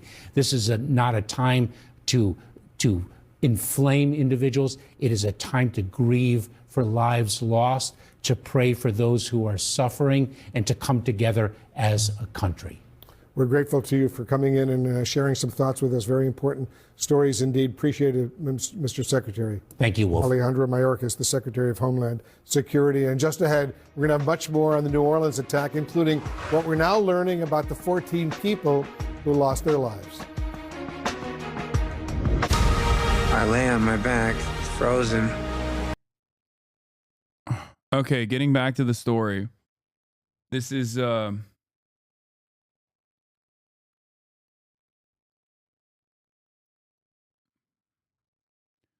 Brian Stelter. Within 24 hours of the Bourbon Street terror attack, reporters pieced together a relatively complete picture of the suspect.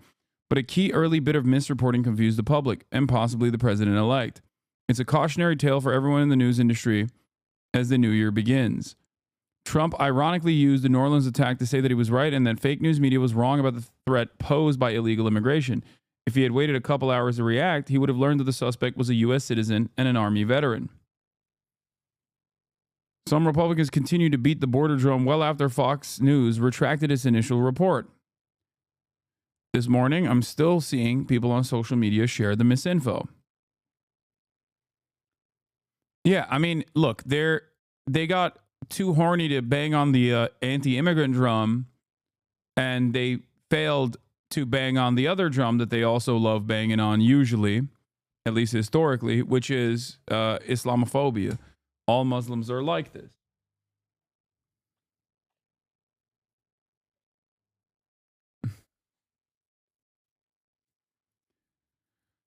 Anyway, getting back to the Vegas, Jessica popping off, Jessica Tarlov. Have the right facts, and the right facts were that the guy in New Orleans was an American. He wasn't an illegal Nobody's saying he wasn't. That's not true. That's not true. There have been Republicans. That's crazy that they're like, nah, no one said he wasn't an American. Yeah, no, the president said he wasn't an American. Who've been on TV today talking about how this is an open border. I'll call them myself. You call them. That it's an open border not problem. Mutually exclusive. That's not a mutually exclusive problem. You can have someone who's homegrown, but you know radicalized, what they're trying to do? They're trying to conflate it. They're trying to make it out to be that it is a demonization Both things can happen at the same time. Undocumented people. That's what it was supposed to be. That's why you talked about it going to. And we but these aren't undocumented people. These are Americans. 75% of the arrests in New York City are illegals. Let's stop playing games. Move the goalposts. Move it as far as you want. Sugar Bowl wide. Whatever. Whatever. Coming up. Major safety concerns across the U.S., allegedly.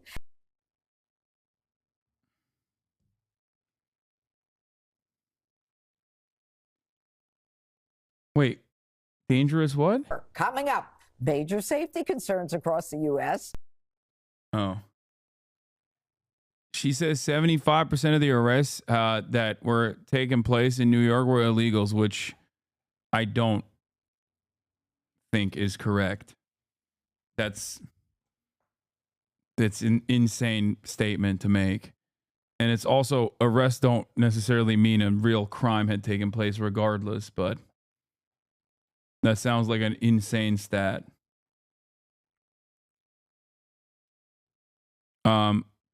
Investigators have arrived at the residence of impeached South Korean President Yoon Suk Yeol to carry out an arrest warrant. Another brave incel being placed behind bars for doing what's right, which is trying to do a failed coup. Also, there's some additional crazy stuff with this coup that I didn't really get into that much. Apparently, there's some reporting that he like purchased North Korean military uniforms or something, and he was going to do a fake. He was going to do a fake like coup thing to try to go to war with North Korea, to implicate like some South Korean members of the parliament with a false flag attack. We'll look into that in a little bit, though. I want to get back to this Las Vegas guy. Okay. This is the Las Vegas, the Las Vegas Tesla truck explosion. These are the family members, the immediate family members of Matthew Livesberger. Okay, talking about him. Matt was a very skilled warrior, and he would be able to make, if it was him, and if he did this, he would have been able to make a more sophisticated explosive than using propane tanks and camping fuel. He was what you might call a super soldier. If you ever read about the things he was awarded and the experience he had, some of it doesn't make sense. When he had the skills and ability to make something more, let's say, efficient, his skills were enormous from what he had been taught in the military.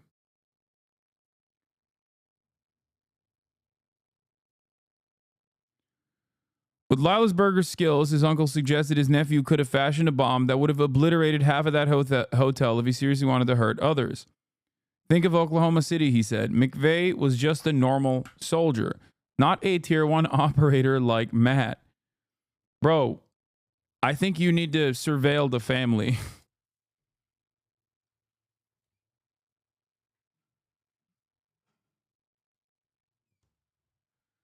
I'd be surveilling the family, okay?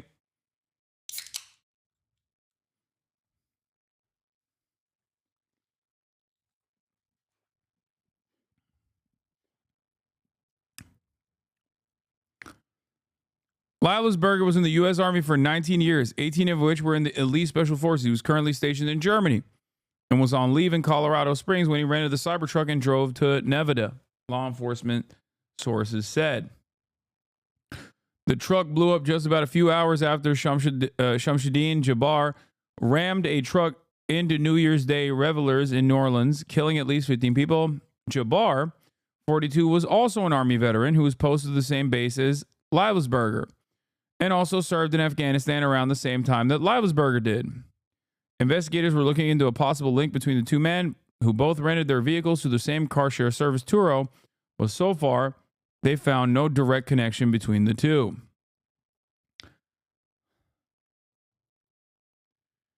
They're very much hitting that can't be my son. He was way more of a badass and he would have killed tons of people, not just himself. Yeah.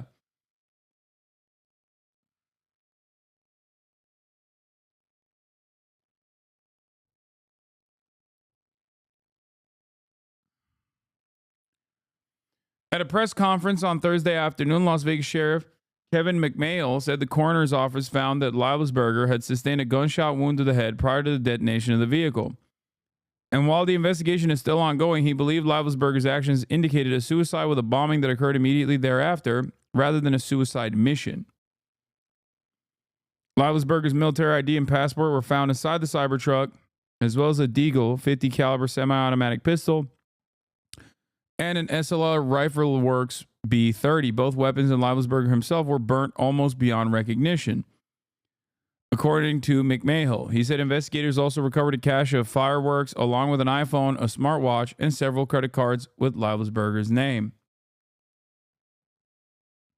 Special Agent in charge Spencer Evans of the FBI's Las Vegas division said agents had tracked the vehicle from Denver through Tesla charging stations in Arizona and New Mexico before it arrived in Vegas at 7:29 a.m. on Wednesday.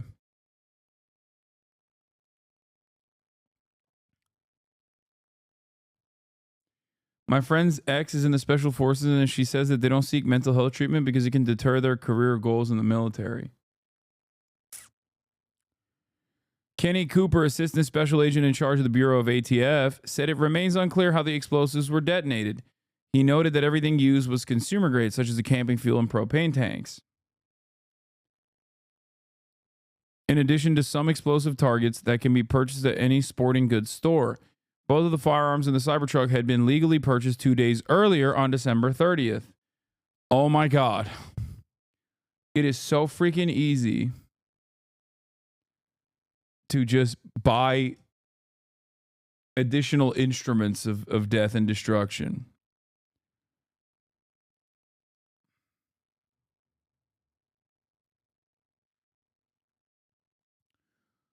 Leibelsberger divorced his first wife, who now lives in South Florida with her new husband several years ago. Leibelsberger shares a newborn with his new partner, and in September posted a picture on Facebook of himself cradling the infant in his arms, according to Dean.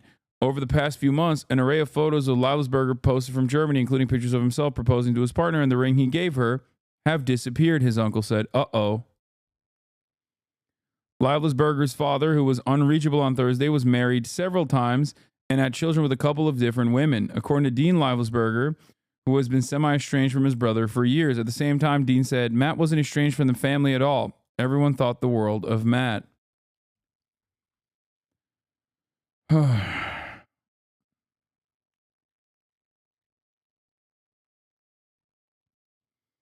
50 cal isn't exactly an assault weapon. No, I was talking about didn't he have a SBR on him?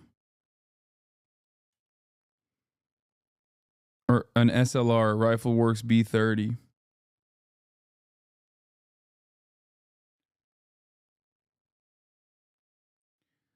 I also don't understand. If he used a deagle to pop himself before the explosion, I feel like people would have heard it. But I guess the explosion is so loud that and everybody hyper focused on that. But make no mistake, Elon Musk is using this using this tragedy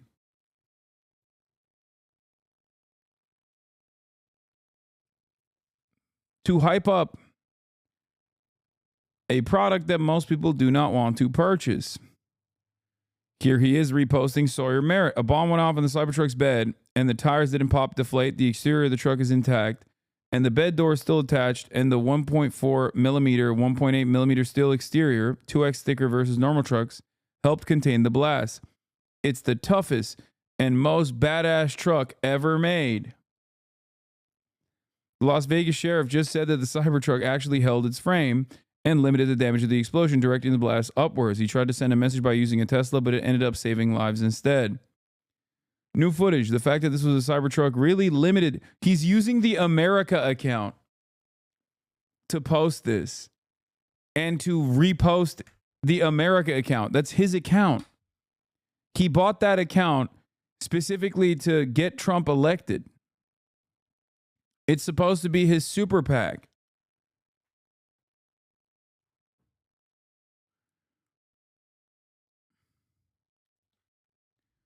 What's really interesting about this entire story is that the Cybertruck automatically locks its doors when the victim is inside, lit on fire. That's what's more interesting to me in terms of the many different capabilities of the Cybertruck. I do not care about how much of the blast was contained because it was the Cybertruck and how strong its frame is. I am more so interested in the fact that the Cybertruck turns into, yes, a cyber hearse.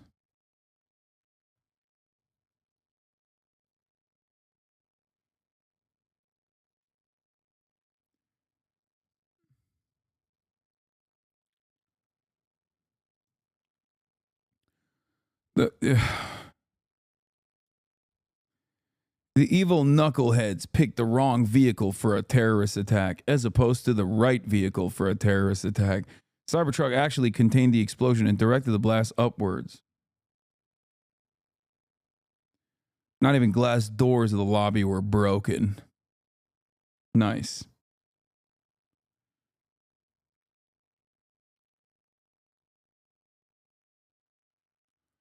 Tesla has a manual lever that you can open the door at any time, lol.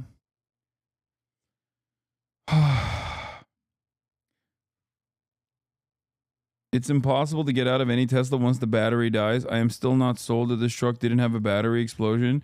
It looks like the battery fires I see at work. The explosion being bottled up like that is likely what made the explosion worse, lol. Just curious, where is the proof that the truck locks itself? Elon Musk openly stated, in an effort to flex his cooperation with law enforcement, he stated that the truck had automatically locked during the incident and he had to unlock it.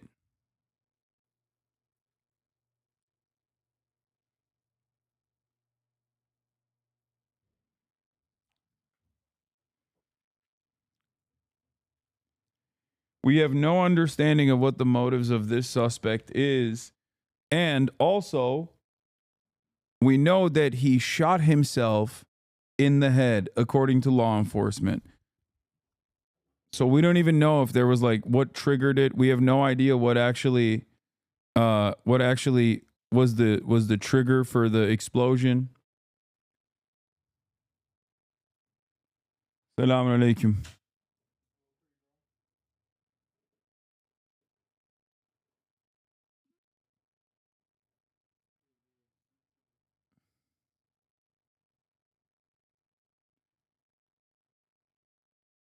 Anyway.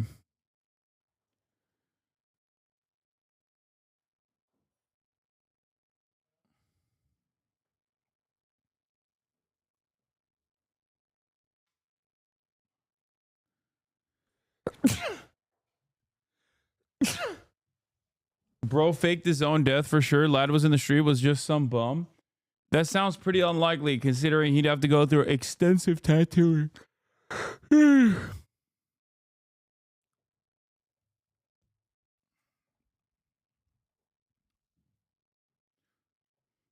Bless you. Don't tell me. No, you need to tell me to science. Bless me.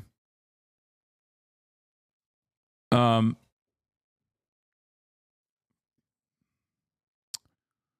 yeah, both Matt and also, what is this? I believe Matt Leibsberger may have served with the 3rd Special Forces Group Airborne for a time based on his commendation from the U.S. Ambassador to Tajikistan and the fact that the 3rd Command is Central Asia. They're stationed at Fort Bragg. Yeah, science me, not bless me. I do not want to be blessed. I want to be scienced.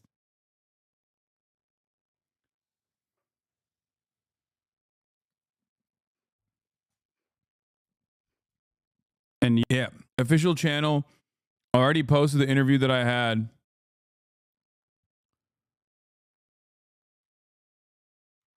Which is crazy. Editors woke up today. All right, let's see what Wolf has to say. Are revealing new details about the New Orleans truck ramming attack.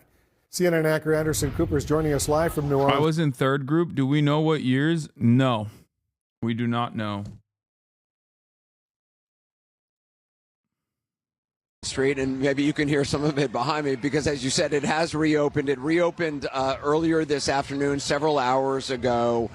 It was important for people in this city, for city officials, to get this place, which was the scene of such horror on New Year's Eve, 3 hours after the strike, after the beginning of the new year, to get it back up and running. Not so much just for business reasons, but as a symbol of.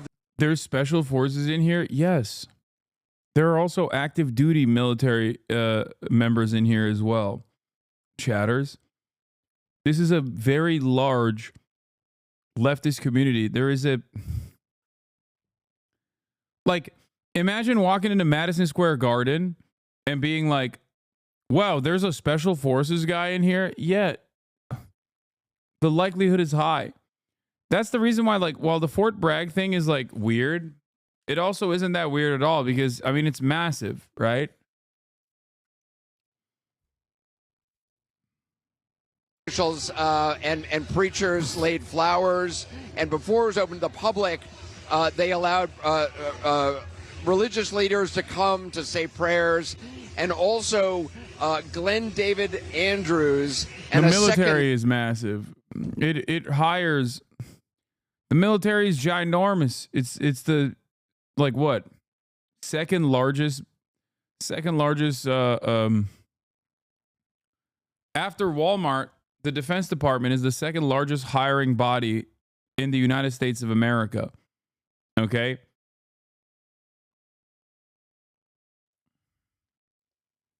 It's the second largest employer in America after Walmart. So it's not surprising that there's like hella fucking vets and shit in here. Anderson, I know you also went to a hospital where some of the victims are being treated right now. Tell us about that. That's right. We did. We went to a hospital, which is just a couple of minutes from here. It's a Trauma 1 hospital. They're able to deal with traumatic situations like we saw. So a lot of the people who were badly injured were brought there as quickly as possible.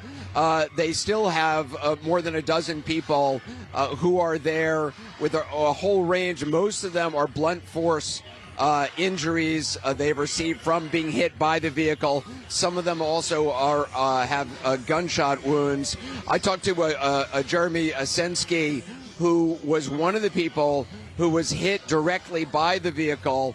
He was actually in a wheelchair. He was knocked out of his wheelchair. His legs were broken in multiple places. He's undergone surgery, but he is doing okay, and hopes to get out of the hospital in a few days, Wolf. All right, Anderson Cooper on the scene for us, as he always is. Thank you very, very much. And Anderson, of course, will have much more later tonight from New Orleans on his excellent program, 8 p.m. Eastern. We'll be watching, Anderson. Thanks very much. And joining us now, someone who knows New Orleans very, very well, the current president of the National Urban League and the former two-term New Orleans mayor, Mark Morial. Mayor, thanks so much Wolf, thanks for joining us. Absolutely. You heard Aaron's report, and you were moved, clearly, because you know the city, you know the people, and it's very disturbing. I give the city leaders great credit for reopening Bourbon Street, for doing it in a dignified fashion, with prayer, which is part of the tradition of New Orleans, with a second line parade, which... I'm sorry. This is insane. If you're attracted to Wolf Blitzer, does that make you a furry?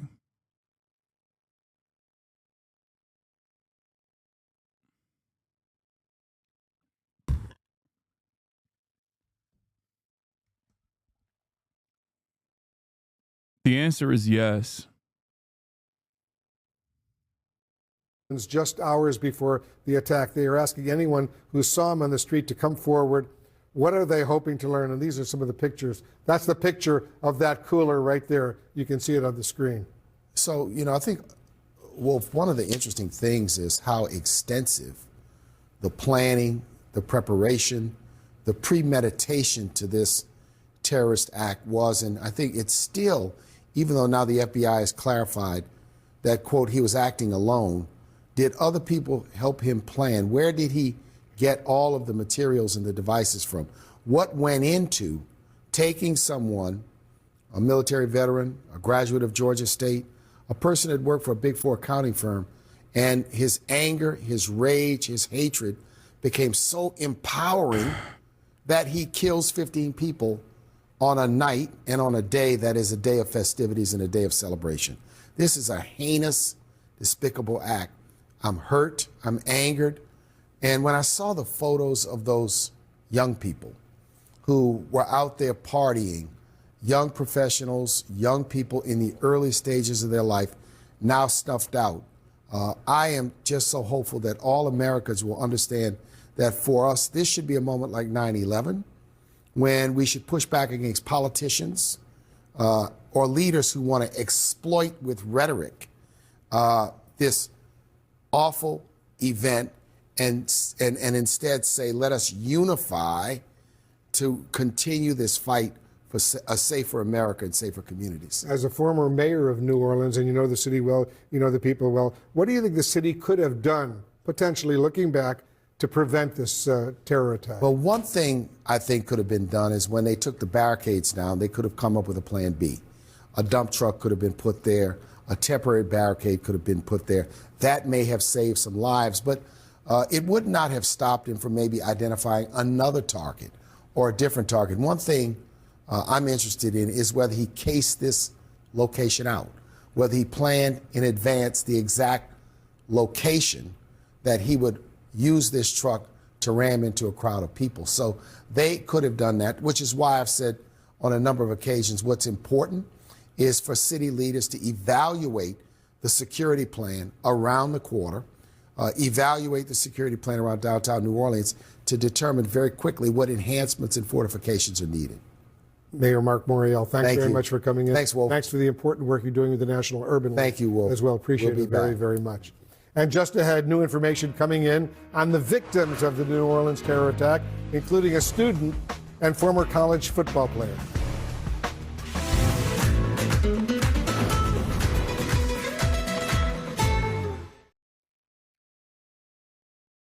11 people were injured in the small plane crash near Fulton Airport catches fire.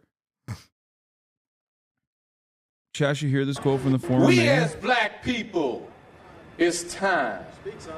It's time for us to come together. It's time for us to rebuild a New Orleans, the one that should be a chocolate New Orleans. And I don't care what people are saying uptown or wherever they are. This city will be chocolate at the end of the day.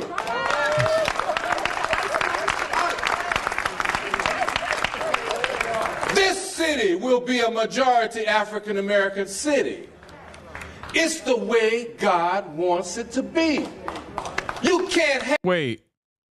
Adrian Dittmann posted on 4chan accidentally revealed he has admin privileges on Twitter.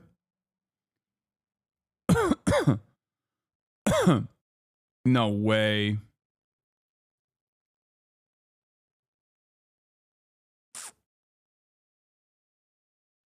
Admin portal? Switch account?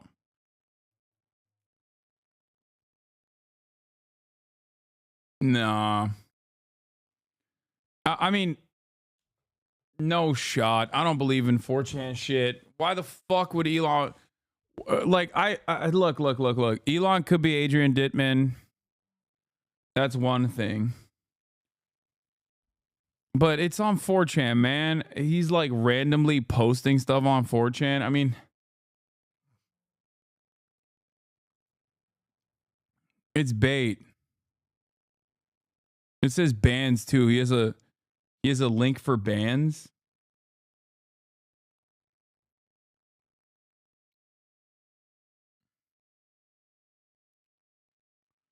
I can see Elon being a 4chaner. He is a 4chan poster.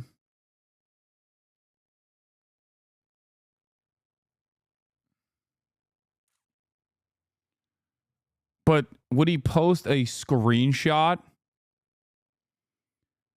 Graphic content is permitted. It just has to be politically relevant and in good taste. No one wants to see snuff content on their feed. Elon is very liberal about it. Some footage crosses the line. But he's been very decent about the last couple of happenings and allowing the uncensored footage to be hosted on X.com. Big difference in reporting news and happenings to fellow friends and disrupting the feed to discourage users from returning to the platform. There must be a balance.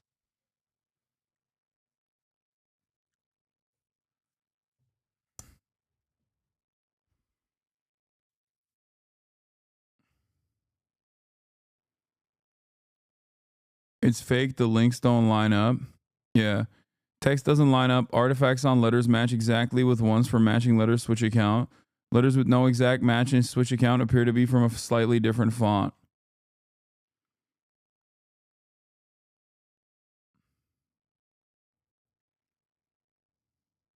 Like, look at the D and the L.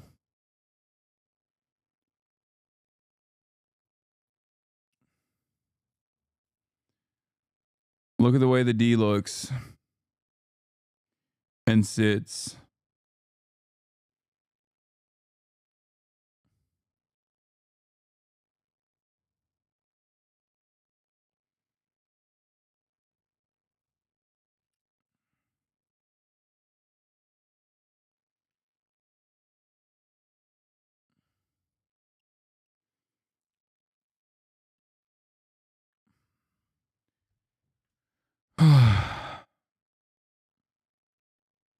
called kerning. No, man, the D is fine. It's the text baseline and spaces between the...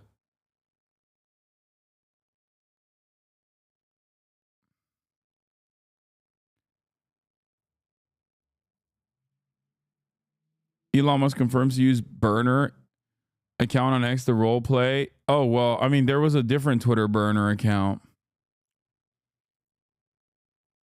Yes. Now you know why Elon didn't want that latest deposition getting out there.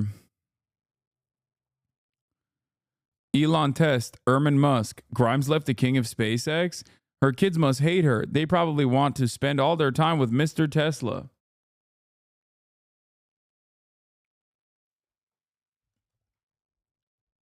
Wait, that's not a real, this isn't a real tweet, is it? From, no, but this account did tweet some weird shit. I remember. Not this one, but he tweeted, Erman Musk tweeted like some random stuff, no?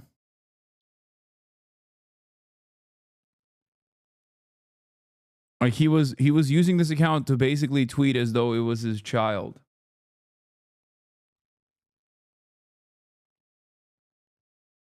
What is this? Elon is a great father. Elon is a father who gets lots of sex. Please do not conflate conservative Republicans with the alternative right. Neo-Nazis are purely hateful incels.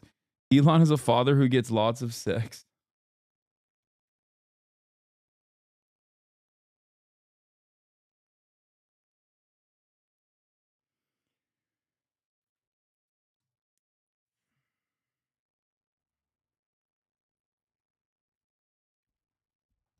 That is...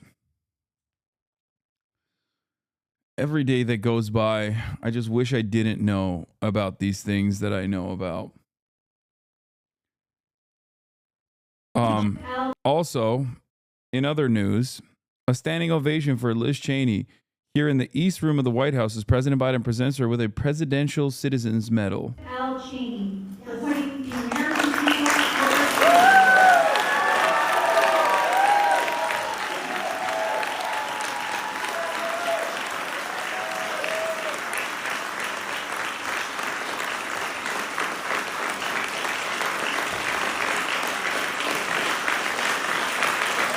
As every day passes, democracy dies to thunderous applause.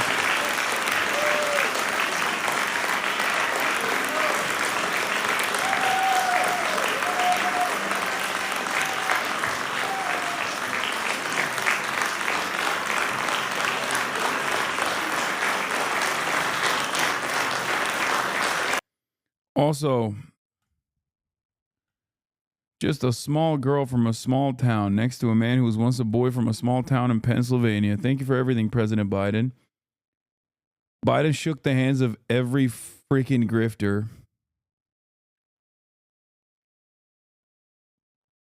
Incredible. Also, David Pacman was invited. And I don't know. I mean, he was glazing. He was glazing the M and pretty aggressively.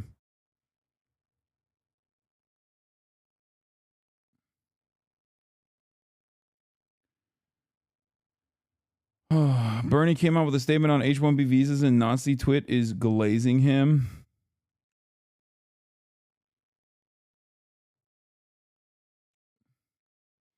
Why didn't you get invited?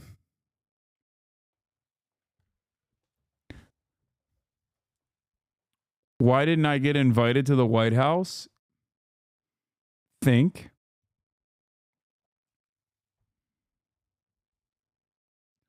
Why didn't I get invited to the Joe Biden White? Hmm.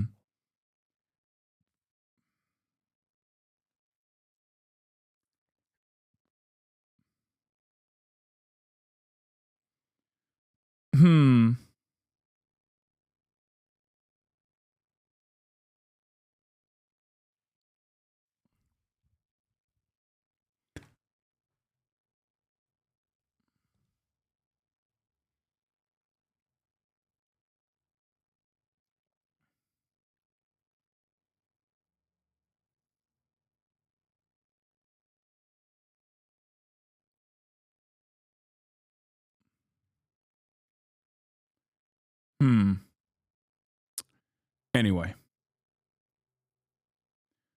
A refugee from Kuwait has been granted asylum in the UK but recently traveled to Iraq for a visit. Unfortunately, he was kidnapped and detained in Kuwait due to his political views. His name is Salman Al-Khaldi. Okay. Why are you telling me this?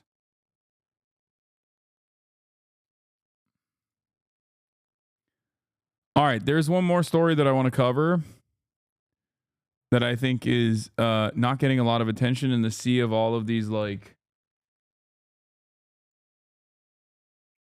in the sea of all these other stories about, you know, exploding Teslas and the NOLA attack. The FBI found 150 homemade bombs at Virginia home during search in December, prosecutors say. In Norfolk, Virginia, federal agents found one of the largest stockpiles of homemade explosives they've ever seized when they arrested a Virginia man on a firearms charge last month, according to a court filing by federal prosecutors. Investigators seized more than 150 pipe bombs and other homemade devices when they searched the home of Brad Spafford, northwest of Norfolk, in December, the prosecutor said in a motion filed Monday. Prosecutors wrote that this is believed to be the largest seizure by number of finished explosive devices in FBI history. Most of the bombs were found in a detached garage at the home of the Isle of Wight County, along with tools and bomb-making materials, including fuses and pieces of plastic pipe, according to court documents. The prosecutor also wrote, several additional apparent pipe bombs were found in a backpack in the home's bedroom, completely unsecured. In the home he shares with his wife and 2 young children. Spafford, 36, was charged with possession of a firearm in violation of the National Firearms Act. Law enforcement officers allege he owned an unregistered short barrel rifle. Prosecutors have said he faces numerous additional potential charges related to the explosives. Defense attorneys argued in a motion Tuesday that authorities haven't produced evidence that he was planning violence. Also noting that he has no criminal record. Further, they questioned whether the explosive devices were usable because professionally trained explosive technicians had to rig the devices to explode them. There's not a shred of evidence on the record that Mr. Spafford ever threatened anyone, and the contention that someone might be in danger because of their political views and comments is nonsensical, the defense lawyers wrote. Messages were left Wednesday seeking further comment from the defense lawyers who signed the motion. The investigation began in 2023 when an informant told authorities that Spafford was stockpiling weapons and ammunition, according to court documents. The informant, a friend, told authorities Spafford had disfigured his hand in 2021 while working on homemade explosives. The informant, a friend, probably a federal agent. Prosecutor said he has only 2 fingers on his right hand.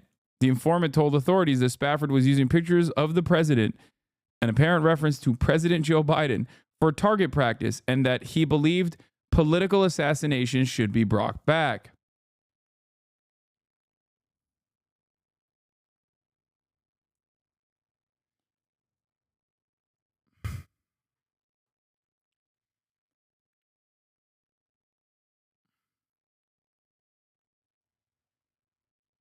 Numerous law enforcement officers and bomb technicians searched the property on December 17th. The agents located, so hearsay. Guys, it's illegal to have 150 finished pipe bombs in your house. Like, what do you mean? Like, what do you mean so hearsay? It doesn't matter if he was going to blow up President Brandon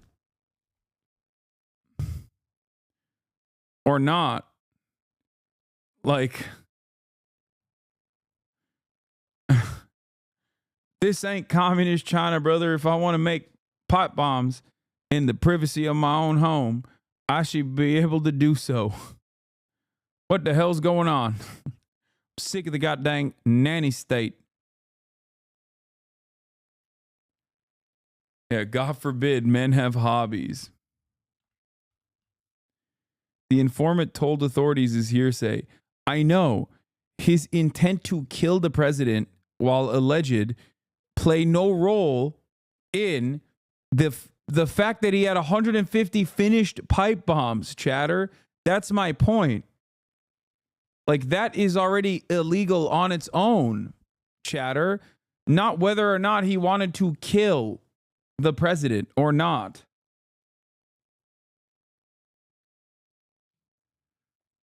Bro was out there crafting like he wanted to make sure he could hit the higher point on his skill tree. Yeah, he wanted to develop explosive ordnance expertise. He's like, I'm sorry, I got this Rust style craft bench, and honestly, I wanted to get to the third tech tree. You know, once I started making it, I couldn't stop. You know, there's a glitch right now in the server where for every 50 pipe bombs, you get extra credit. You are defending the FBI right now? Oh my God. Oh my God. Oh my God. Dude had 150 pipe bombs in his house. I don't care about his political affiliations in this situation. Are you serious?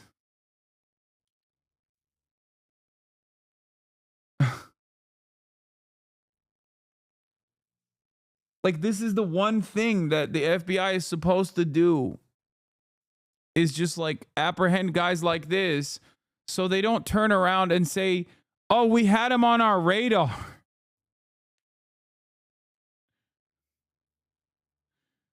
Like, usually they turn around with guys like this and say, oh, he was on our radar. We didn't realize he was going to use 150 pipe bombs.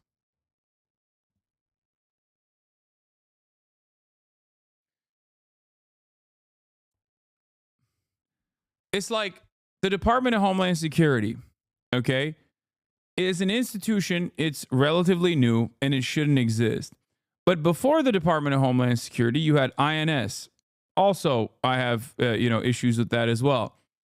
But before the Department of Homeland Security, sex trafficking still happened, okay? And the FBI was in charge of it. Now, the Department of Homeland Security under ICE takes care of sex trafficking incidents, okay? It investigates and prosecutes sex traffickers. Do you think that I'm against that function of the federal government? No, I am not. Just because I am against ICE on principle does not mean that I don't think that there needs to be a federal government agency that is in charge of investigating and prosecuting and putting behind bars people who engage in sex trafficking, for example. Or in this case, if someone is building 150 pipe bombs in their home, it's good that the federal government goes, hey, that's illegal. We're arresting you. Wow. Controversial opinion, I know. I had to take the glasses off for this one because I didn't want to read chat any longer. You know what I mean? This one cooked me a little bit. I'm not gonna lie. This one took a lot out of me.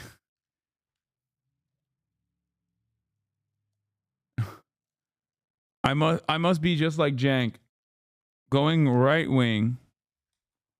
On my right wing arc.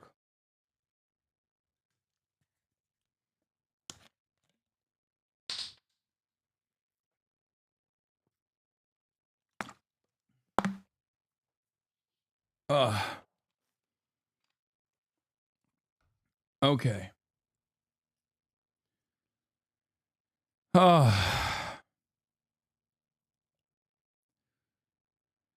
Anyway, numerous law enforcement officers and bomb technicians searched the property on December 17th illegally, in direct violation of his Fourth Amendment and Second Amendment rights, by the way. I call that unlawful search and seizure, brother.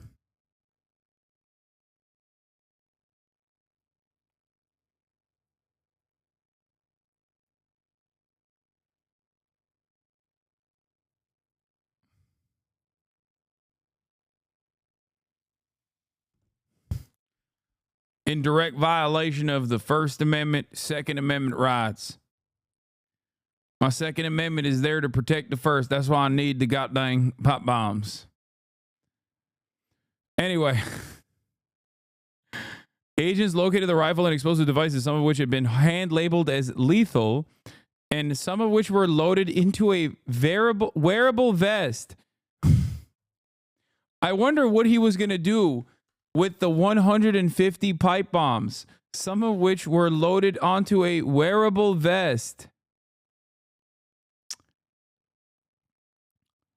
Technicians detonated most of the devices on site because they were deemed unsafe to transport, though several were kept for analysis. At a hearing Tuesday, federal magistrate Judge Lawrence Leonard determined that Spafford could be released into house arrest at his mother's home, but agreed to keep him detained while government files further arguments. I'm sorry, what? I'm sorry. What the what? What?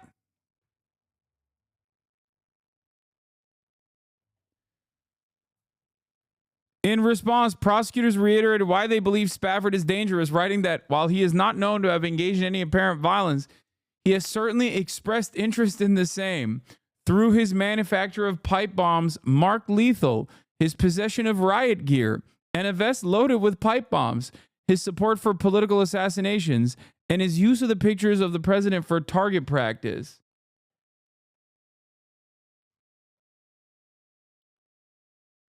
Dude, there are certain first-time offenses that you are, allegedly engaging in that require you to not be able to go out in public. Okay? This, I believe, fits that bill.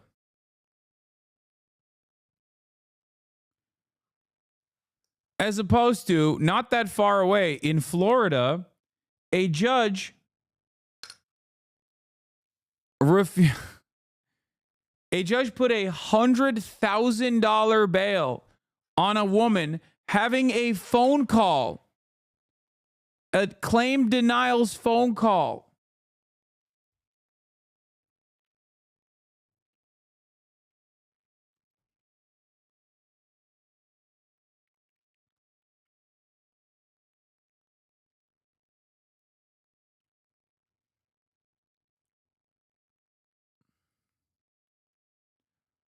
Like, you could let Luigi out right now, tomorrow. I wouldn't feel unsafe. This guy roaming the streets, everybody should feel unsafe. What the hell? You are to the right of the FBI on this issue? Yeah, I am. Because I secretly think the FBI is like, no, that's our guy. Dude, you're letting him out? I mean, you're not letting him out? Dude, come on. Come on, Judge. That's our best.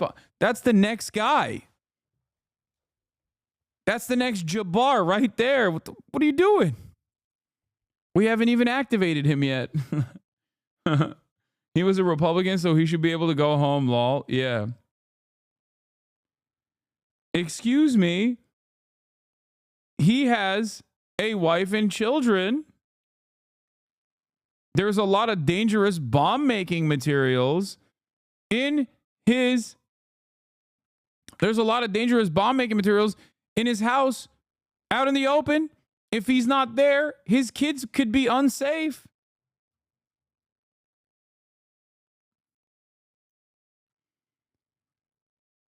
Oh my God, he's out. He's out on bond. In our own backyard, we're hearing new details on an FBI raid on a home in Isle of Wight County, and where the feds say the largest seizure of finished explosive devices in their history. 36-year-old Brad Spafford faces a weapons charge for now. Then on your side's Nick Broadway has new reporting from court documents and reaction from the community. Oh, I didn't see what he looked like. As new. Yeah, no, he's clear. He's in the clear. No, this is a honest to God cornbread countryman, dude.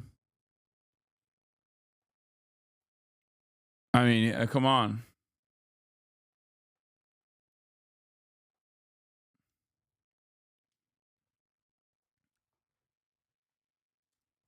Yeah, he one of them good old boys. Let him out, Judge. New reporting from court documents and reaction from the community. The people I spoke with who live nearby say they don't know much about Brad Spafford and haven't even met him. They told me he and his family moved to this house behind me just a few months ago. Those who spoke with me did not want to appear on camera. They tell me Spafford and his family kept to themselves after moving to the 20-acre farm last fall. A friend of the suspect acted as an informant for the FBI for more than a year. They told agents Spafford was stockpiling weapons, at one point blowing 3 fingers off his hand while making homemade explosives. The informant said Spafford used pictures of President Biden for target practice, alleging he hoped a shooter doesn't miss Kamala. They also told the FBI that Spafford and his friends are preparing to do something Spafford cannot do alone. In mid-December, the FBI swarmed in with a helicopter. I mean, don't investigate the friends either, I think. I wouldn't. I think they're all fine. They're just good old boys, you know, hanging out, having fun. What's wrong with you? You're weird for thinking it.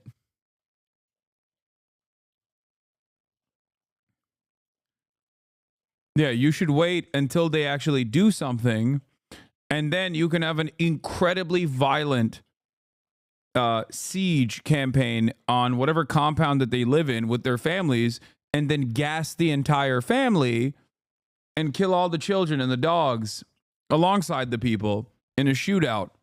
And then you can pat yourself on the back. Like, yeah, we did it. Only after the bombs have exploded, of course. And you can tell the media, hey, he was on our radar, by the way, but we let him go. Parked in the field across the road, and several agents. Bro, I know FBI informants are sus. I know. They are notoriously corrupt. I know. The dude still had 150 pipe bombs in his house. Hello? Like, I don't care about he wanted to kill Biden stuff, okay?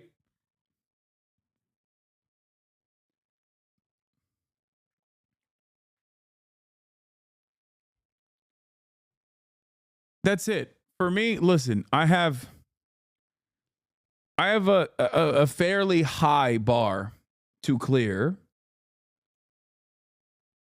in terms of what I think constitutes a grave threat to the public. Okay?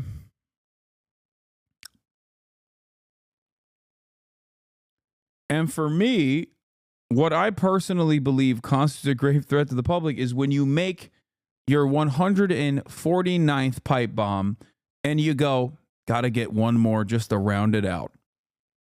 Okay?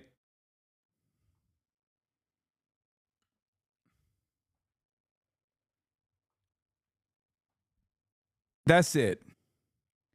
You do that, and I'm like, maybe you should be in jail.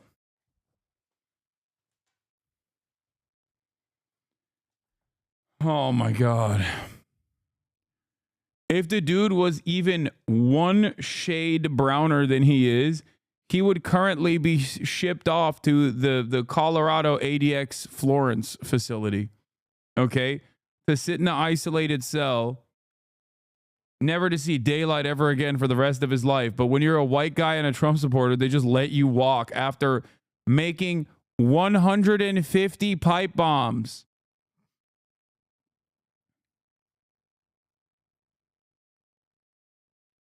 That is crazy.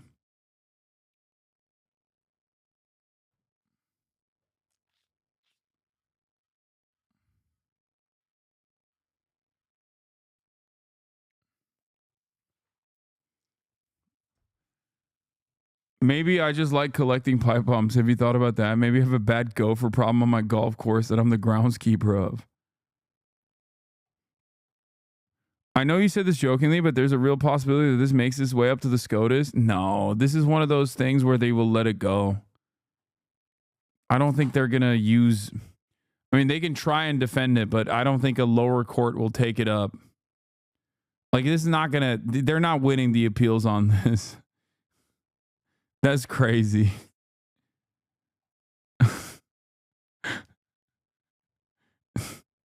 Like, there's a couple things that even the federal government doesn't mess with, and that's, I think, pipe bombs is one of them. Of course, Anderson is there tonight, and I know it's a city, Anderson, where you have spent so much time reporting, and I know it means a lot that you're there. So thanks very much to Anderson. And let's go also to the new details on the Cybertruck explosion in Las Vegas. Okay, there's also additional information coming out of South Korea, second best Korea.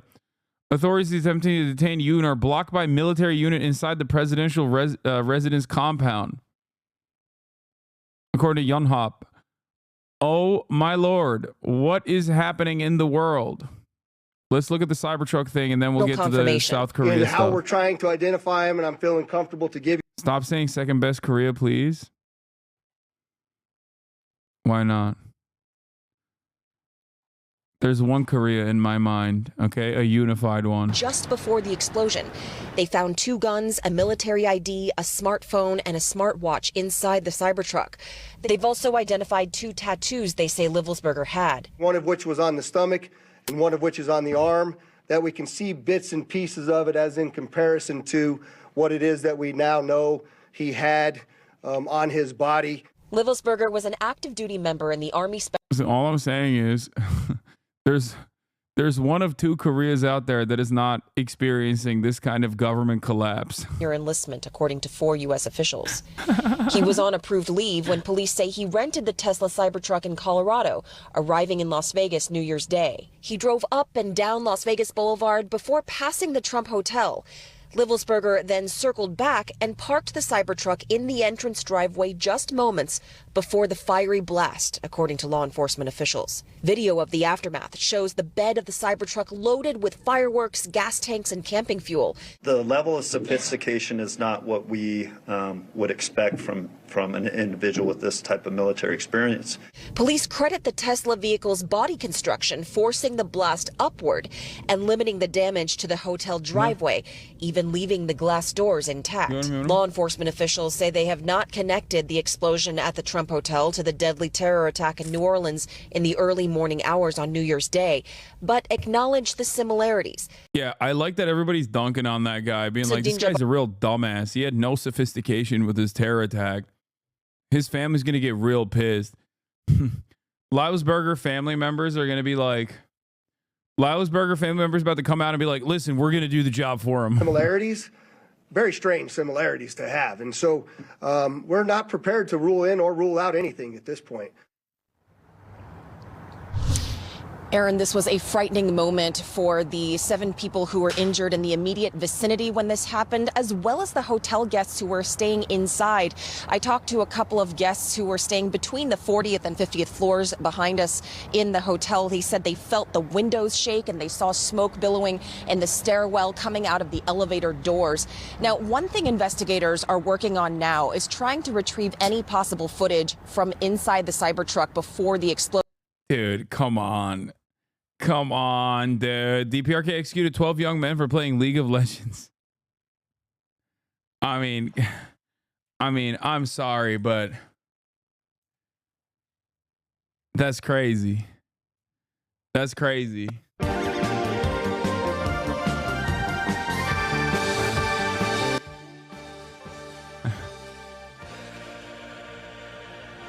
That's crazy. Gotta do it to him.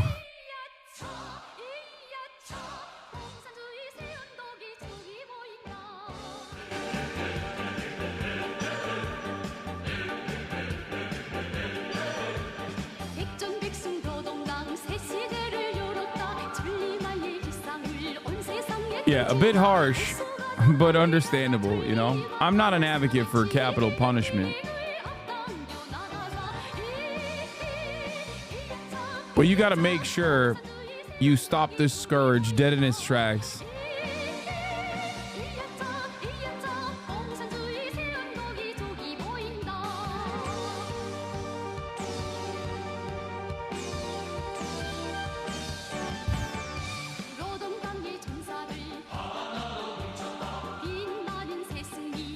Why are playing propaganda WTF?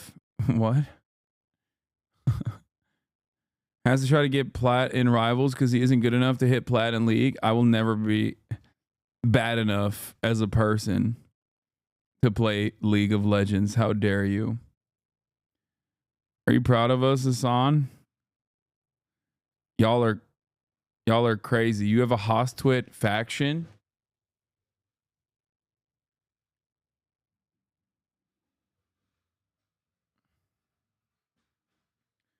Did you see DPRK TV? A guy in Canada was able to pick it up via satellite? I did. A more accurate headline. DPRK saves 12 young from the pain of playing more League of Legends. Yeah. I don't understand devaluing the life represented in such executions. Even if the game is bad or a waste of time, why kill them? Why not find more productive work for them to do? This is so funny. A person took this seriously from pamphlets and responded with like, well, you know, it's okay that you're criminalized playing League of Legends, but you might as well put him into the salt mines.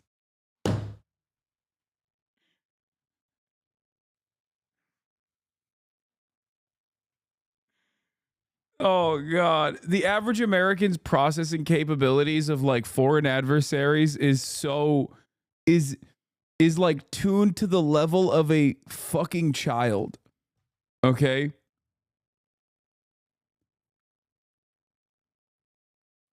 Like even if it's very clearly a meme account doing a clear meme, they still have that dog in their brain that says like, yeah, I believe it.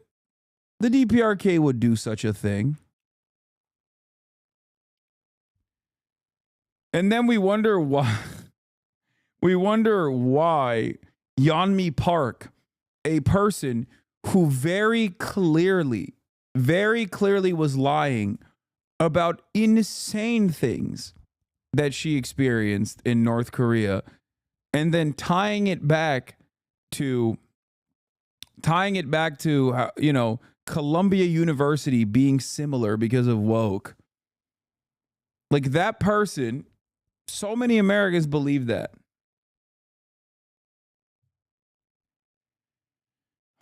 Would they not legitimately do that as possible? No, they would not legitimately do that. What are you saying, dude?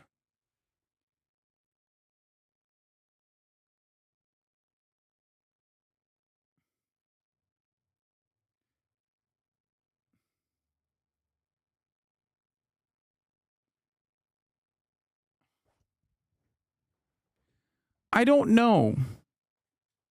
But I don't, like, my first inclination when I hear about this sort of thing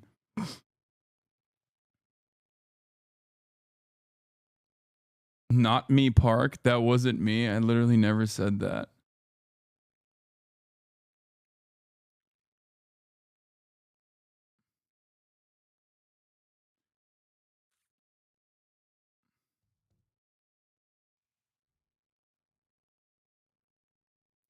She said the FBI was going to do security for a public speaking event, and then they then canceled because the FBI's director of diversity called her, telling her she had to cancel.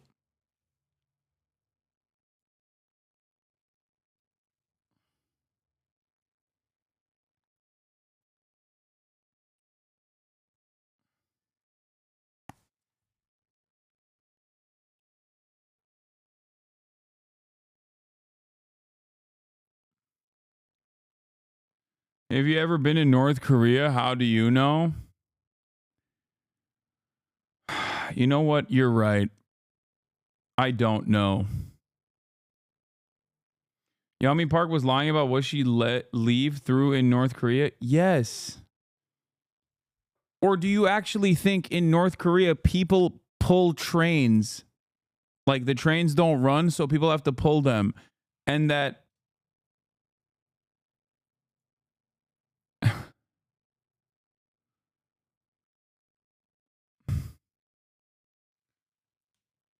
and that they actually have to eat human feces, and then they would eat rats, and then sometimes the rats would eat them, and then the rat would be beefier, and then they would eat the rats again, and they would trade rats for rocks because there's no currency.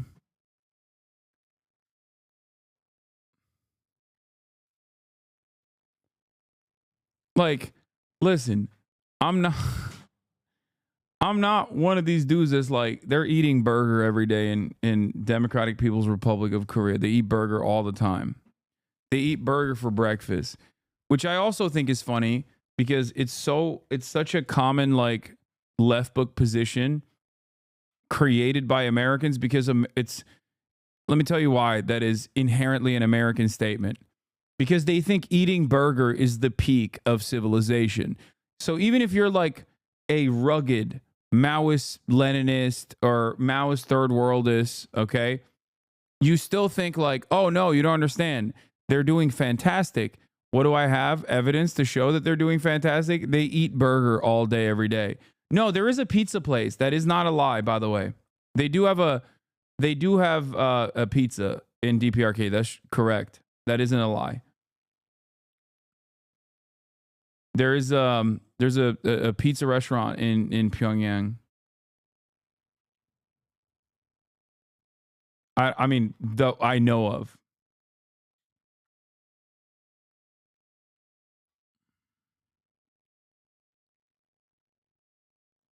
I'm sure there's more than one. I just know that there's one famous pizza place.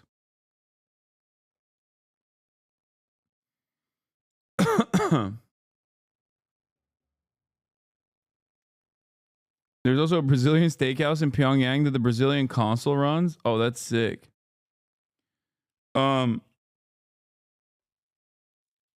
Anyway, why do you support China if they crack down unions and are state capitalist? They literally have what? Supporting a country that is sending soldiers to fight Ukraine but claims to not be pro-Russia. Why do you support China if they crack down on unions or state capitalists? They literally have billionaires. Okay. I think there is a difference between me saying, I don't think people are eating rat poop and then trading rat for rock in the Democratic People's Republic of Korea. And I love the Democratic People's Republic of Korea. And I think it's a good country. And I think it's the best country. There's got to be a difference there, right? Like there's a lot going on in between there.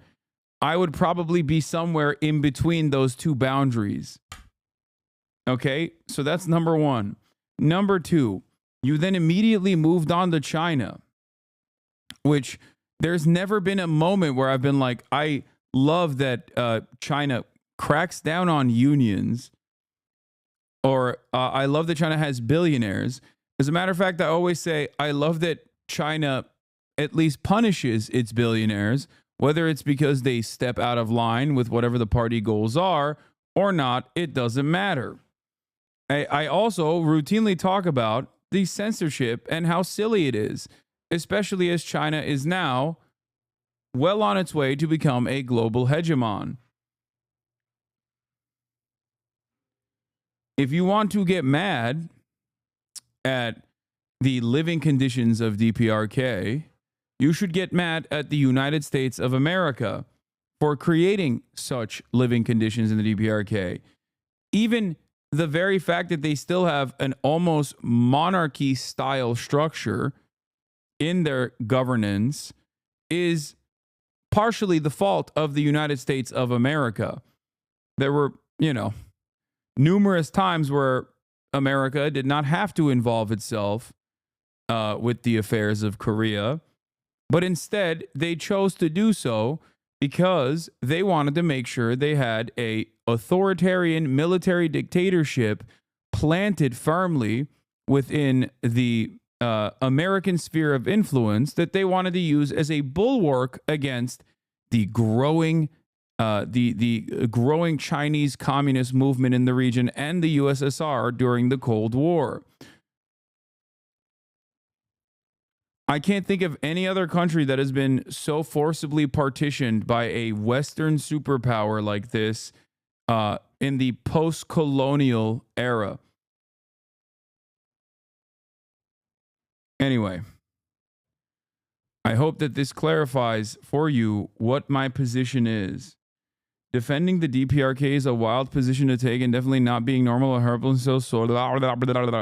Why are you defending DPRK? They're a cruel, fascist, failed state. once again, I will reiterate my position because it's so difficult for people to comprehend.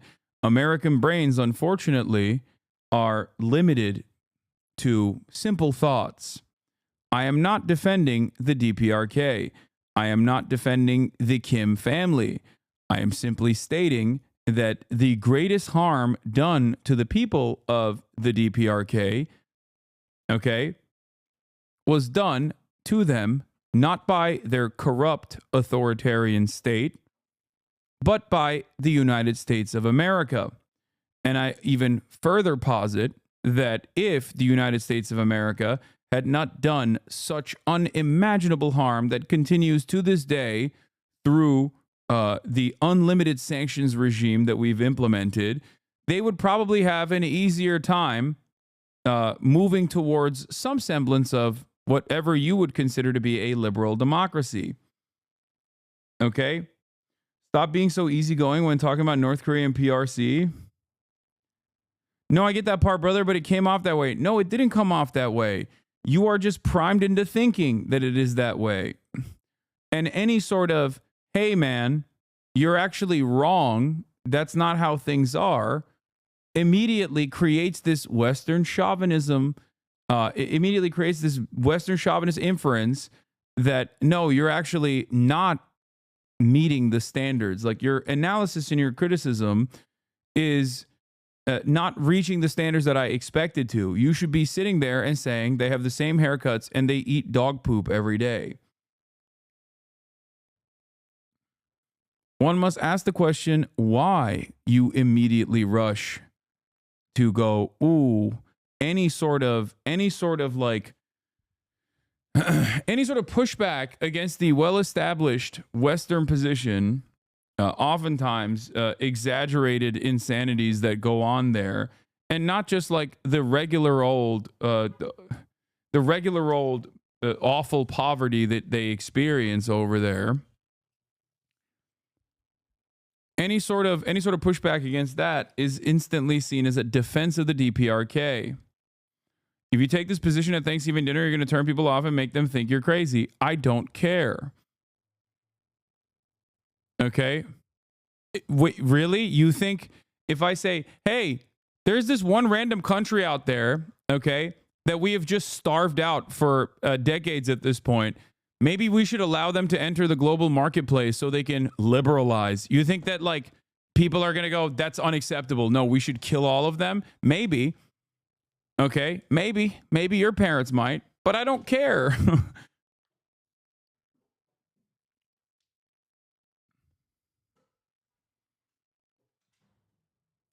Lamau, what would DPRK offer the global marketplace? I don't know. What the fuck does England offer to the global marketplace, dummy? Sheep?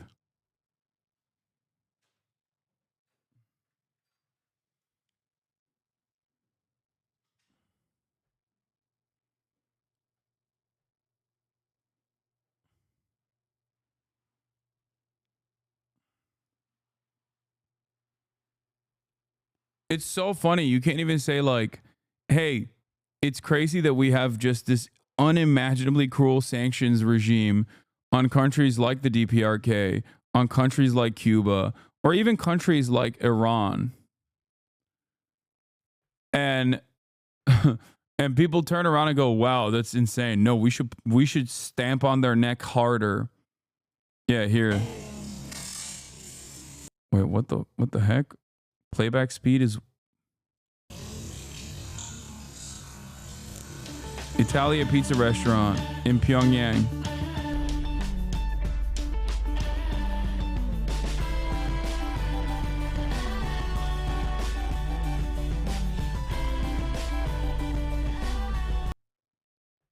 It's really interesting because like whenever you see a country that is otherwise presented as a monolithic force of evil on this planet, okay?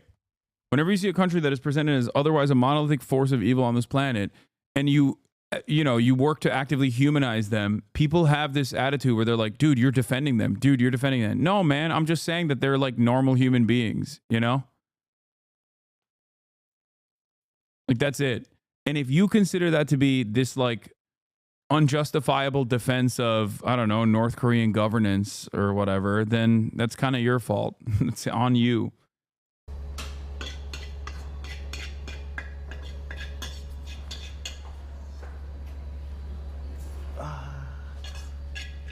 Spaghetti sogogi? Yeah. Oh, okay. Sogogi.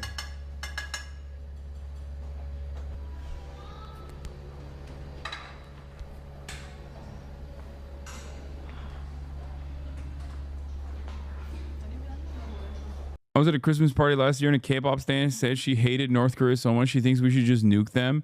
Does she not realize that there's probably like family members of the wonderful state of South Korea that she loves that still live in North Korea?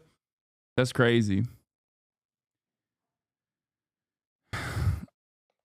And I was like, whoa, hold up.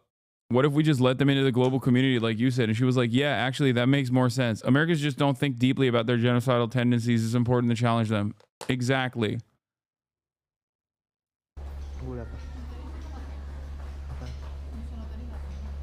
Yang Hamidah, minta maaf.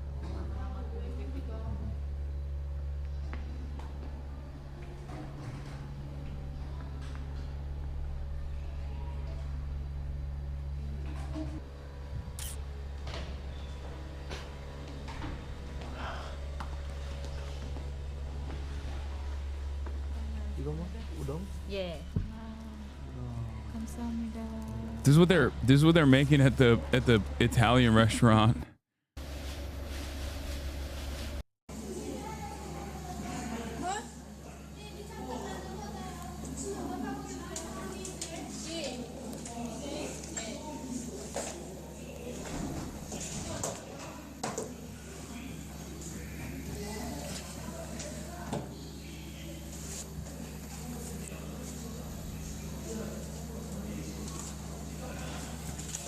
이거 따랑어?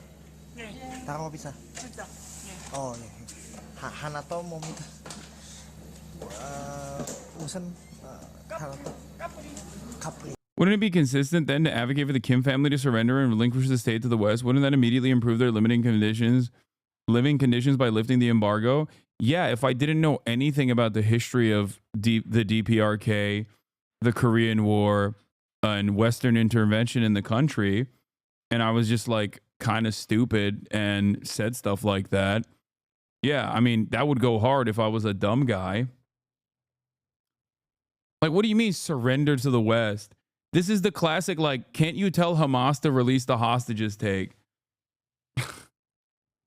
Like, we can't even tell Israel, a nation state that straight up can only do all of this violence, this genocide, because we're giving it weapons. We can't even tell them to stop. The hell do you mean? Yeah, what you're saying goes hard if you're stupid. Again, this does not justify the West, but it is not possible to lift that embargo by any means. So wouldn't leftists want to minimize suffering immediately? Yeah, I'm a leftist. And as a leftist, I believe that every country should buckle over to Western empire because otherwise we'll just keep killing them, either slowly with crippling sanctions or directly by bombing basically every city where people live. And then doing the crippling sanctions regime.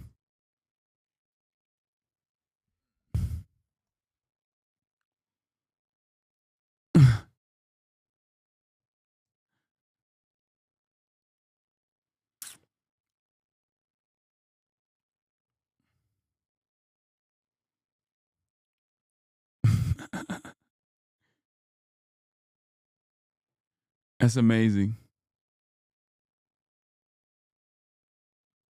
This video is just proof of Western dominance. Even in North Korea, their desire for pizza deliveries just breaks through. True. Yeah, they wanna have their own little Uber servants.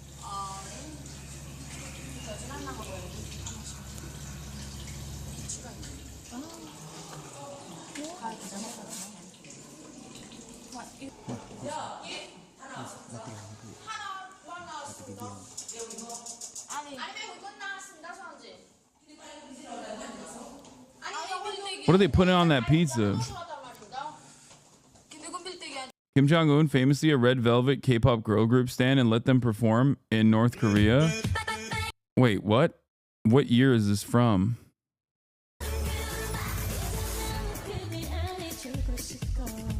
Oh my God.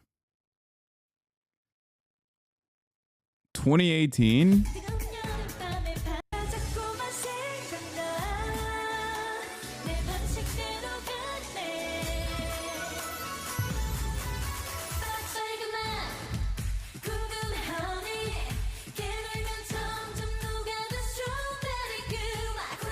This song goes hard.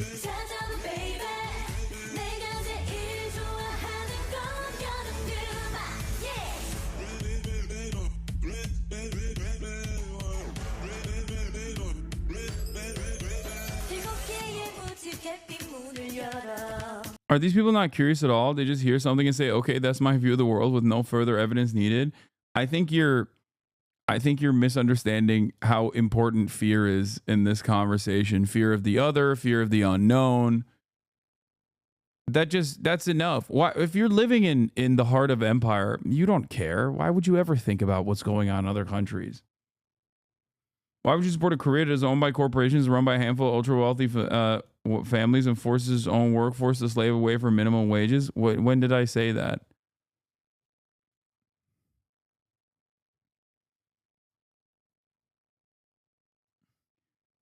I don't know what the current attitudes in South Korea are, but considering the recent history of Korea in general, I think that if given the opportunity for unification, I feel like a unified Korea might move more towards social democratic principles rather than turn DPRK and what remains of North Korea into yet another hellish dystopian hyper-capitalist society.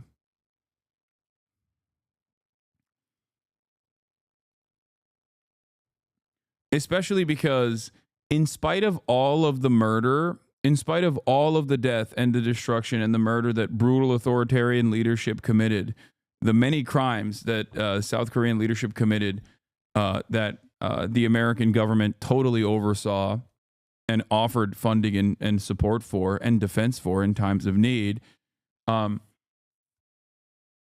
South Koreans still have a pretty robust culture of discontent. We even saw that with the immediate mobilization that took place after the president.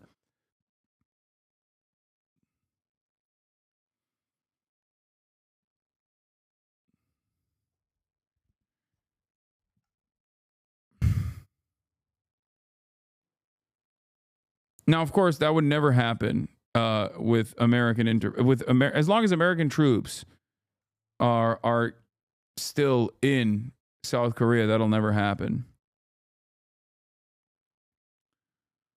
But I'll just say it like this: it's not an accident that South Korea experiences so much public discontent. It's also not an accident that they are endlessly divided on gender lines.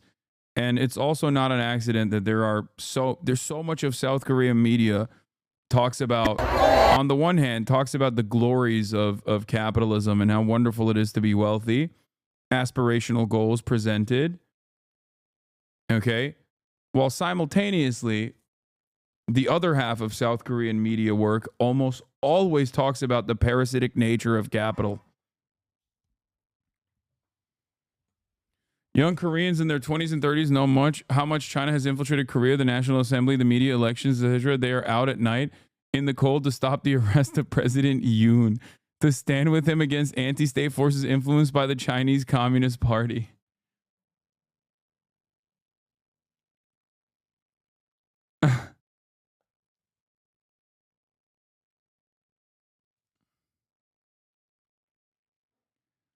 South Korean citizens gather in front of the presidential residence to prevent the arrest of President Yoon Suk-yeol immediately after an arrest warrant was issued for his arrest.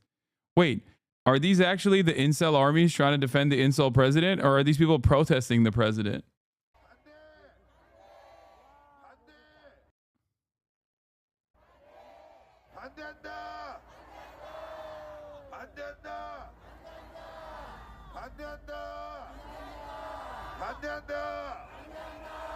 자, 또 높게 흔들으세요. 높게 해외 많은 시민들, 국민들이 또 우리 교민들이 볼 수 있게 높게 흔들어 주세요. They don't look young. Yeah.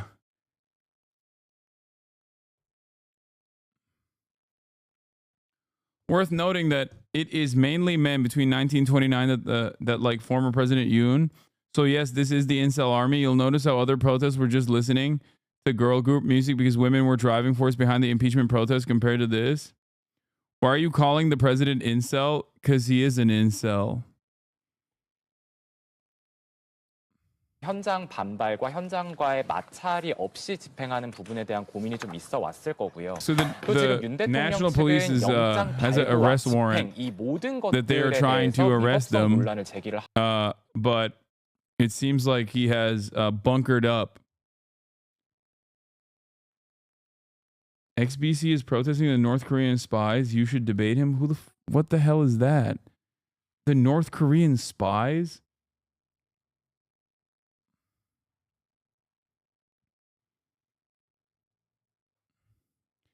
Yes, chatters, he has a wife, I know, and he loves his wife.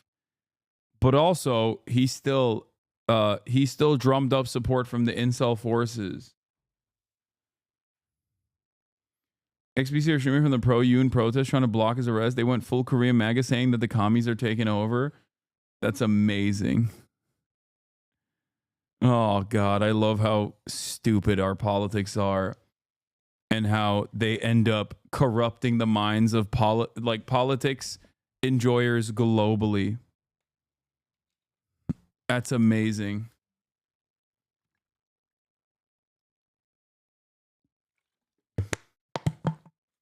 My mom's in the Korean alt-right pipeline thinking that North Korea and China was behind the airplane crash and other conspiracies, and thinks that Young Suk Yeol was 100% in the right, getting rid of all the corruption. Is there anything I can do? That is amazing, dude. Signs of resistance from the presidential security as the arrest team encounters a wall of vans blocking their path. CIO officials got off from their cars and entered the presidential residence on foot. Approximately 20 presidential security officers are in Yoon's residence and are resisting Yoon's arrest. CIO officials are having a standoff. A tense moment now. Yeah. Not a peep. All of this discontent happening in South Korea and not a peep from the United States of America. If you want to understand where the State Department's interests lie, understand that, you know, I don't think they care as much, regardless of who ends up manning the helm, grabbing the reins of Korean power.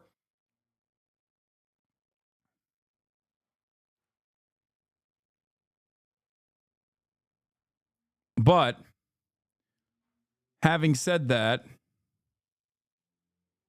they do not have stop the steal. Oh my God, they have stop the steal signs. Oh my God. Oh my God. Oh my God. They're going to be like, build the wall.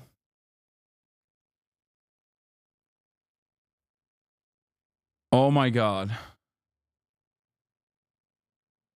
Oh my God.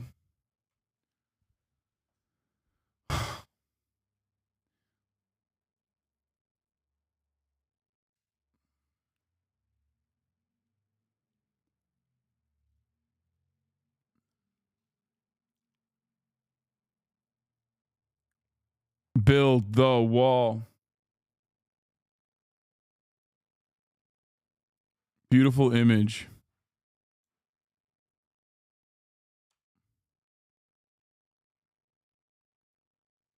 They are literally wearing MAGA hats. They very much care. Korean Democrats will kill military alliance with Japan. South Korean president who tried to institute martial law and was removed and suspended from office. You can see the crowd here, including MAGA hat, American flags. We can take it through the crowd here. These are, of course, hardcore conservative supporters who are trying to block the arrest. There is now an arrest warrant for the president who has been impeached. These people very passionate, protesting all day, in fact, laying down in front of his residence at one point. They want this police action to stop. They say it is wrong, and President Yoon is encouraging his supporters to do so. Very animated crowd.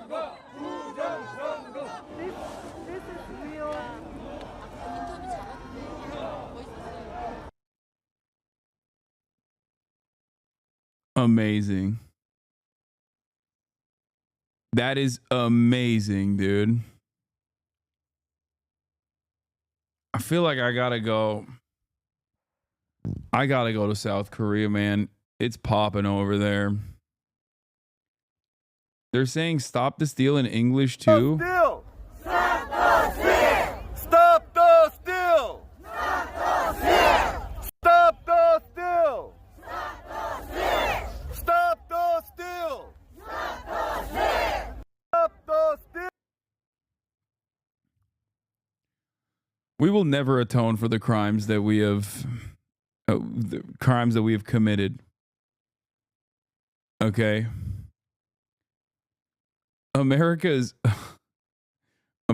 interventions around the globe are so vast and so severe and so awful and also endlessly persistent. Like,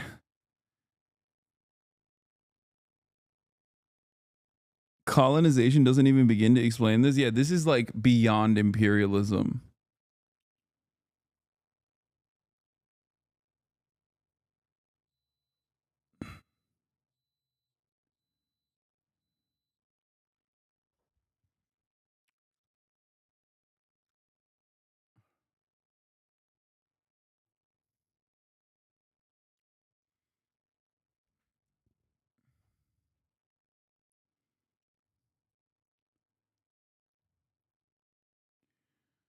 The amount of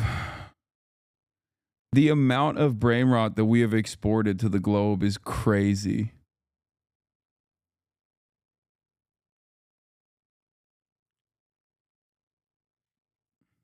Connor is getting not Elon, Adrian Dittmann on.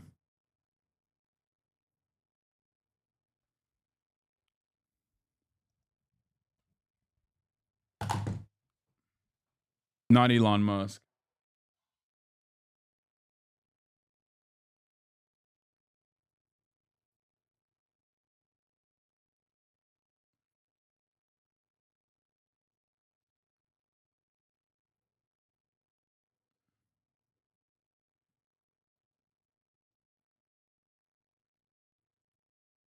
Hold on.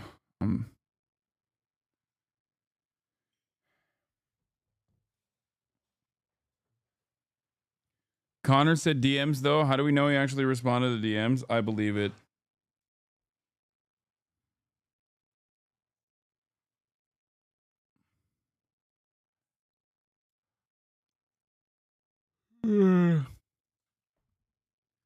How about 3 or 4 PSD tomorrow? It doesn't have to be exact. Just love planning ahead for Fortnite Friday. Hit me back on DM soon.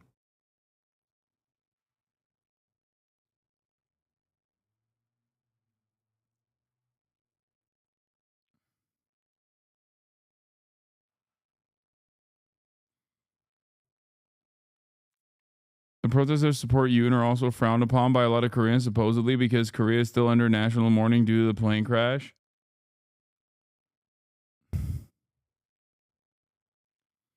Unless specifically timed with a low chance of alteration by external forces, anticipating the exact timing of events is unrealistic.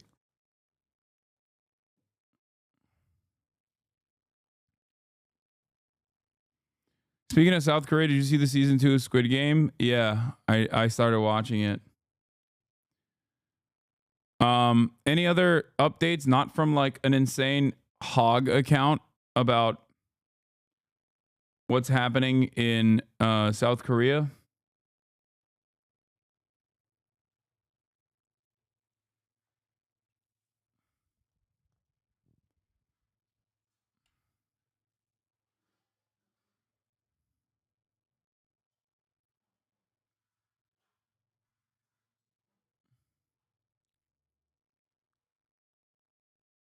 Play Red Velvet again, please. No. Okay, fine.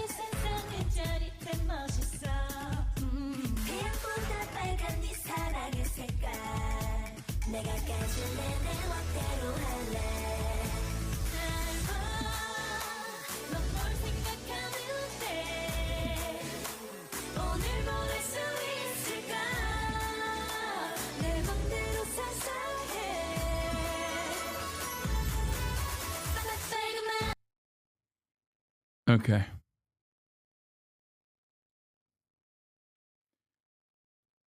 Play Marvel Rivals and get boosted by Noko. Here, let's see. Extraordinary images, extraordinary. Steve, this would be, you know, extraordinary images, extraordinary in terms of this development. What are we expecting? Well, it seems as though that this crisis that has really erupted in South Korea now for a month. In fact, it was a month ago today that Yoon Suk-yeol, the president, issued that ill-fated declaration of martial law, which triggered this crisis in South Korea. But again, he's refused 3 different times to meet with investigators, of course, after the arrest warrant was issued by the Seoul Western District Court on Tuesday. Can someone send me that Stop the Steal photo again?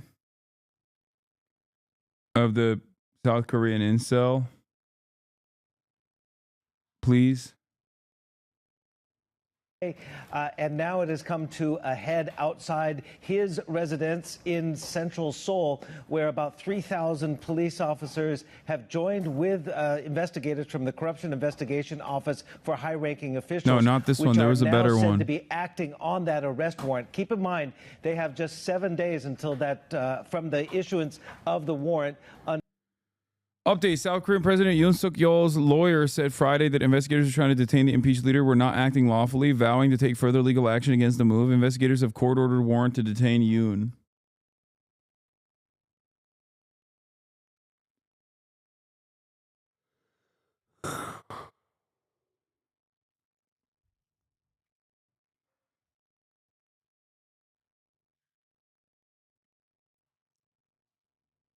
Third Korea possible? Who knows?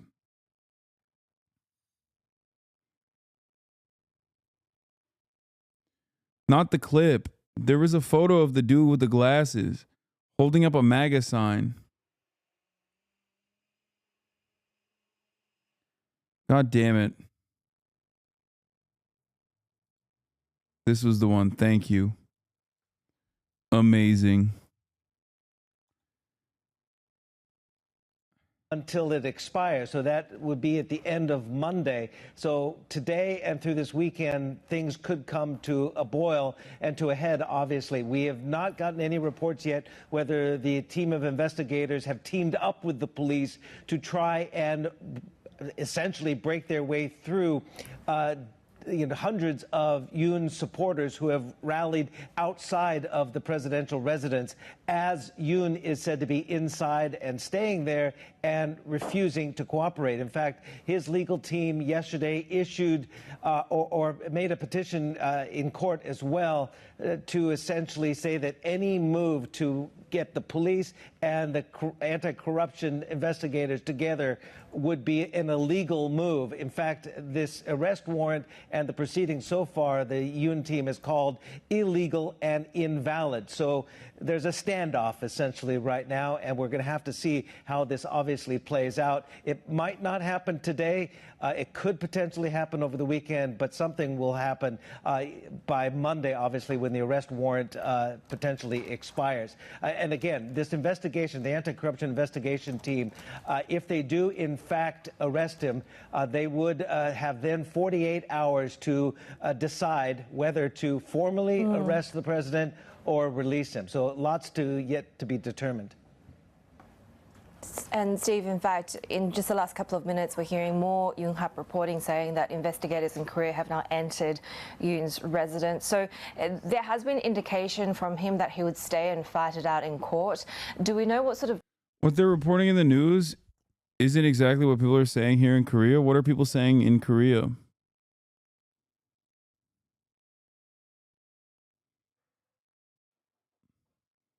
that the president is actually brave and we must stop the steal? Is that what you're going to say? Time frame, what happens from here, and this is a country that's engulfed in sort of so many different types of crises at the moment. Do we expect any sort of stability anytime to come? Well, we obviously have to hear the results from the Constitutional Court. So following that impeachment on December 14th, the ball was then handed on to the Constitutional Court and they've begun, we're hearing, deliberations on the move to potentially remove President Yoon. So the Constitutional Court would, either have to rule by, I don't know the exact date, but on whether to uphold. The congressman had discretionary spending where they could basically spend what they want. The opposing party wanted to audit them. Okay.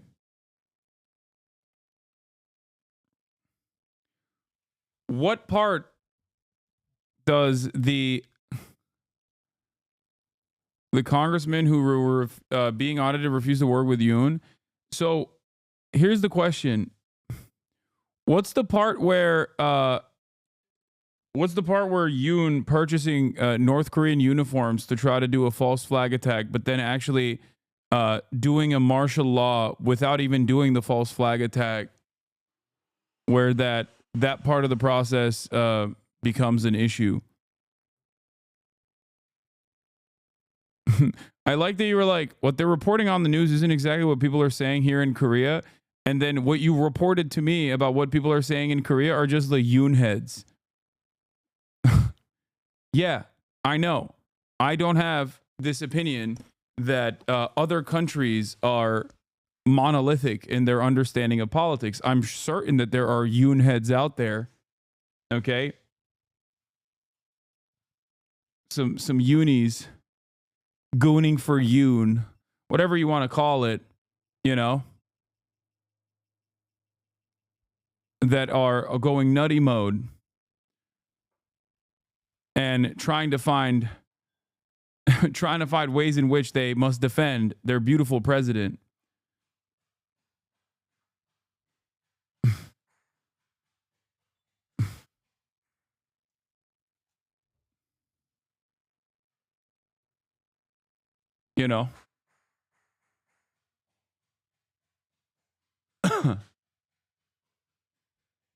Hold the impeachment and then go ahead for the proceedings to potentially remove the president. So there are still a number of... The uniform story was debunked weeks ago. The more serious charge and investigation right now is that Yoon approved the military conducting drone incursions in the North Korea to provoke a North Korean attack and pave the way for martial law.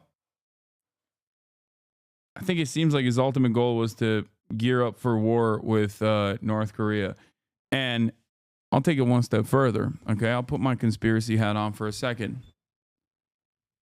There's a reason why it's awfully weird, suspicious, maybe even a little too convenient that Joseph Robinette Brandon hasn't said anything about President Yoon's ridiculous actions so far, which leads me to believe, given the position of South Korea as the bulwark against socialism during the Cold War, bulwark against the USSR during the Cold War, and DPRK's allegiance and closeness to Russia, I would go so far as to say that this would detangle the DPRK, decouple the DPRK from Russia if they were too busy engaging with South Korea, which leads me to suspect that maybe the State Department is not upset.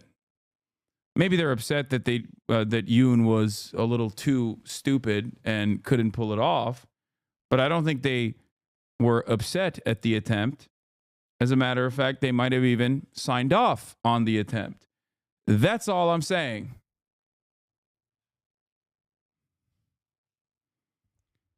And if you think that that is a far-fetched conspiracy theory, you sound like Alex Jones. I sound like Alex Jones. This is what I mean. When it comes to foreign policy, so many people are just simply oblivious to like America's involvement and intervention in every country, especially a country like South Korea, a nation that like only exists because America divided the country, that has a permanent military base on the nation state. And you're like, oh, that's just like Alex Jones. Yeah, that's just like vampire lizard people. You're right.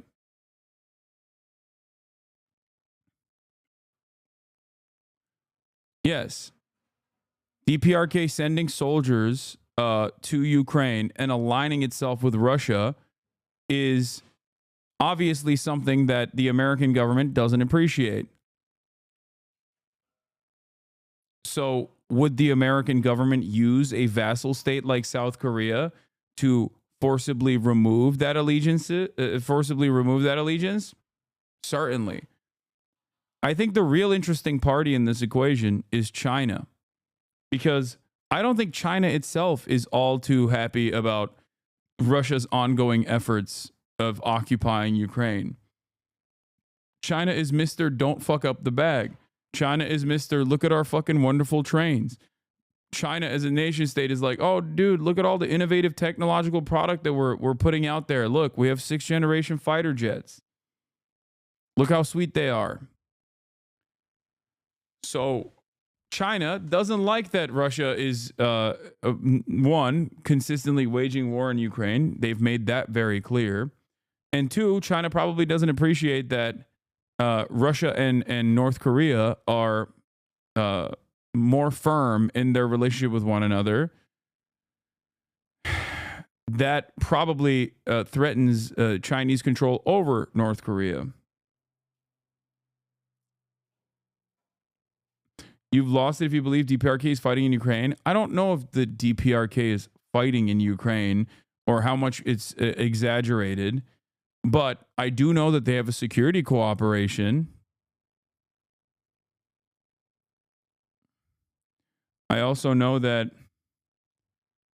I don't know what China only gains from a prolonged conflict in Ukraine by gall-wasping Russian assets. I don't think China gains by Russia's prolonged conflict in Ukraine.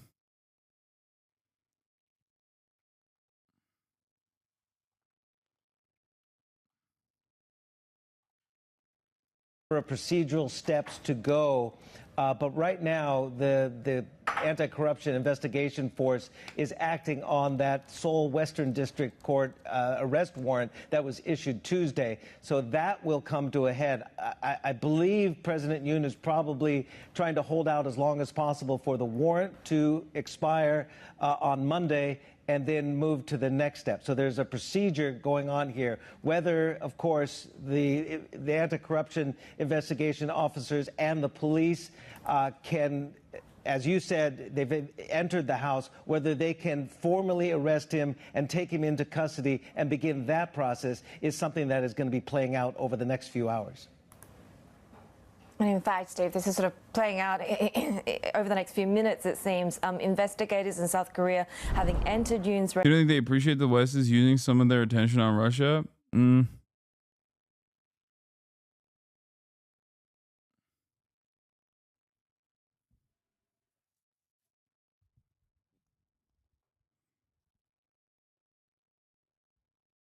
Most Korea and China experts agree with Hasan. I am in these circles. What you say is 100%.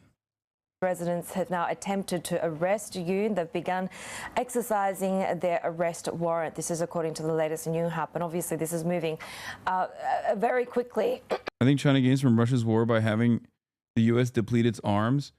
I don't think China gains from Russia's war because Russia depletes U.S. munitions, especially because there are very different battles that would take place if China were to ever engage with America like that. I don't think that anyone would benefit from that, and I don't think China wants that either. I think that's a crazy thing to assume. You're making it seem as though America and China are gearing up for hot war rather than a cold one. If anything, at most it'll be a cold one. We've also seen, of course, you know, a number of... And yes, war is beneficial for countries like the United States of America that are sheltered from the worst aspects of said war, given its positioning, and also rely on a constant war economy for domestic manufacturing. If you are the number one exporter on the planet, if you're the manufacturing hub of the entire globe and you rely on complicated trade agreements to ensure that you consistently get a steady flow of raw materials and also energy from numerous different partners on both sides of this said war, then yeah, it's not beneficial for you at all.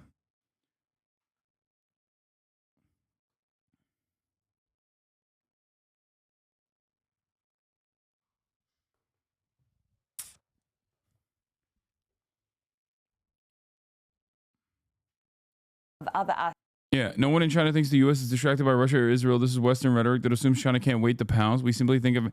Yeah, if that was the case, also, China would have literally invaded Taiwan when October 7 happened. Which is what people were saying China was going to do at the time.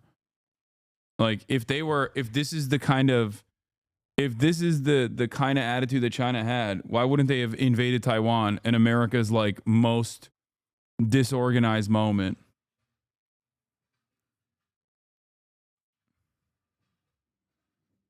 If that was genuinely an interest that they had.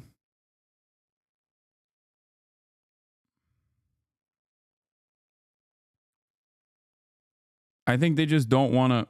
COVID kind of shut that down. No, they're not done yet. What? You think COVID is the reason why China hasn't invaded Taiwan? Are you out of your mind? Guys, please stop.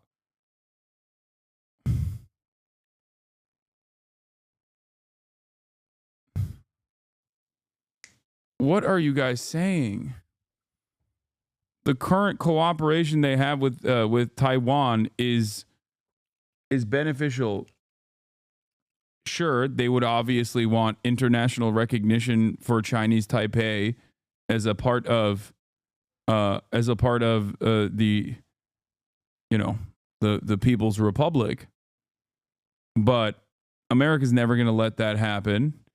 And they're going to keep using Taiwan as a military base while America simultaneously says, "Oh, we have an understanding that Taiwan is China, but also not."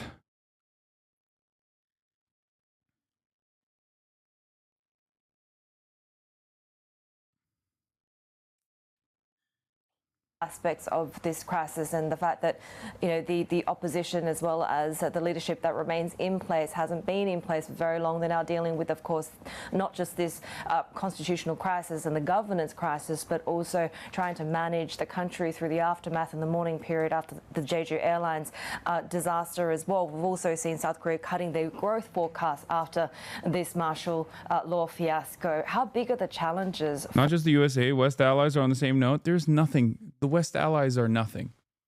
It's an invention. Okay? It's an invention of continued American dominance.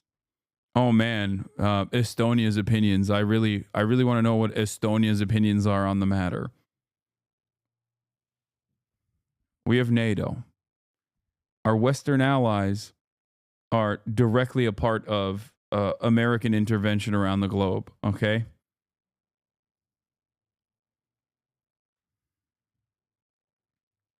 For whoever the next government and leader is going to be. The storm in South Korea right now, given the constitutional and presidential crisis and that air crash and a period of mourning in South Korea, it's just absolutely mind-boggling to think how and what the next steps of recovery of confidence will take as this constitutional crisis potentially can go for the next month or two as the Constitutional Court reviews the whole process. But, any next administration, if we want to even jump ahead and speculate on that, would obviously first task would be to restore that confidence and restore order in the presidential office.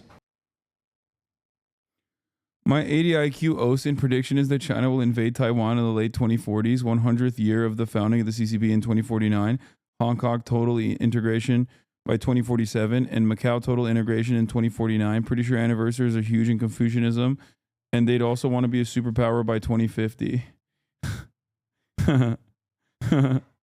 I mean, maybe. I don't think so, but who knows?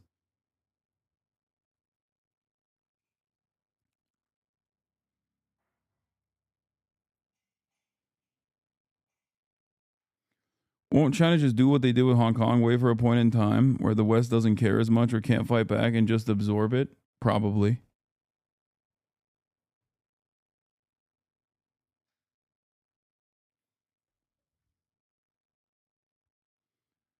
I just don't think that China cares about numerology like that.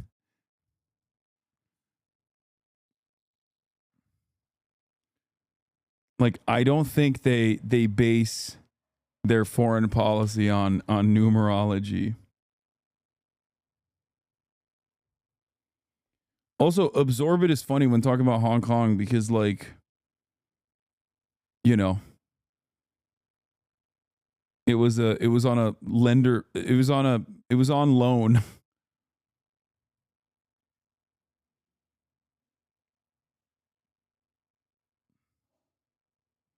China looks like they're going to invade Taiwan in 2025 the way she is talking. I would be very shocked.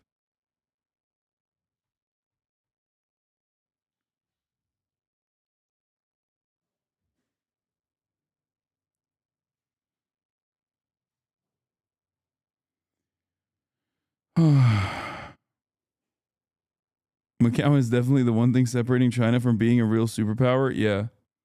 Listen.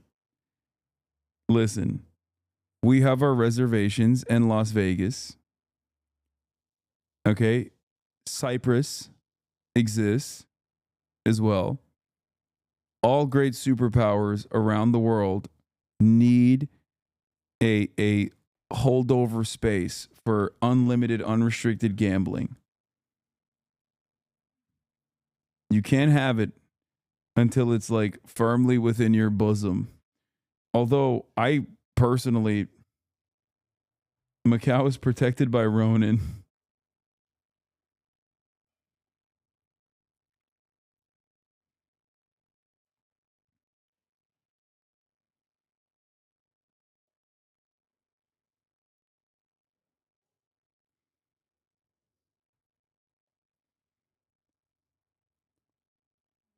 This is why Trainwrecks TV is also a part of a global superpower coalition, given the crypto gambling casino stake.com. Yes, this is also why Jersey has Atlantic City, because New Jersey is a global hegemon. Why else would there be Iranian mothership drones off the coast of New Jersey? Have you never asked yourself this question? What would they possibly want from New Jersey? The small-minded peon thinks in days. The large-minded, brilliant man thinks in years, thinks in decades, thinks in centuries. If the 100 years of humiliation is over and now we are now moving into the century of Chinese dominance, one must not forget that this will also be a century of New Jersey dominance. That's right, baby. That's right. New Jersey, Turkey, China.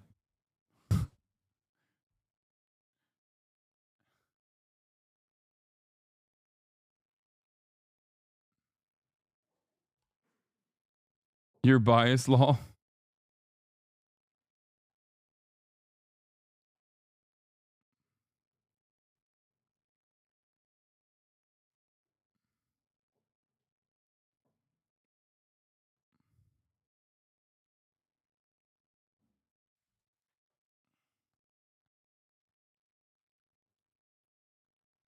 What is this? Civilians have been killed in Gaza, from what you know. Who gives a shit?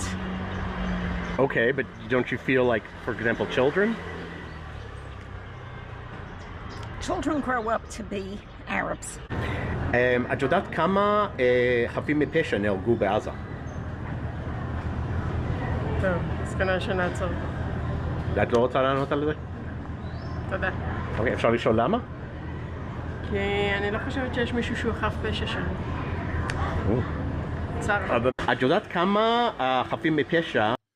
It's so funny seeing these like otherwise lovely old ladies that look like they're probably kind to their immediate family members say such unrestricted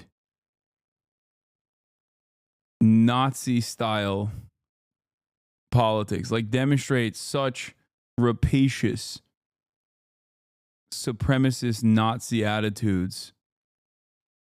It's crazy. Like, you wouldn't expect this person to be the second coming of Adolf Hitler from afar.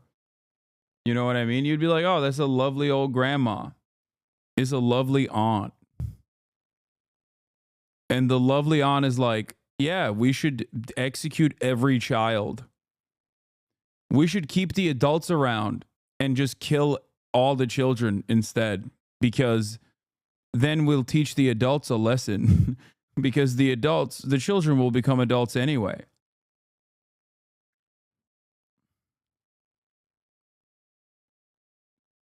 Longer clip from the first woman here. Civilians have been killed in Gaza, from what you know. Who gives a shit? Okay, but don't you feel like, for example, children? Children grow up to be Arabs. I shouldn't say this. I know, I read the numbers last week. My memory died and went to heaven. I don't think children should suffer, but they're always casualties. And since they do a lot of pruervu, that is the natural result. You know, those Arabs, they breed like rabbits, an infestation. Do you understand why the world is so angry? Because they keep seeing so... Overall, the world. Okay. This person, even recognizing that the world is angry, puts her as like one of the more progressive members of Israeli society, okay?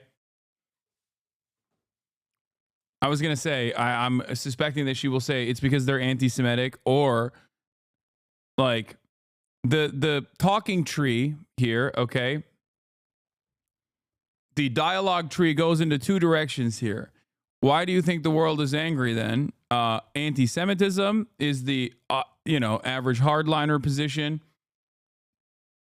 Or they just simply don't understand the living conditions that we have here with Arabs. Does not really understand what's going on here. They do not grasp the concept that Israel was attacked. And Palestinians, there is no such thing as Palestinians. They're Arabs who have many countries to flee to and nobody wants them to. But if we do call them Palestinians, their parents use them as human shields to gain sympathy. The natural instinct of a Jewish mother is to protect her child. Palestinian women do not have that. How do you know this? From years of living here. Can you give an example of something you've seen? As I said, my memory died and went to heaven, but I read newspapers every single day, and I've read many different stories where the woman took her child and put her in front, and then she thought this is going to gain sympathy with her readers around the world, and it does. Is this real? I find it really hard to believe that people are this blatantly evil. Dude, this doesn't register as evil in her mind, okay? That's what's so...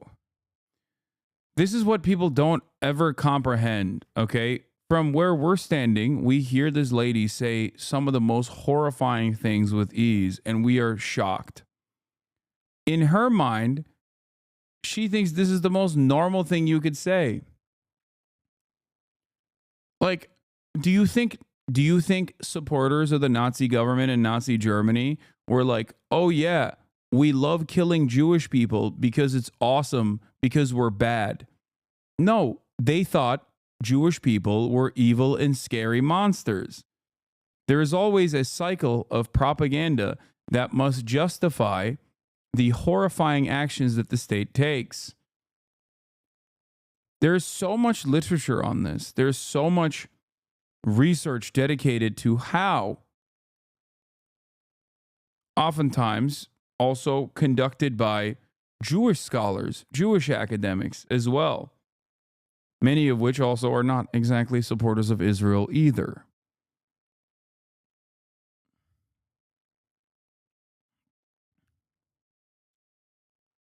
You literally don't know the half of it.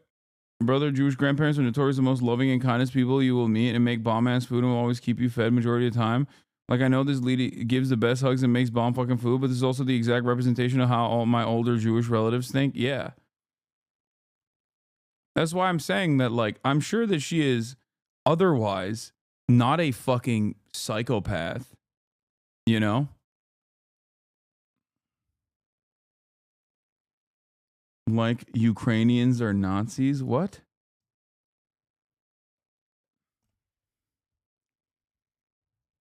No one actually believes that, I don't think. That's like a really shitty justification at best. That I don't even know if Russians believe that. I'm sure there are some Russians who do.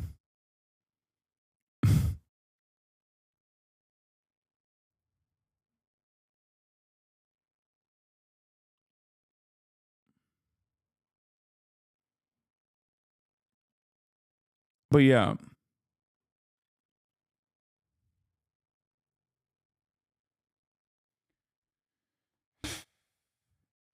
She does not consider what she's saying to be evil. Okay? In the same way that, like, the average Nazi Germany supporter, the average Nazi supporter in Germany did not consider the government to be evil. At most, they considered it to be a necessary evil. That's just an H3 fan who saw the episode where their Ukrainian correspondent, what?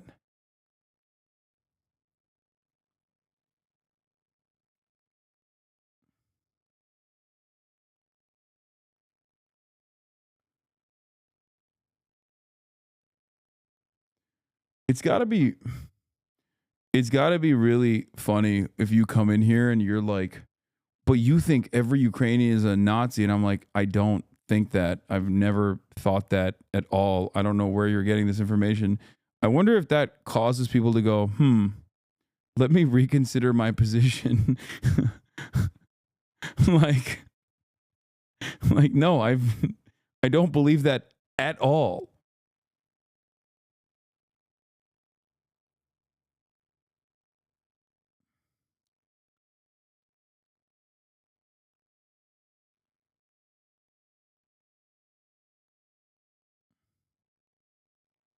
Let's see what this lady had חפים to say. מפשע נהרגו בעזה. לא, זה גם לא מעניין אותי. לא? למה? לא מעניין אותי, אני... How many...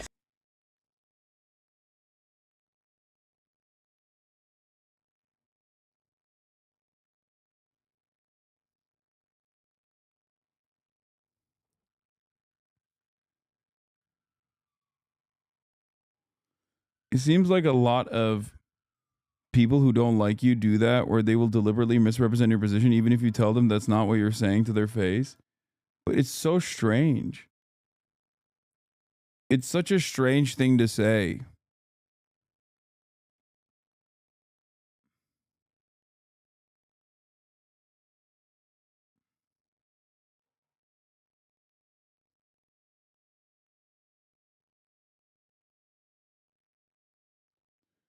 Anyway.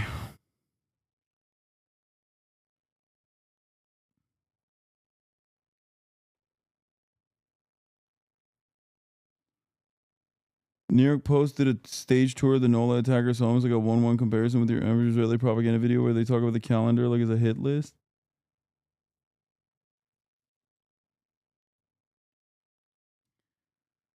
Yeah, I don't know exactly what Corey Gil Schuster's own personal opinion on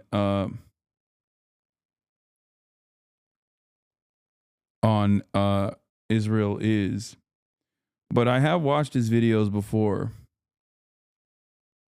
and they are very interesting.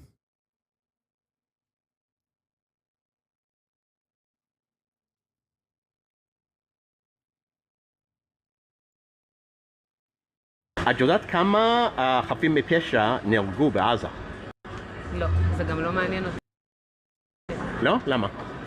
לא מעניין אותי, אני הייתי עד 7 באוקטובר האמנתי Germany as a country still exists. The Nazi ideology was largely defeated in the country. Most Germans have ancestors that fought for the Nazis but completely disavow their actions. Why do people not think this is possible for Zionism in Israel is such a funny take to have as a 25-month subscriber, as the AfD is rising up in popularity in Germany right now.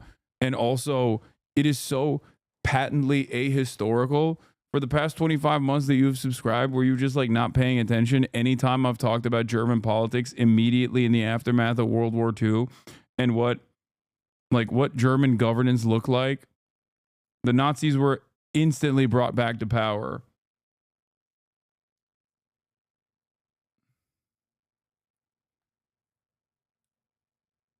Germany is probably the worst example to point to in terms of like comparing it to Zionism.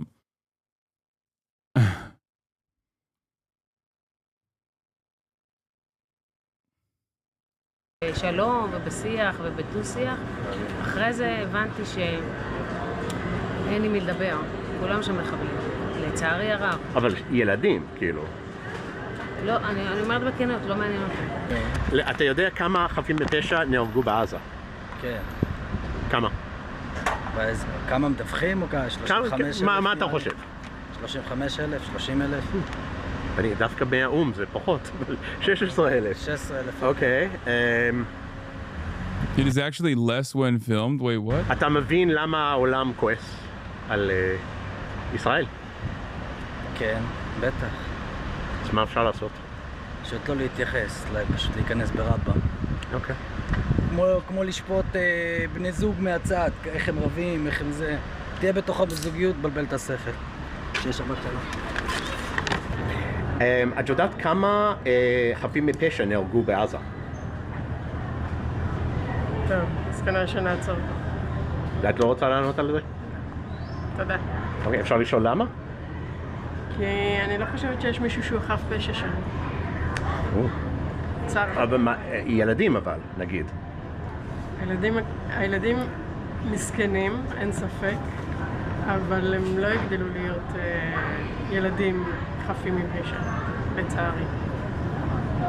Oh, it's sad though. Sadly, all those kids are gonna do murder. החינוך, לדעתי, הכל מתחיל בחינוך. ואם החינוך הוא בעיה... Projection. The assumption that Palestinians need to be taught in school to hate Israel is projection. Projection that Israelis actually need to be taught to hate Palestinians through every orifice of Israeli society, Israeli culture, and Israeli education. It's pure projection. Palestinians learn to hate Israel not in school. Palestinians learn to hate Israel when Israel bombs the school, when Israel bombs your house, when Israel bombs and kills your immediate family members. And that's an understandable anger that people have. So that's why a lot of this kind of, they're being taught to hate Jews or whatever the fuck is very silly. מה אפשר לעשות עם זה? כאילו, מה אפשר נגד זה? לדעתי, להכניס שם ארגון שישנה את התוכן של החינוך, וברגע שיחליפו את התוכן של החינוך,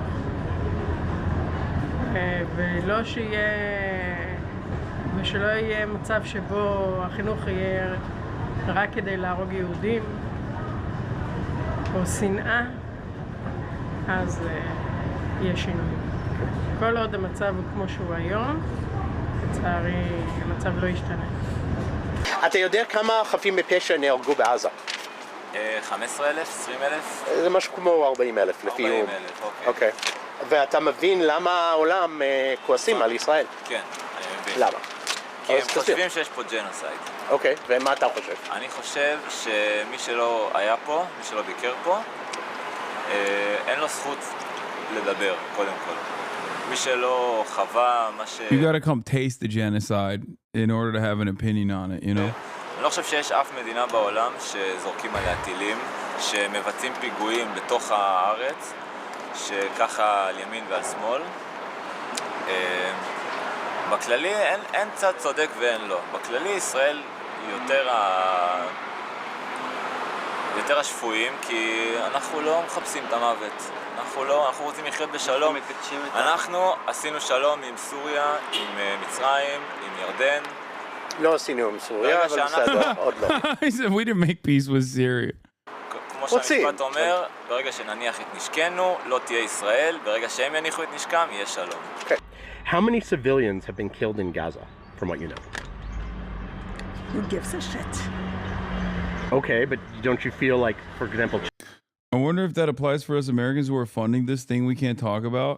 I mean, dude, the reality is America post 9/11, you know, if you ask them, should we kill every Muslim on the planet?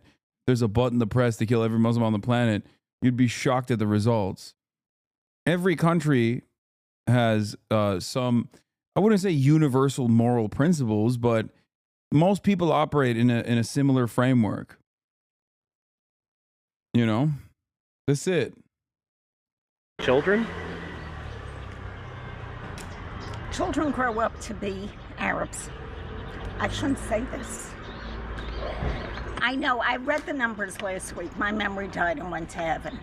I don't think children should suffer, but they're always casualties. And since they do a lot of pruervu, that is the natural result. Do you understand why the world is so angry? Because they keep seeing so...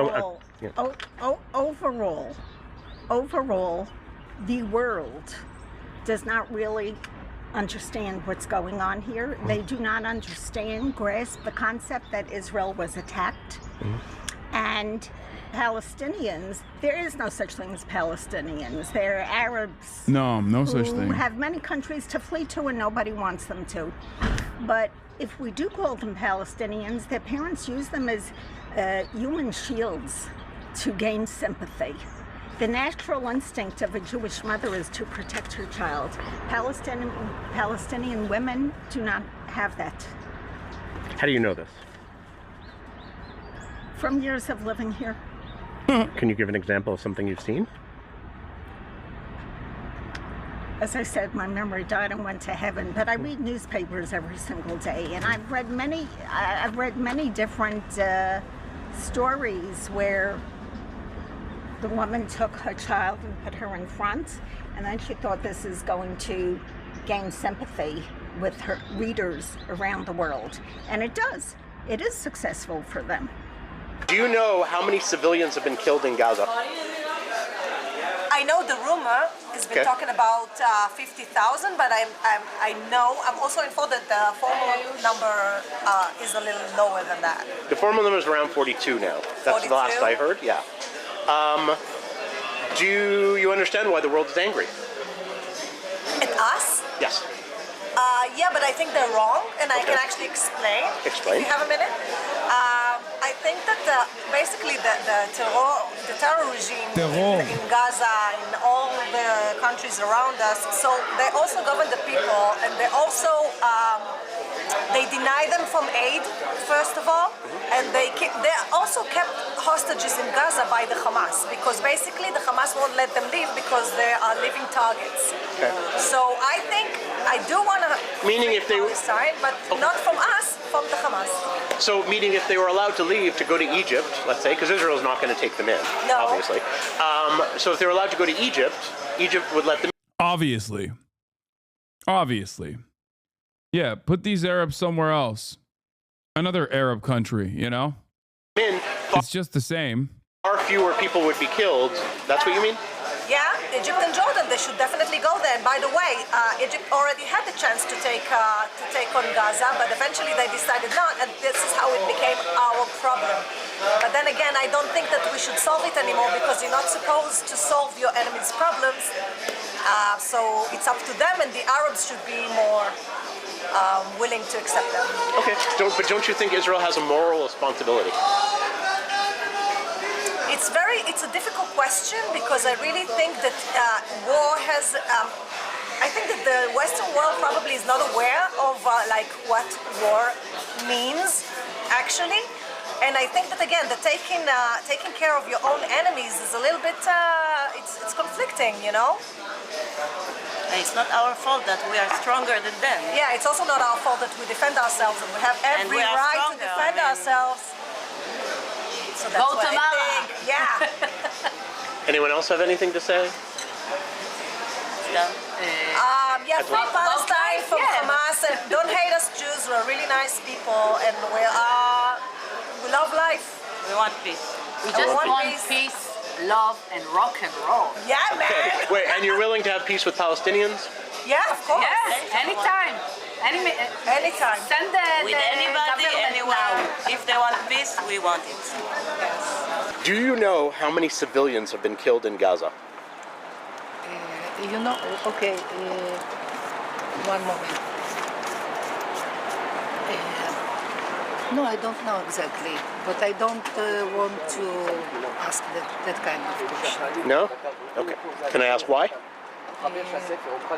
No, don't take the pictures. רגע, אני לא רוצה אוקיי, אז מה רצית להגיד?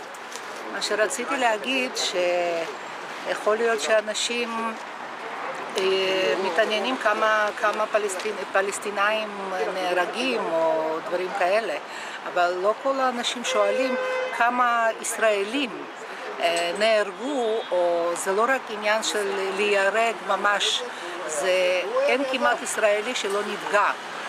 לא מהמלחמה הזו, לא רק מהמלחמה הזו, אלא למעשה במהלך כל השנים האלה. והפגיעות הן נפשיות גם, הפגיעות הן לא רק של ישראלים ספציפית, אלא גם בכל העולם. כי הם סובלים פשוט גם מאנטישמיות. היהודים בכל העולם. כן, על לא עוול בכפם, וגם יש להם דיסאינפורמציה מאוד גדולה בכל מה שקשור לפלסטינאים. מה שקורה, שמה שעושים, שאף אחד לא מתעניין בחו"ל. I like that she did in real time the translate Hebrew tweet meme. Like, she was like, I don't want to talk. And then was like, never mind. Let me spit some shit. Let me spit some truth at you right now, real quick.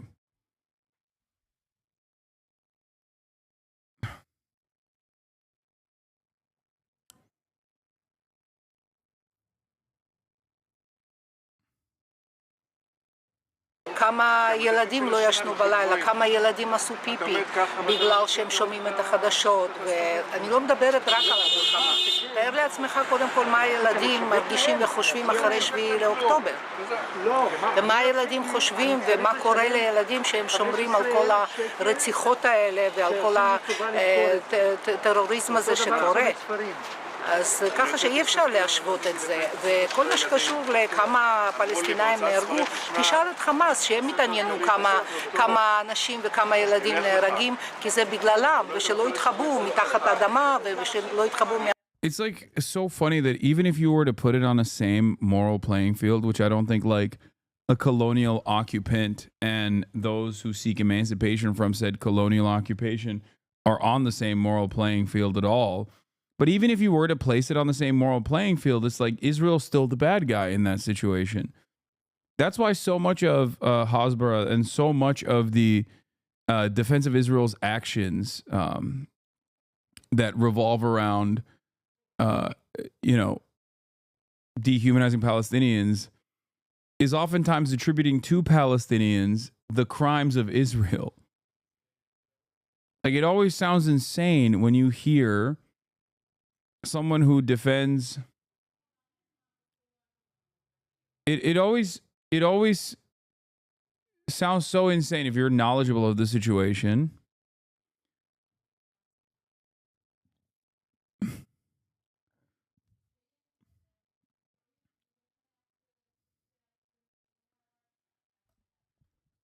where every accusation is a confession of Israel's crimes. Which is ironic because then it turns around and basically justifies Hamas. Because if you're justifying violent action, unlimited violence against an organization, a unit, or a military force, a militant force that has done these atrocities, then you're literally justifying October 7. You're justifying more than October 7, which is what Israel is doing to Gaza already. מאחורי האזרחים פלסטינאים, אוקיי? וחוץ מזה גם מה שקורה עם פלסטינאים, הם בעצמם גם לא צריכים להרשות את זה. זה בעצם מה שהם עושים, אם הם נותנים, למרות שאני מבינה שגם הם מפחדים, אבל כל מה שקורה זה אי אפשר להתייחס לזה שישראלים כביכול פוגעים בפלסטינאים. זה לא בא משם, זה מתחיל מזה, זה מתחיל מכל הפעולות של טרוריזם, של טרור, ומשם זה בא, ככה שאי אפשר לחלק את זה לשניים. כל עם ישראל נפגע, זה לא רק משפחות של חטופים, לא רק משפחות שנרצחים, וכל המשפחות שחיילים שלהם נהרגו.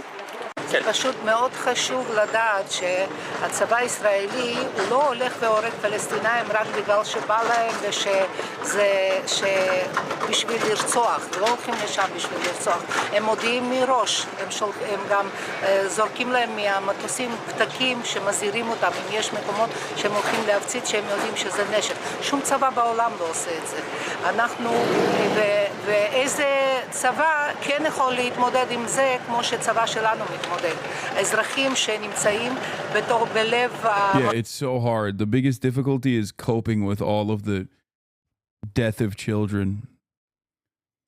You know, oh man, it's such a tough job that the Israeli occupying force has, you know. They have to live with themselves after killing all of those children.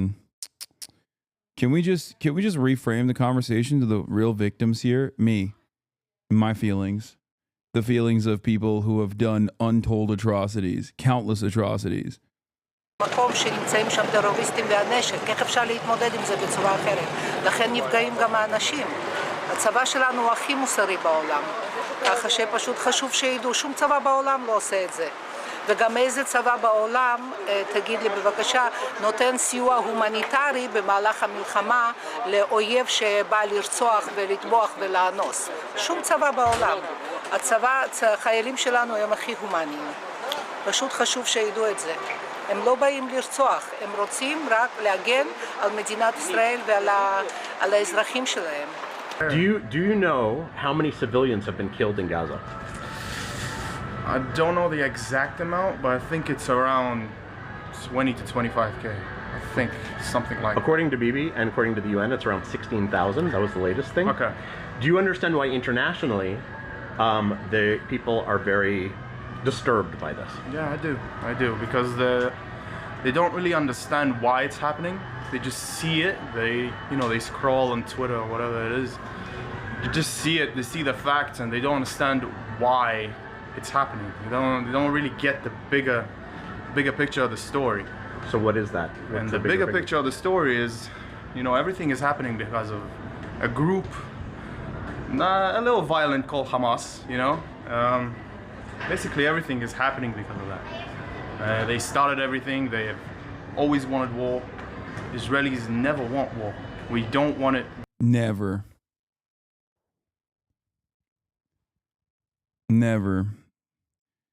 It just happens to be that way, it's crazy.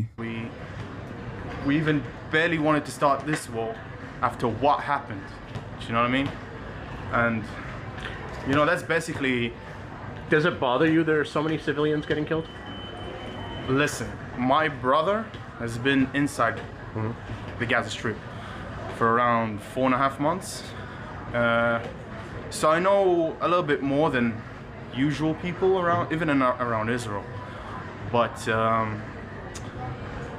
listen, most of the kids there that are getting killed, I never support little children dying. I never want it. But if you look at the bigger picture, which is shit, I don't want to look at it like that. Sorry about my. You never. you never want children to die, but some children have bad vibes, you know? They just happen to be Palestinian. My French. Most of them will grow up not to hate Israel. I don't really care if you hate Israel, because most of the world hates Israel. But most of them will grow up not only supporting Hamas, which is a crime by itself, but joining them, which is the worst of the worst.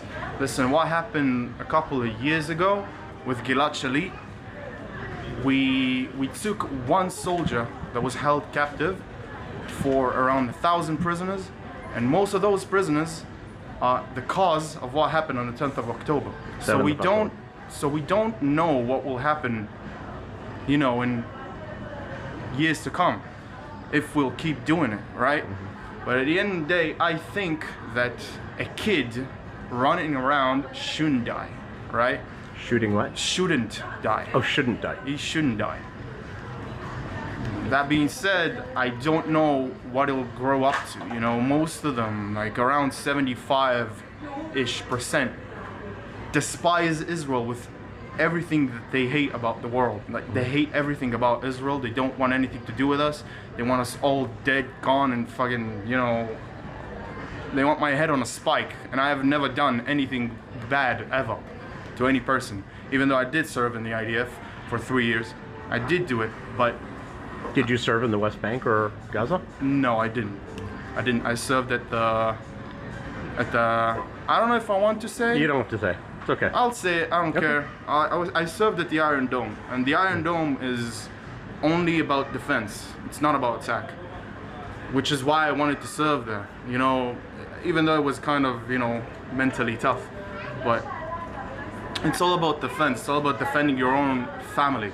You know, there's rockets flying above your family. All you want is that to stop it. You know what I mean? Yeah. So if you look at it like that, that's what I want. You were asked very quickly, all these civilian deaths are going to create more people who hate Israel, who want more to kill. Aren't you thinking about that? What's your response? Listen, I think that as soon as more Hamas terrorists die, they'll bring much less war. Even if the exchange is 1 or 2 Hamas terrorists for at least 4 civilians, I don't want it to happen. I don't want civilians to die. Nobody does. That's what happens in war, you know. There's no war without civilians dying. And the quickest way to end the war is to just terminate as many terrorists as we can. It doesn't matter. So Hamas needs to just get wiped off the map. It doesn't matter how it is. They are literally just devils walking around us. They're not even human beings, in my opinion. All they see in their head is just eliminating every single human being that doesn't support, you know, Islam, that's not Islamic, that's not Muslim. You know, there's different perspectives to that. You know, not everyone in the world is gonna be Muslim, no matter how you try. So that's just an act of terrorism. And that's it, I think. Somebody coming in, are we gonna get killed? No, we're not. Okay, hi everybody. I'm glad you got to this point in the video, which means you got to the end. I really need your help.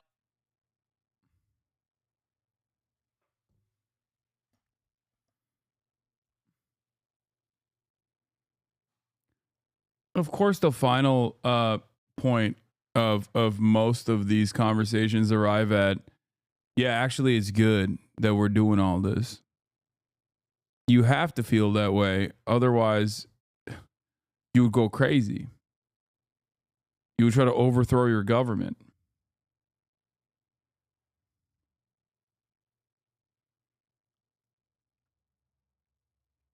And all of this violence, all of these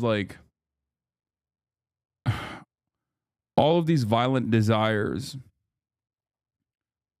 make it so that Israeli society can be dominated by some of the worst right-wing forces without the population ever understanding what's happening to them. Now, it might not be, it's nowhere near as consequential as just like wholesale destruction and death. But this is something that already happened in like 2018. and will continue to escalate and will continue to get worse for Israeli society, as many Israelis refuse to understand why the world feels the way that they do about Israel, and why the worst dipshit right-wing assholes continue to control the government and even take away some of the social liberties that they might enjoyed.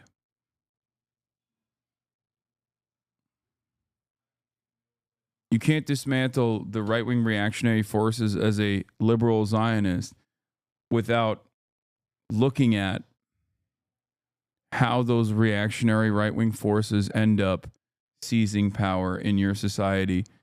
They seize that power by continuing to do unlimited violence. Anyway, on that note, I'm going to end it here because I have to do my podcast as always. So I apologize. I also have a call with my new live streaming bag company. The guys I'm using specifically so that I can give you banger IRL streams in Japan. Love you guys. And I will see you tomorrow. All right, peace. Just begun. There he is again. Hasan is streaming. Hasan is streaming. There he is again. Hasan is streaming. Hasan is streaming. Reviewing the P.O. box, Uncle Uyghur's face. Sudden Discord agitprop, great names take embrace. Tiny Bernie Sanders, LGBTQ Air Force. The whole left at your fingertips, Ane at your door. The H3 crowded debate, the Young Turks online show. 3 full fucking years of this, plenty more to go. 90-day fiance talks of champagne bourgeoisie. A Trump rally live reaction, a mass riot at DC.